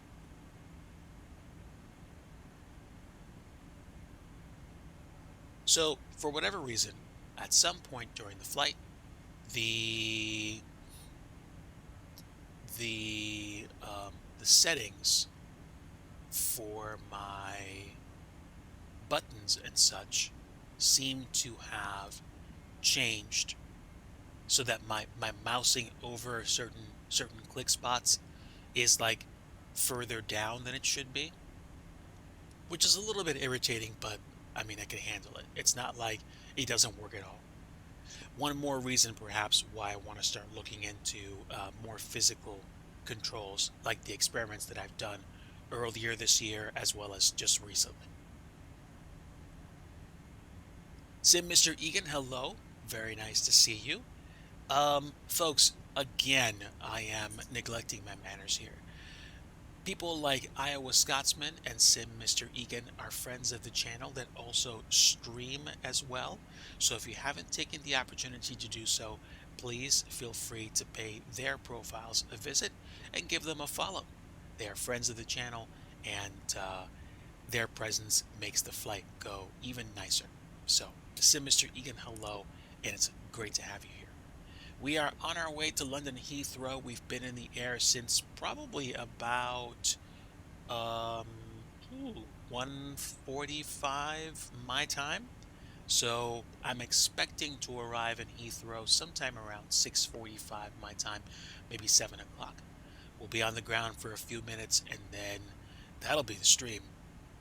And then that'll be me having flown both sides of the Cross the Pond experience, albeit on MSFS multiplayer with no ATC.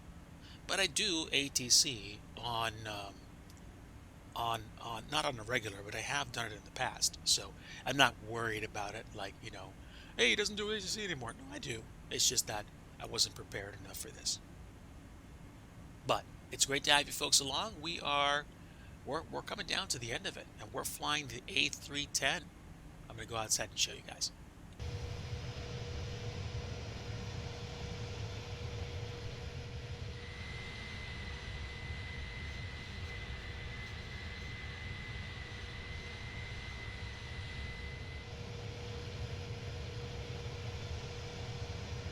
Flying into a full moon sky, so front of the plane is like lit up like a flashlight even.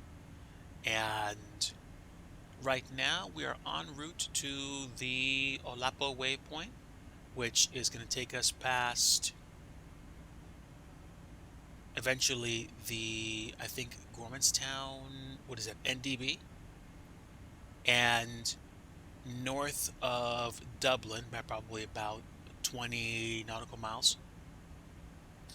Then we're going to cross in between Ireland and England, and we're going to be where? Around Liverpool? Just south of Liverpool?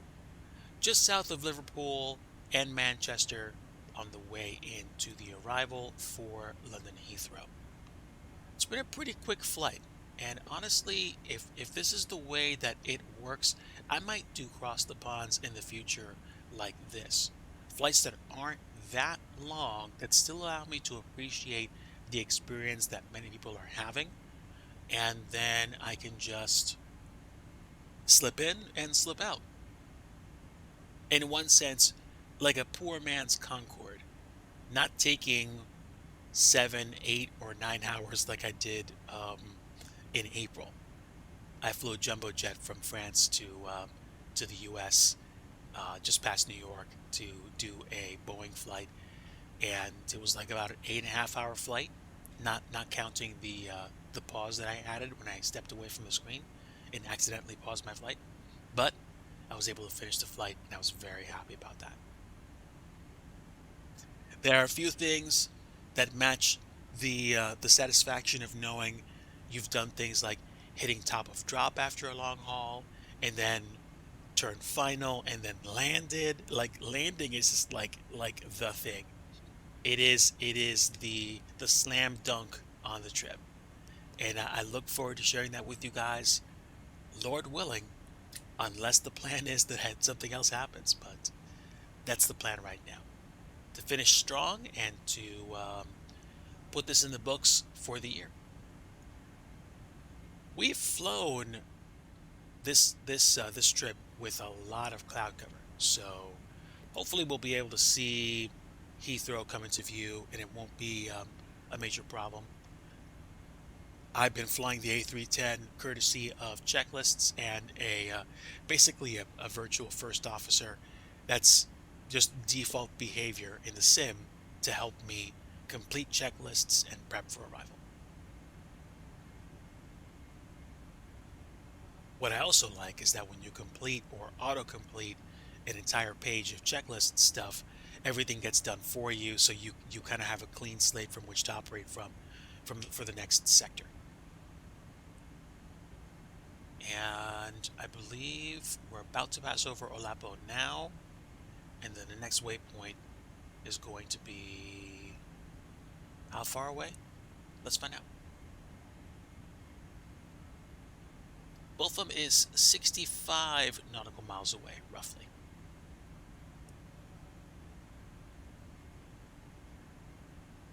I've had a little bit of turbulence, not much, but I think I put the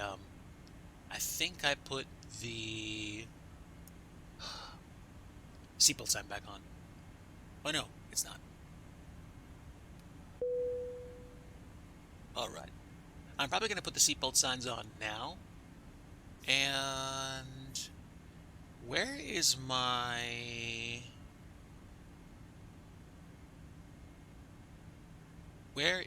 thing for panel brightness? It's dark up here. Oh, wait, hold on. I don't have to look around in the dark. I can just hit the dome light. There we go. So at least we have dome lights. I don't think there's panel lighting up top. I don't think so. At least I don't think. IRS. Nope, I don't think so. So the dome light may be what I keep on. Or at least know to reach for. And what's storm lighting, I wonder?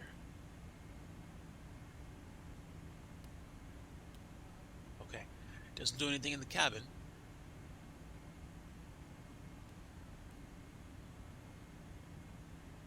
Okay.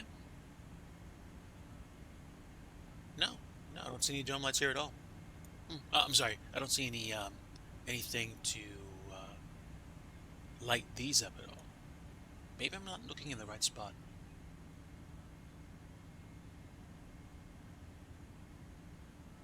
Reading light brightness? Oh, that's reading lights.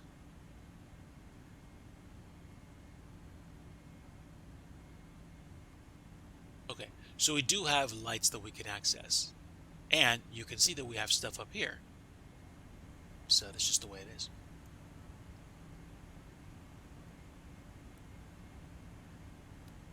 Just to keep myself out of trouble, I'll keep the dome light on for the rest of the trip.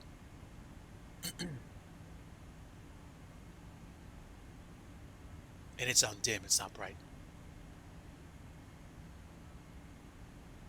But I'm happy. I've had a chance to do a flight that I've probably thought about doing off and on for a while now. And we're enjoying the bundled A310 for Microsoft Flight Simulator, which is just a beast of a plane. It's just amazing.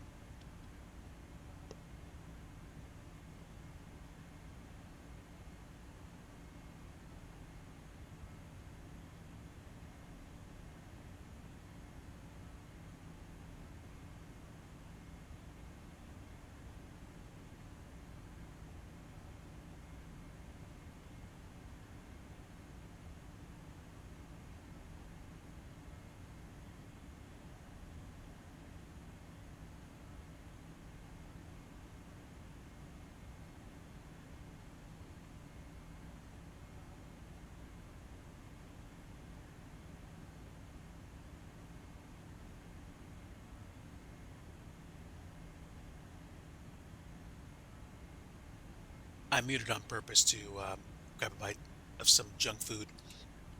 And I am timing myself here, trying to figure out how much time is left. Okay, we're about to go feet wet over the sea or the channel between Ireland and England. I would say in another 45 minutes or less, we're going to be pretty much on the way in. So this may be a 7 o'clock arrival or later, but I'm not worried about going a little bit over. I wouldn't want to fly this flight. I wouldn't want to finish the flight if I was going to land at like 10 o'clock or something. That would be a stretch, but that's not going to happen. We'll be in before 8. We'll probably be in before 7, but it might just flirt with 7 o'clock.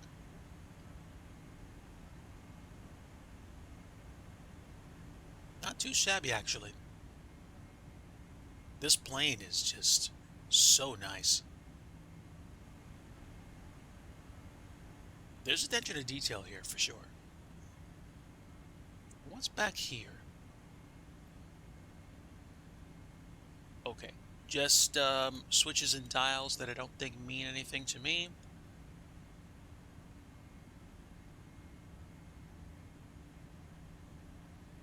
Turn the reading light off.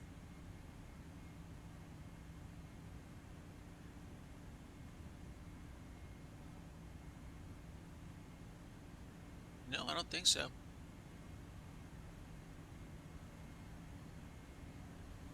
Okay, let's set up the ILS for the approach, since I haven't done that yet.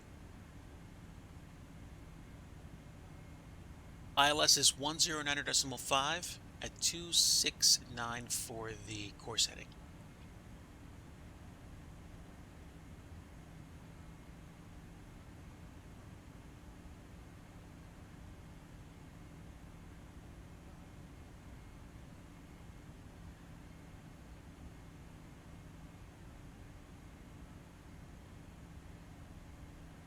And that's 109.5 at 269. Okay, done. Done deal. All right, superb. Looks like we're threading between systems here. Wow. That's kind of trippy.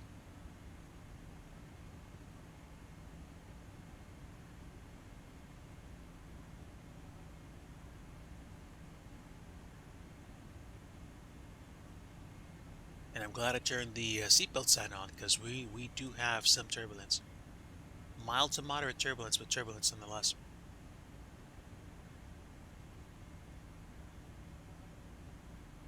Hello, Pavlin.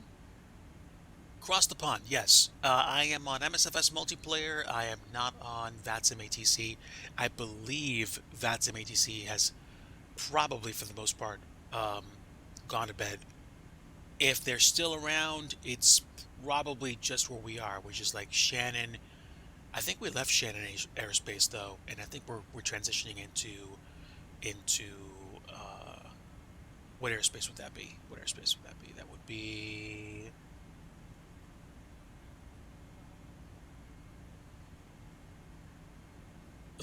London Center Airspace. Like, we're literally in the bay right now. We have been flying for probably about 4 hours now. So the last the last hour and a half is going to be coming upon us very shortly.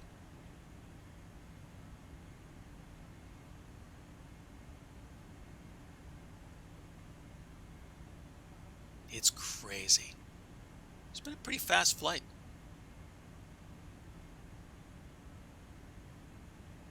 I certainly like that we have been able to cover as much ground as we have.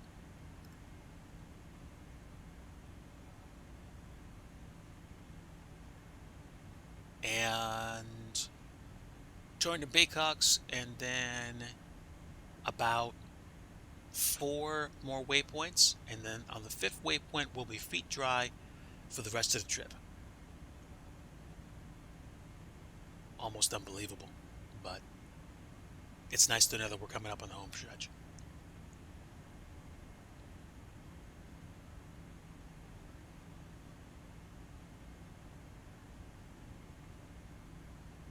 So we're flying into Iddybill's London Heathrow Airport, EGLL. This is the first time I'm flying to it on stream. I've checked out the airport before, I believe, and grateful for the opportunity to get it. And hopefully the arrival will be nice and not crazy.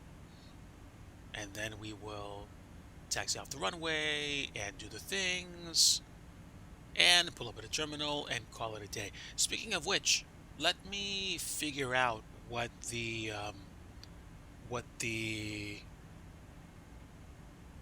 landing's going to look like. Excuse me, the after landing procedure is going to look like. Assuming we don't take too long to pull off the runway, we could be off as early as taxiway Whiskey, I think. Number 5, Whiskey. And we could try flying to either to Bravo. I don't know which terminal is the international terminal, so I'm just going to go ahead and randomly make a choice. We might try going to Terminal 3, because Terminal 3 is right off of Taxiway Whiskey and Romeo, and it would just pull right into spots, and then we could be fine that way. But welcome aboard, everybody, and hi to Pavlin as well. Hopefully you're doing very well. And again, congrats on your recent new PC setup and returning to things like flight simulation, along with other games as well. So welcome back.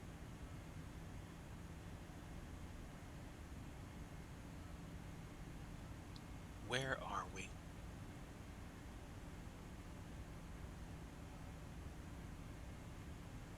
All right, we've gotten through the majority of the completely out in the open portion of the channel. The Isle of Man, I believe, is to our north by probably about some 50 to 70 nautical miles. And then that's it.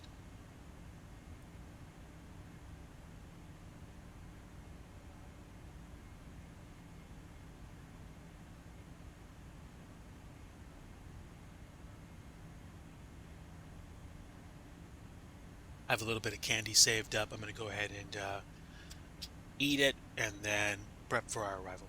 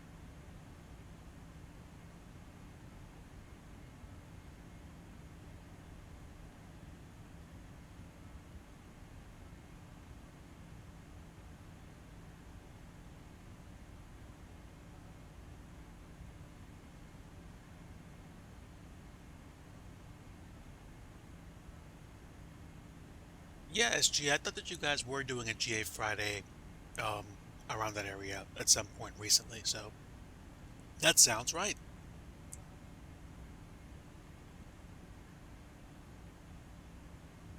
SG, one of the masterminds behind the idea of GA Fridays on Peerlux Stream, where they hop into general aviation aircraft and go find some airports and some interesting airspaces to talk about.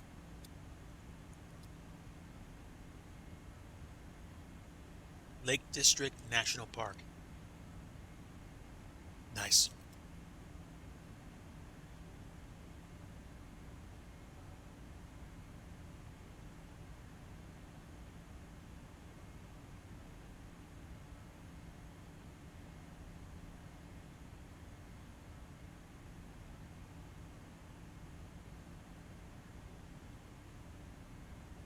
Oh, that's fantastic, SG. Congratulations.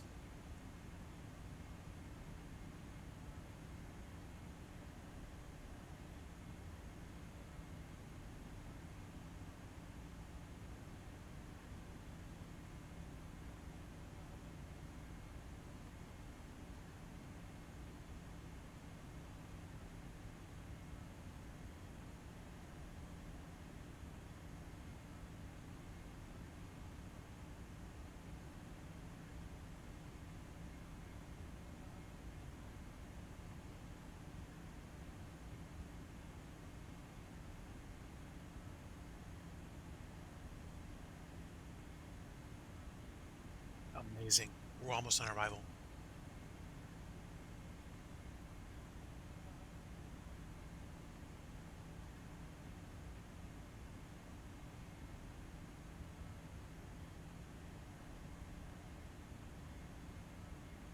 Hmm.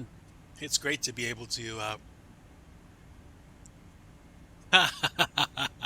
like, yeah, sure. I'd really appreciate that. When it's like you're like, yes.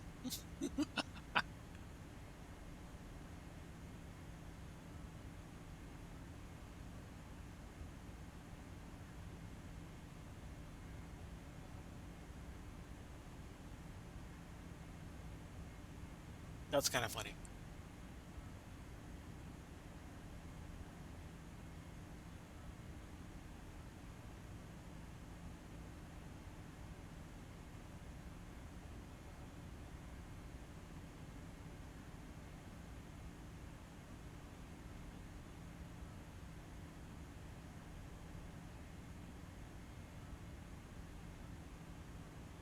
All right. Superb. Drank my water, had my snack. An RV7. Fantastic. We are direct Maylud and Volfi after that.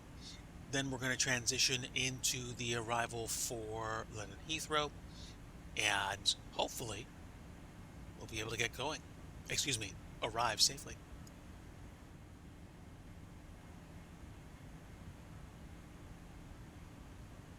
Seatbelts are already on.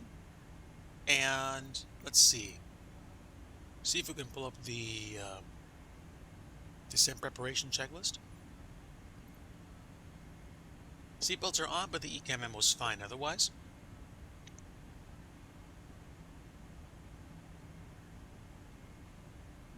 Weather and landing data, we're going to go ahead and assume that everything's remained unchanged, but I can also always just open up VATSPY and just confirm what real world readings would be or close to. That way we just decide. FMS, it would be programmed, and then decision height would be set. That's going to be pretty close to decision height. It's like 277 a minimum decision altitude. Auto brake. Auto brake would need to be set because the auto brake is important.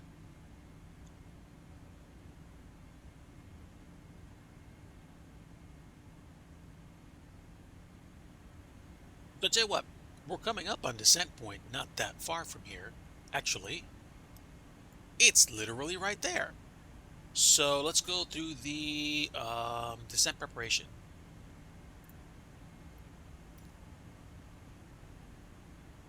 Oh, I said autocomplete page.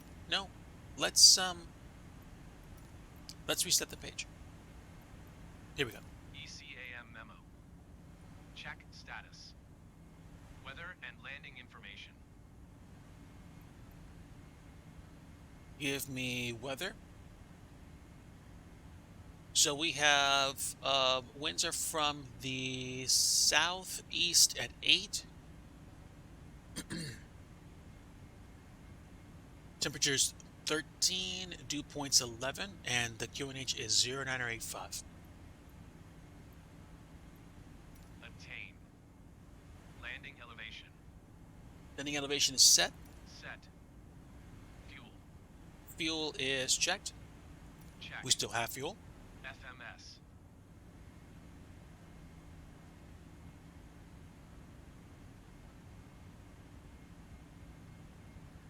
Let's check final approach. MDA is 277.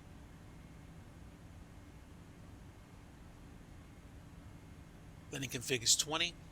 Or is it 30? I believe it's 30.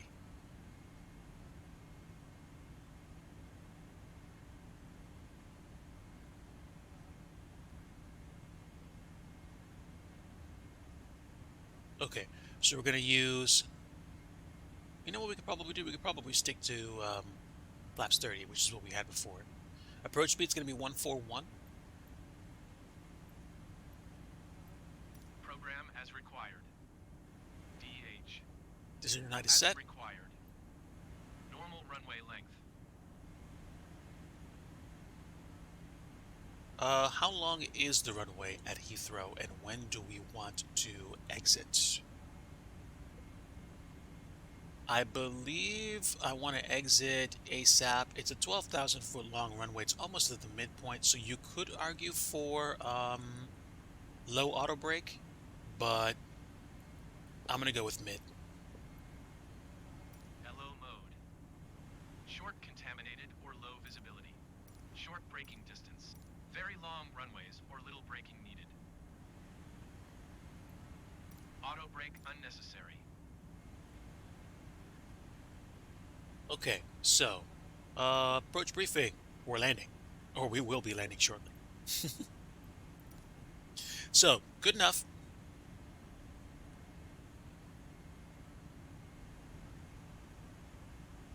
And there we go. So I think we're going to want to either set our arriving altitude for the ILS, or we're going to want to set the initial descent. ILS is going to be 2,500 or 1,400 right at the localizer. So I'm going to want to pay attention to the ILS approach.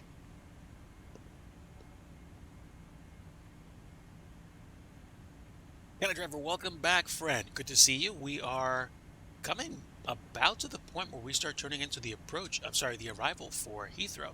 So you came back at a pretty good time. We've literally got like 15 nautical miles before we start into the arrival.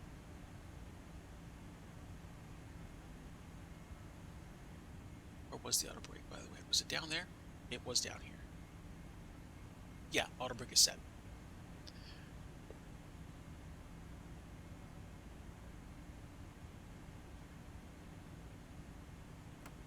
There we go. Speed brakes are armed now. That's good.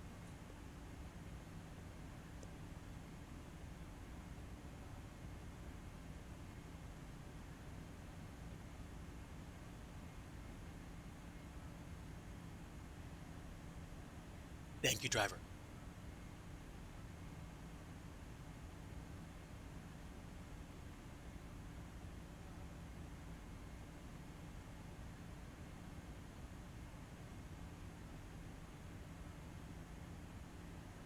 Thank you, Pavlin.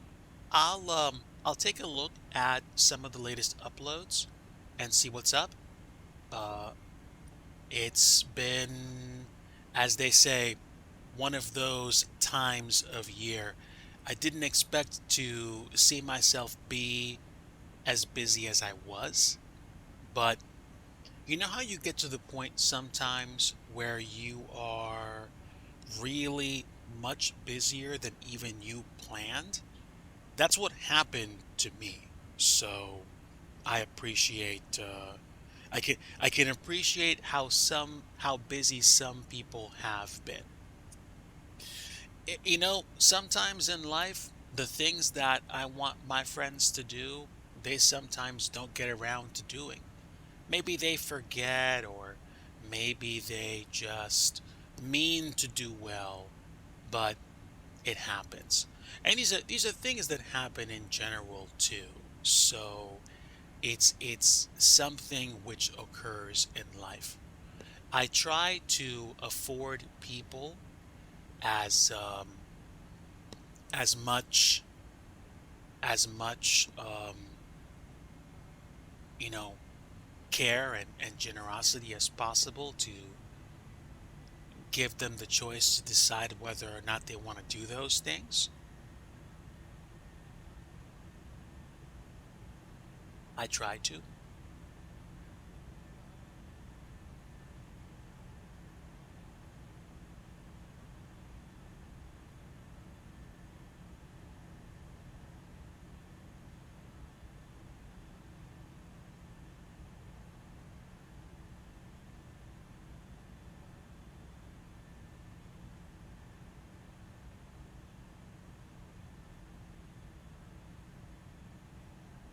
But It's also the case that, like I said some time ago, in life, you sometimes get to places where your tastes change.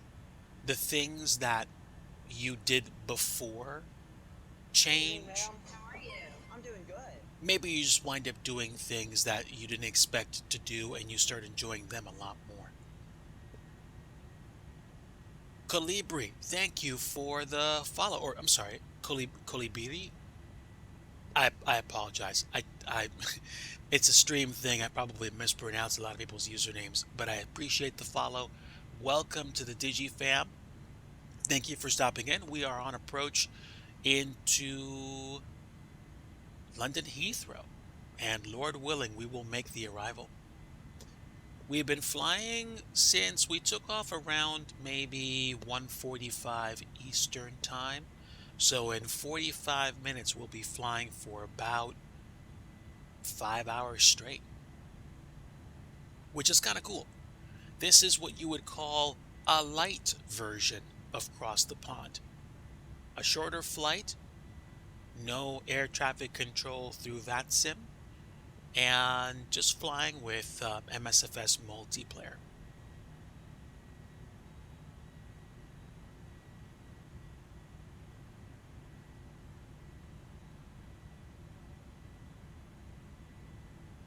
So we're going to go ahead and continue our descent down to London.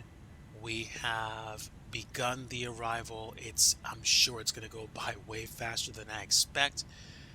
And we're going to come just outside of downtown London, turn, and then go final 27 left.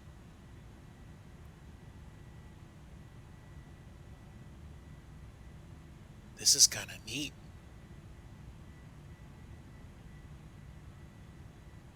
Our departure took us across Natrax Victor and Uniform, and it's about as far east as you can go, I think, in mainland North America, at least in terms of an international airport. The flight was fast, and the arrival was, well, I'm experiencing the arrival right now. The flight was fast, chatting and doing things like playing SimCity 2000 while we were in cruise.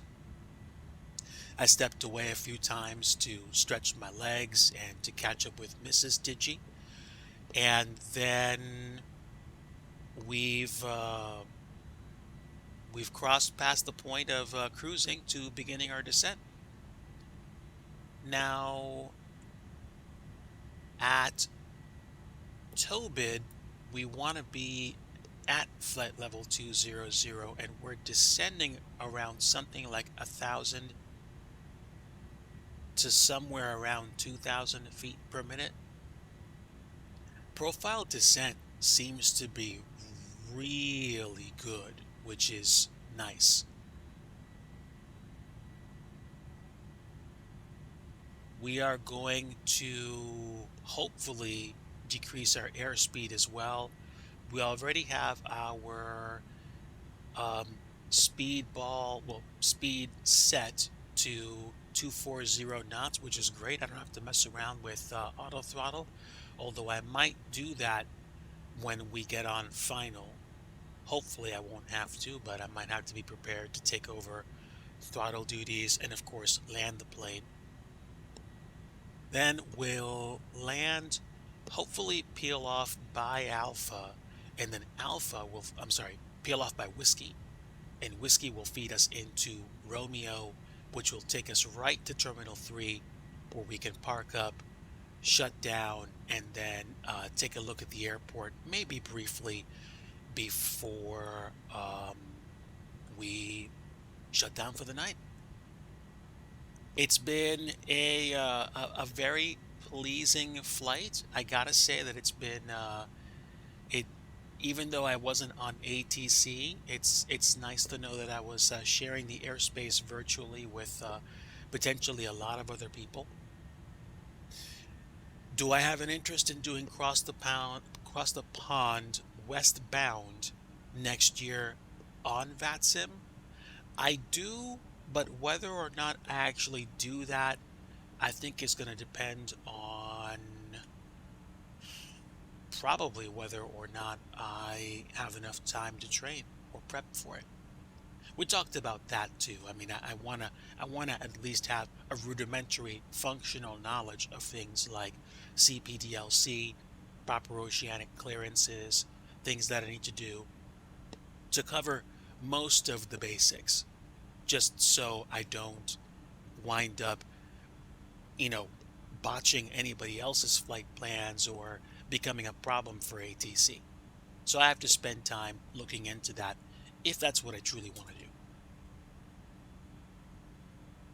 Once we get to flight level 70 and we transition to local pressure, I'm probably going to, what am I trying to say? I'm probably going to finish the rest of the prep.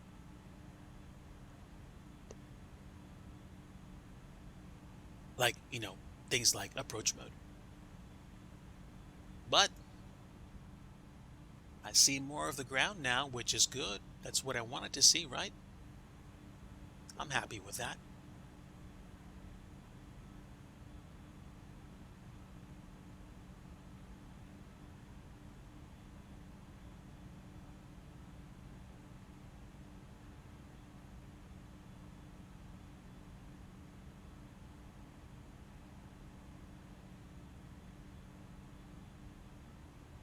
Okay. I don't know if I'm going to make 20,000 feet by Tobit. Not at this rate anyway. So we'll take what we can get. If I cross it above 20,000 feet, I'll adjust my flight level for 150, and then I'll probably do a level change.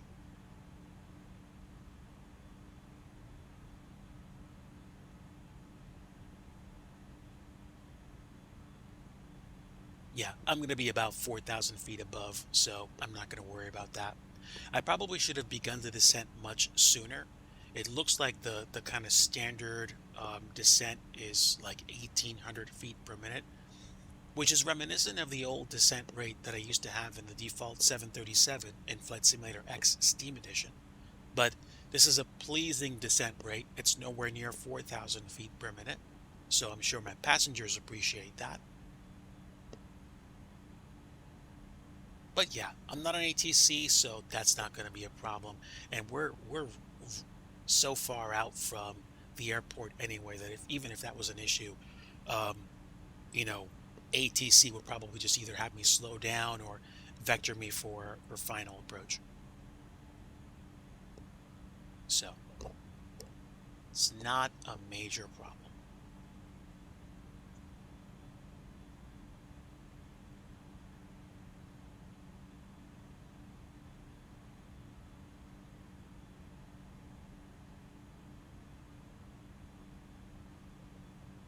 I tweaked the standby altimeter to standard as well.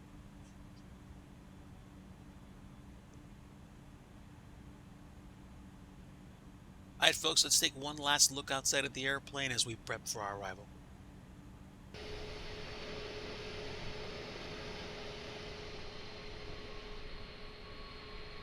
Yeah, the sun has definitely set. There's not even twilight in the western sky anymore. We are continuing our descent. And we are getting into the rainy times, I think. It looks very cloudy over there, but I don't see weather. However, it does look like we are going to have weather, so I should be prepared to hit the anti-ice button unless we get to the point where anti-ice won't be required.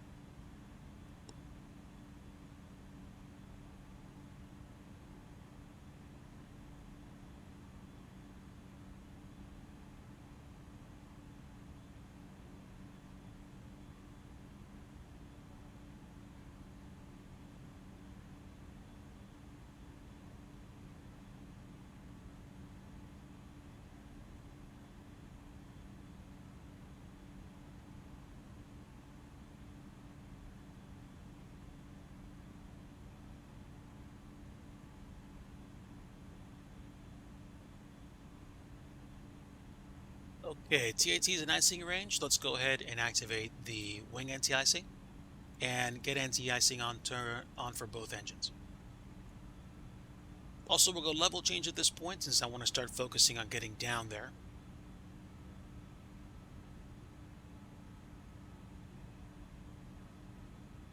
This will hopefully allow us to expedite our descent slightly.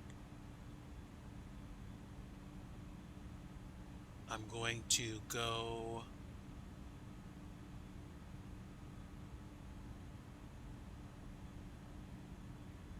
Let's see, altitude hold. Okay, level change is probably not going to be a problem, but I would like to get down there a lot faster. So at least I think with level change, I'm going to start really paying attention to arriving. We'll go to 7,000.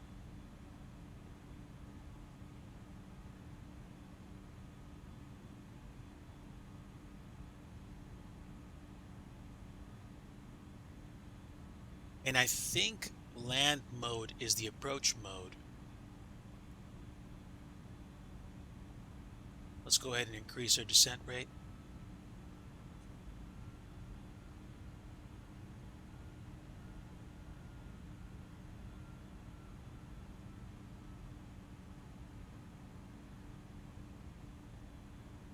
Okay, good.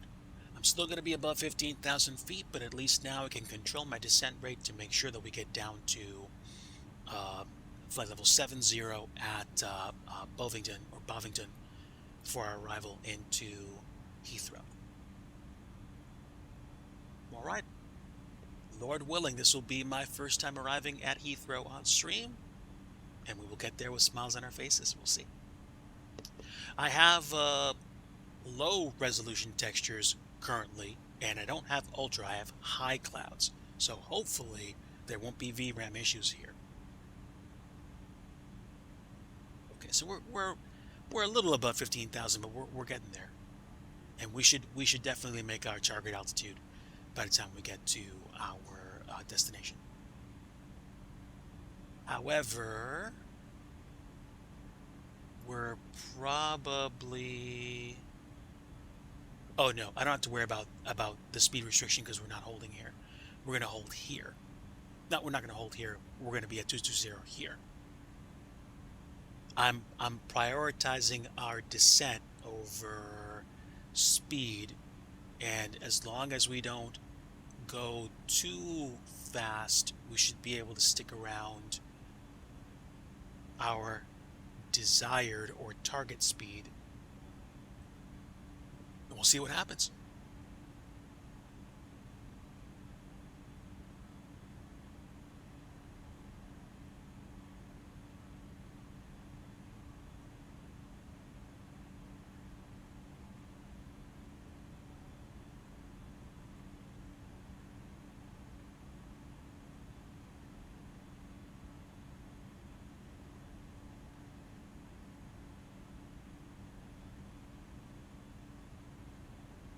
Auto brake medium is set, even though it is a pretty big airport. I'm going to make sure that we have the opportunity to slow down in time.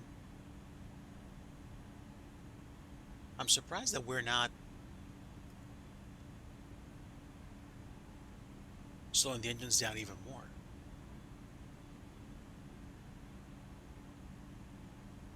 But whatever, I'm gonna emphasize getting down to proper altitude to make sure that we can land successfully, and I'll keep an eye on my temperatures.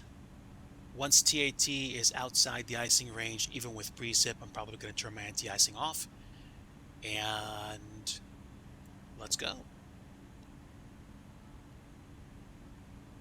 Appreciate everybody that's stopped in and said hello, and appreciate everybody that's been here for a while. We are on the approach leg of the arrival into Heathrow.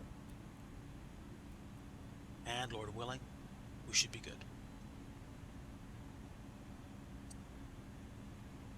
All right, so 10,000 feet, we're going to start putting the Landing lights on. No nose lighting just yet.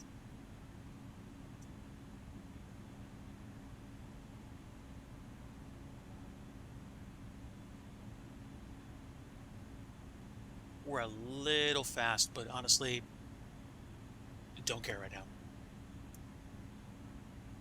We're bang on the numbers for approaching the altitude required for that waypoint, and that's where I'm going to stick it.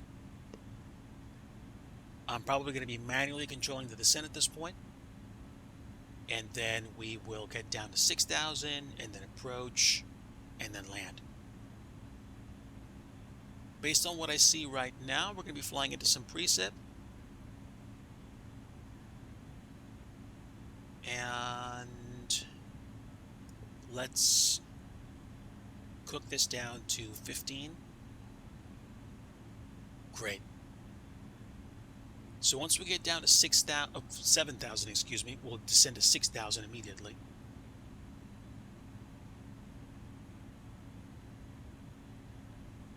Ooh, lots of clouds. It's going to be a dark approach. Let's go.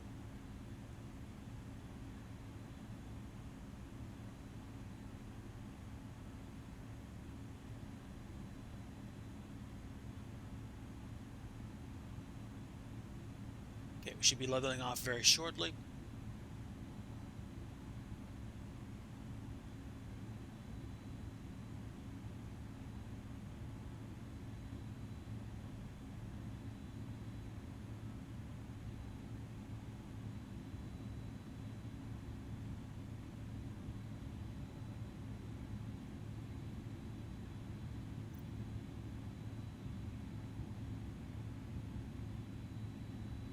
Okay, take it down to 6,000.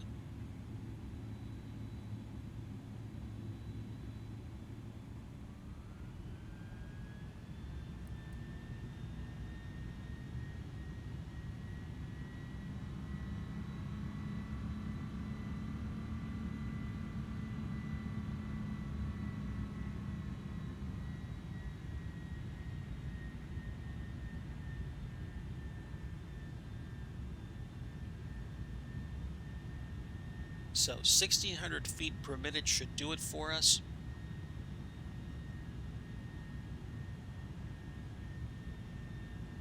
And okay, so we should have stayed at 7,000, but I'm not worried about it. We'll just be early for our 6,000 foot altitude restriction, not restriction, but suggestion for this waypoint, because we could have stayed at 7,000 through here, even here, but I prefer to have my altitude requirements met as early as possible. If it was VATSIM, they'd probably be already giving me either vectors and altitude drop instructions. Like, they probably would have had me around 5,000 or 4,000 feet by now. That's just my guess. Which makes me wonder, I might try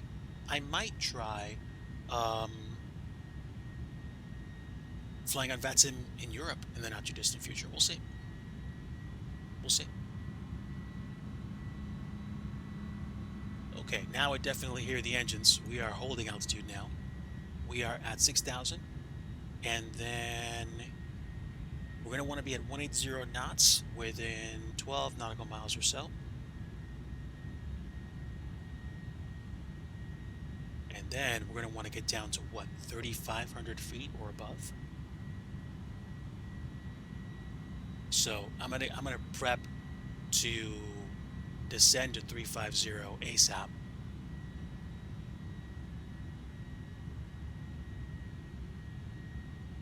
Can you?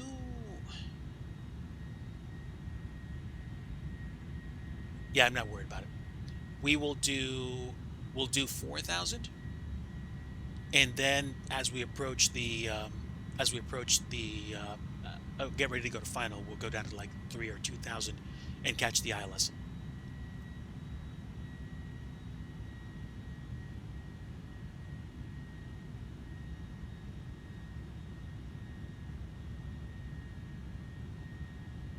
Okay, so we stay at 6,000 until we clear this next waypoint, and then we start prepping for our approach. Oof, we're in the dark now.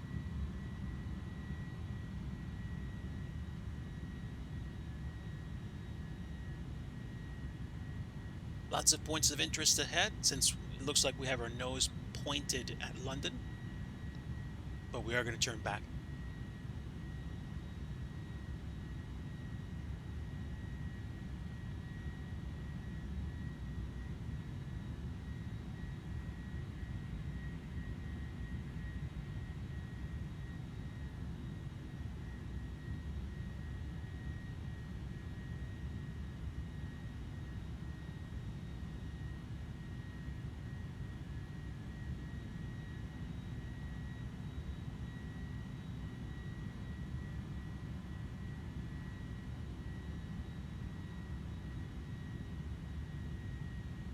And there we go. Just crossed that waypoint.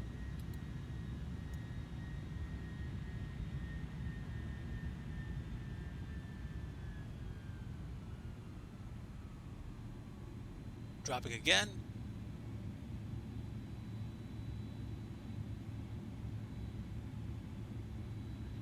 And we're going to want to drop our airspeed to 180.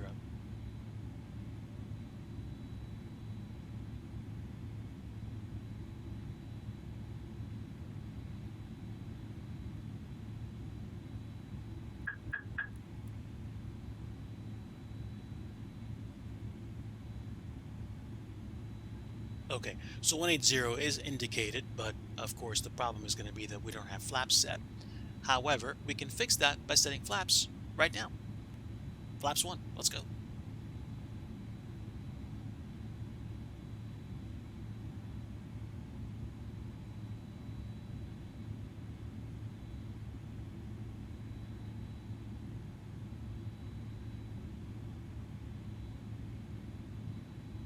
And flaps 2. Oh, never mind. Gear first. There we go.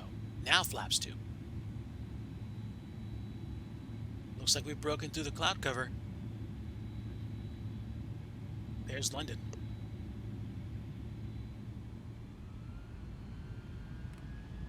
Flaps 2. We'll keep 180 as our approach speed for now, and then once we get lined up with the ILS approach, we will start slowing it down even more to our approach speed, which I believe is 139er. So 144 or 145 is going to be pretty close to what we want for final approach speed.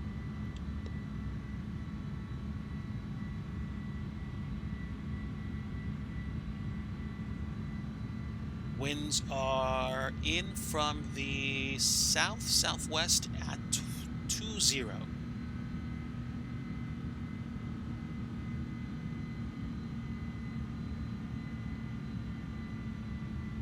And gears down so we can put the nose light on as well.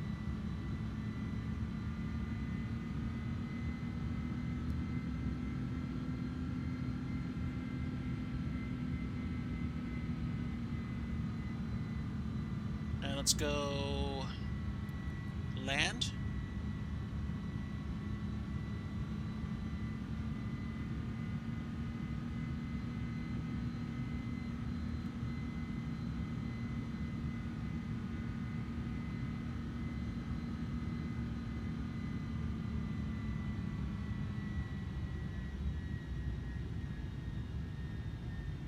Kick it to 148 for now. Actually, keep it like 15 something.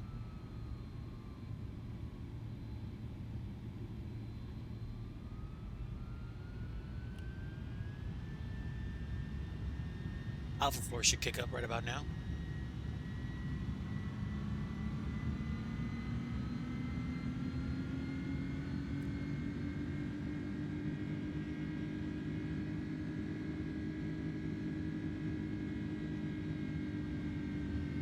Okay, we're going to disconnect. I'll point the nose down.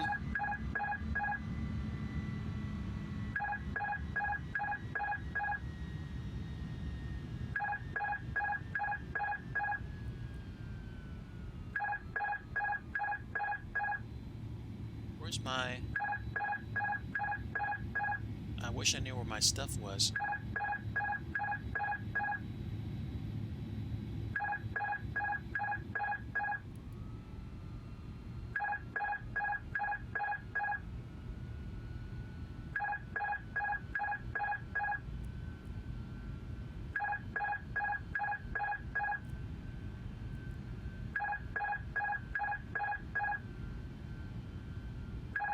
Am I way off the beam? No, it should be... There we go.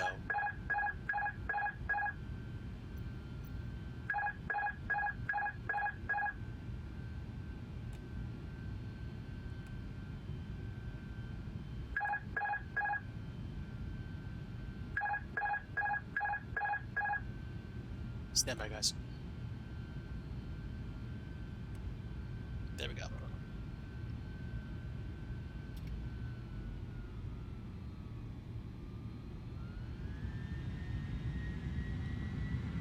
Little off.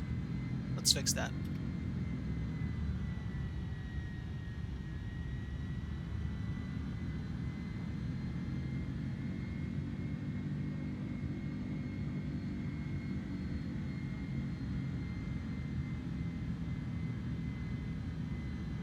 Hit the go around button by accident, but we're good so far.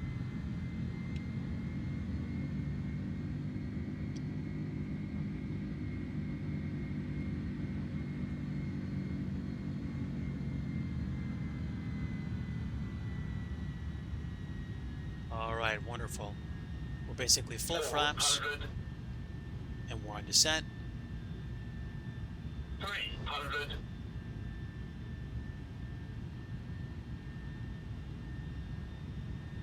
200. Sync rate. 100. 50. 40. 30. 20. 10. 5.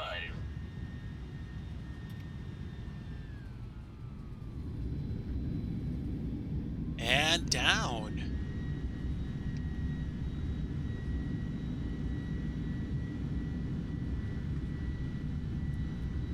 Auto brake disarm.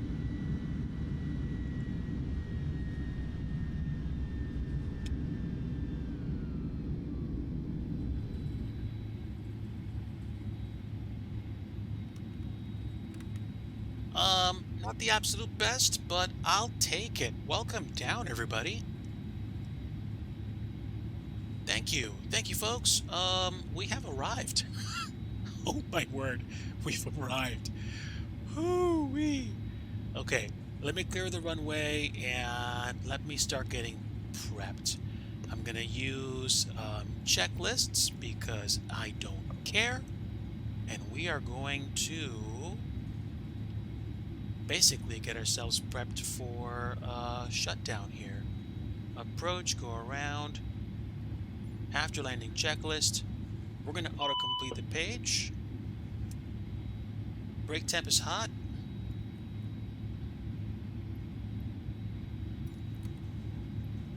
There we go. APU is now started.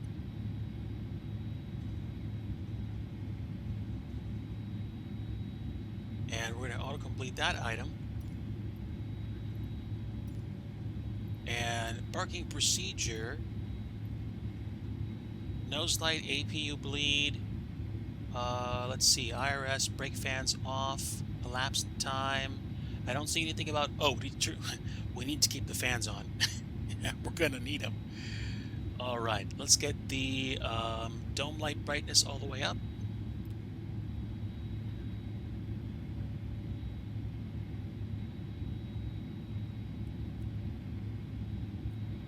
I don't know why my APU didn't come up.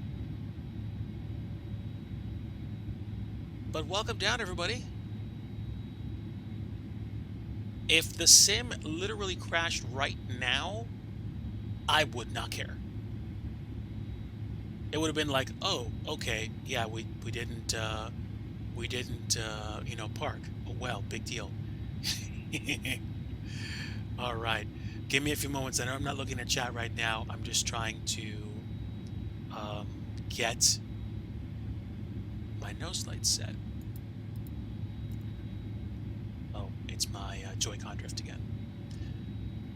I've had a gamepad for literally well over, like, 10 years, so I think this gamepad might finally be on the outs.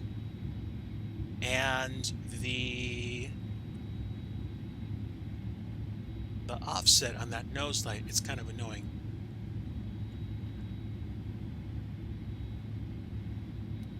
There we go, wing lights off. Strobe light.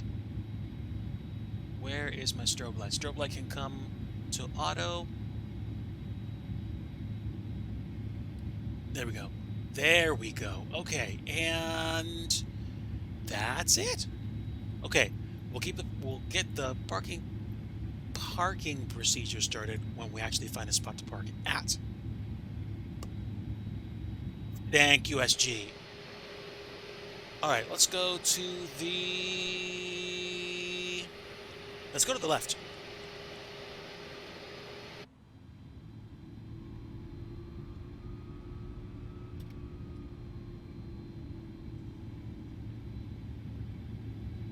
And as it turns out, there just happens to be a pushback truck waiting for us there.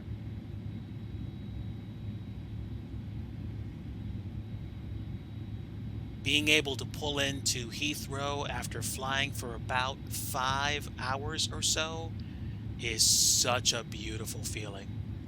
Like, I'm not even kidding. I'm so happy.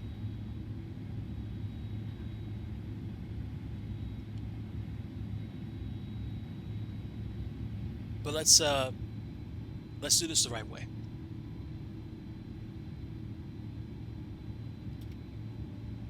And let's turn off the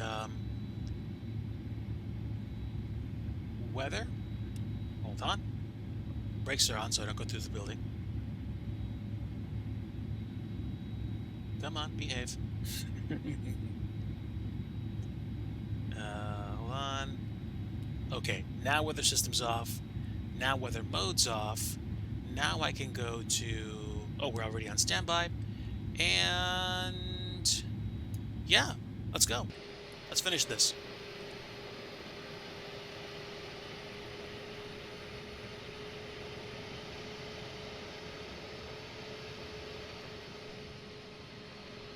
I'm going to say about here, just so I don't have those jetways get borked up. I know it's not perfect. Like I said, I don't care. So, parking brake is set. We're not going anywhere. Let's go ahead and finish the rest of the checklist. Auto-complete the page because I'm lazy.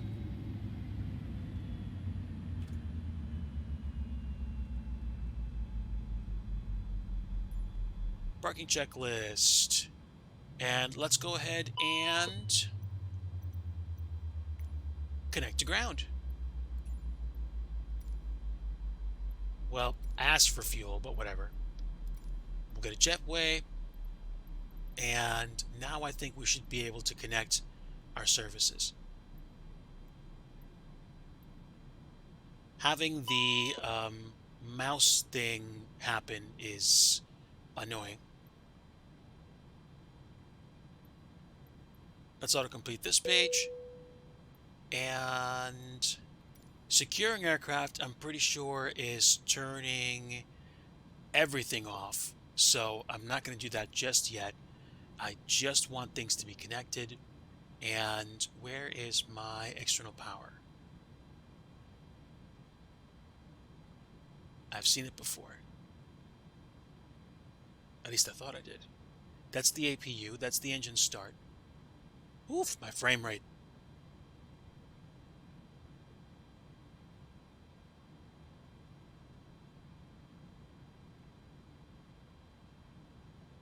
Ah, there we go. So external power is not available? Well, I guess I got to go through the electronic flight bag.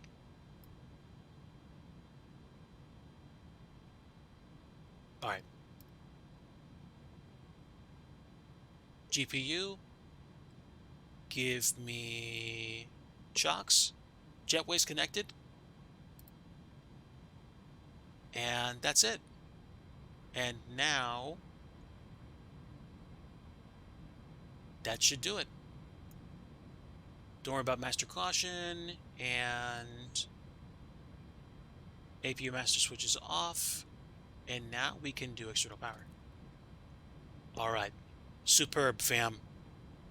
I am wonderful right now. We've actually made it down. There we are.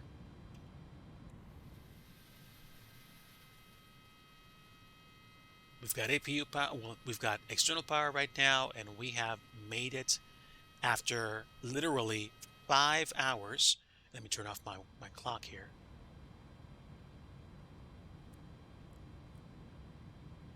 After a little over 5 hours, we made it down. We have boots on the ground at Heathrow. So, a great flight with the Airbus A310. I can't even tell you. Like, I'm really, really happy to be here and to have flown this in any capacity, so I can say that I actually did it instead of not having done a single thing. And somebody's just taken off in a Concorde. That's superb. If that's not a welcome to London, I don't know what is. I'm happy. Folks, it's been a privilege flying for you today. Don't expect to see me around Twitch this evening or online, because I will most likely be chilling the rest of the night. If I do anything, it's just to mess around with some hardware, have some fun, and to otherwise enjoy the rest of the evening before an early start to tomorrow. Really appreciate having you guys aboard. Definitely appreciate your support, and you guys saying hey. To the lurkers, thank you for lurking. And to the bots, hi. We are going to call it here, man. I'm going to just head out. No raids. I'm just going to go ahead and say good night to everybody. I'm going to go chill and enjoy the rest of the evening. There will most likely be no stream tomorrow, and I don't know what the rest of the week's going to hold this week ahead. Next 3 to 4 weeks are going to be a little bit wobbly with regards to IRL applications and the like, but it's no biggie. I'm just letting you guys know there's a good chance that I might not be streaming much at all. There might actually be a couple of weekends that I'm taking off where I'm probably not going to be streaming, and I may just be focusing on getting things done just so I can rest up. Have a great night, everybody. Take care. And like I always like to say, if you want true peace, you want the Prince of Peace, and that's Jesus Christ. Thank you, friends. Until next time, we'll see ya.